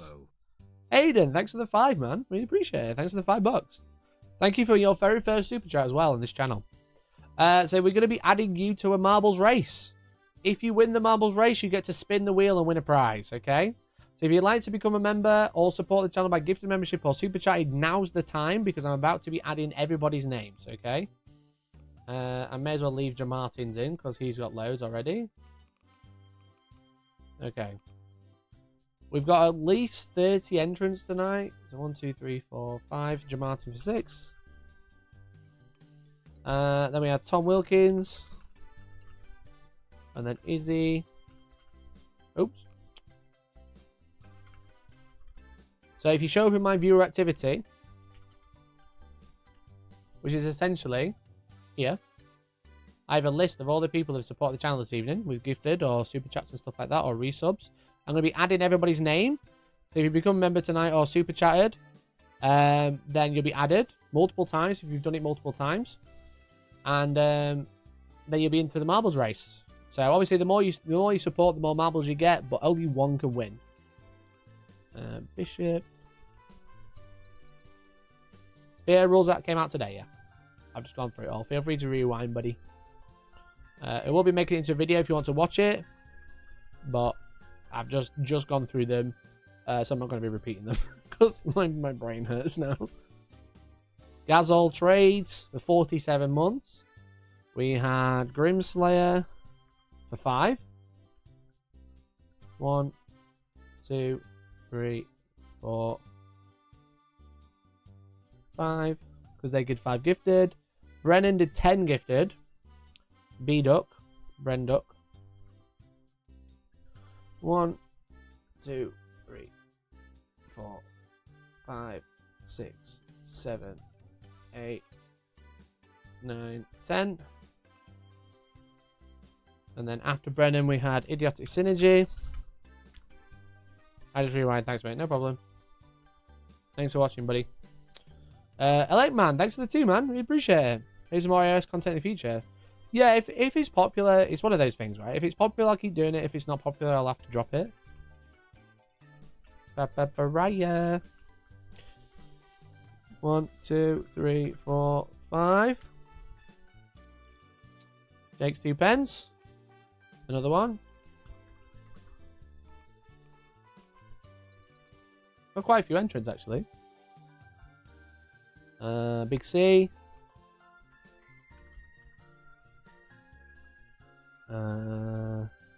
Cape Fury, new member. Thanks for becoming a member today. And we had several small ducks.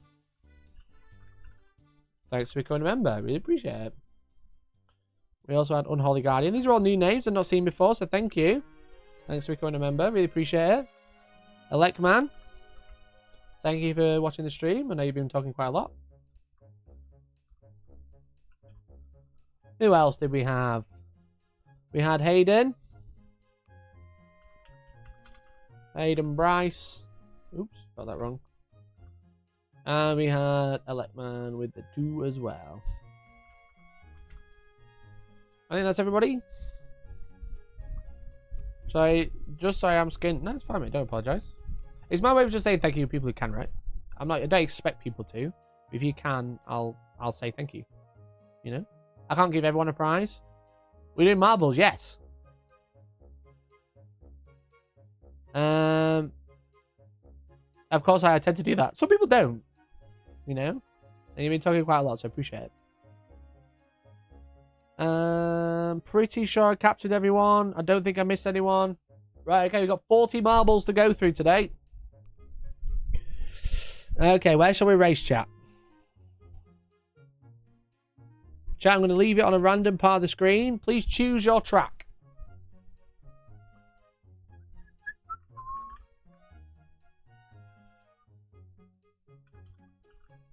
F0 smash.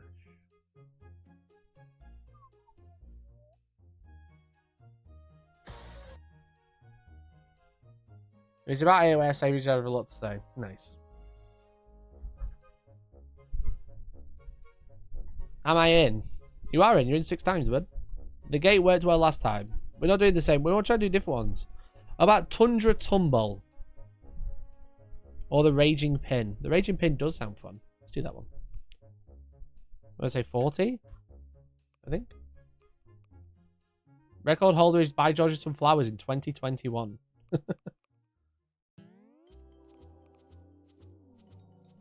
Okay. First time we can catch a marbles race.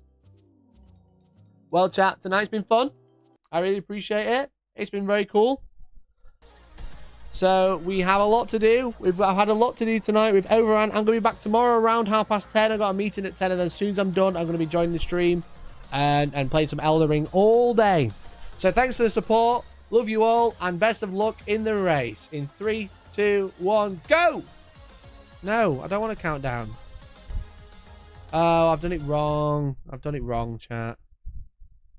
Main menu. I pressed viewers, not bots, because I'm stupid. What was it? The Raging what? Raging Hard On. The Raging Pin. Bots. Smashed it. Let's try again. So here we go. 40 races. The Raging Pin. The Raging Hard On. Best of luck, everyone. Again, thanks for all the support tonight, and hopefully I'll catch you in the stream tomorrow.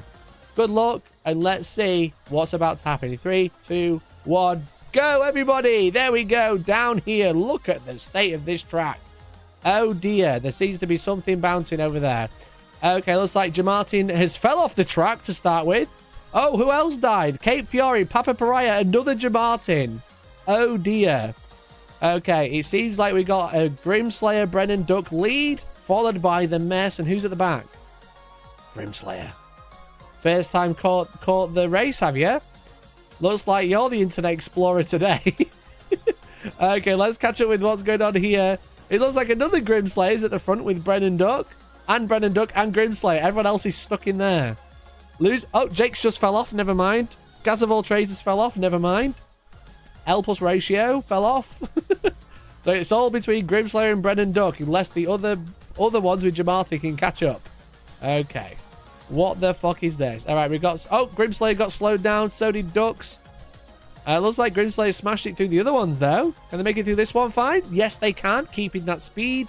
Brennan Duck has died, along with Hayden Bryce and Jamartin, Papa Pariah. Looks like Grimslayer went too far. Brennan Duck might take the lead here. The old switcheroo. The old switcheroo. Look at that. Grimslayer got outdone by 2 Brennan Ducks. Holy shit. Holy fuck boy. Okay, Duck is on the rise. He's on the win. Grimslayer is slowing right down. And now we've got Brennan Duck. Is he going to be able to be launched straight up? Where do they go? Where do they go? Do they roll? Did they have to get fired? Oh, they have to land back in here and go underneath, I think. It looks like Brennan Duck and Jamartin have made it through. And now a whole bunch of others have made it through as well. Okay. Okay, down we go. Down the little pipe. I don't even know where we are anymore. Oh, because it looks like Brennan Duck's won. I didn't even see. I thought that was such a quick ending. Oh, congratulations to Brennan Duck. I'm afraid Grimslayer, you got done and Brennan won. Oh, congratulations, Brennan. If you're still here, bud, congrats, mate. I know you've won a couple of times already. You're about to win again. Jamartin came second, yeah. Who else is still racing? They're going to be stuck on this bit trying to get out. They've got to roll into the middle and then roll down. Who's stuck? Unholy Guardian, Brennan Duck, and... Who else is that? Oh, 2 ducks. Okay. Oh, Unholy Guardian and Duck has fell back in. Oh, and there's fire now. You were too slow. You're dead. Oh, congratulations, Duck. So it's Brennan Duck, Jamartin, double Grimslayer, Jamartin in the lead. Rigged, I tell you. You missed the exit. You missed the exit. You rode straight past it. So congratulations, Brennan. You have just won. Warforge. You've just won the QR code to redeem the code on the premium campaign for 6 additional factions on PC or Android. Or you can go to the website if you play iOS. You're going to get a whole bunch of cards if you want to play the card game. So congratulations. Brennan, you've just won some Warforge DLC. Well, I'm afraid that's it. That's it, everyone. It's been fun. It's been emotional. I'm going to go now because I'm live again in 12 hours to play Elden Ring. So thanks everyone for hanging out. If you come over from Liam's stream, make sure you subscribe if you haven't already. That'd be really cool. Make sure you like the stream. Thanks so much for watching. Again, I know it's a bit of a longer one. If you made it all the way through, congrats. Hopefully it wasn't boring. Hopefully you enjoyed it. I hope you enjoyed it. I know it's a lot of information. It's one of those where you can't really like make it super exciting a lot of the time. Especially because I hadn't read it either, because there's just so much information to digest there. I won't be doing the same with the War Scroll cards, I promise you now, because there's too much to look at. We might just do one a night and rank the units in the game. There's too much there, just too much. So thanks for watching, and hopefully I'll catch you tomorrow. If you're not bothered about Elden Ring, I'll be back Wednesday morning for the morning news. So thanks for watching, and good night. Good night, good night, everyone. There we go. I did it. I'm a professional. Goodbye. Thanks, everyone. Love you. Bye.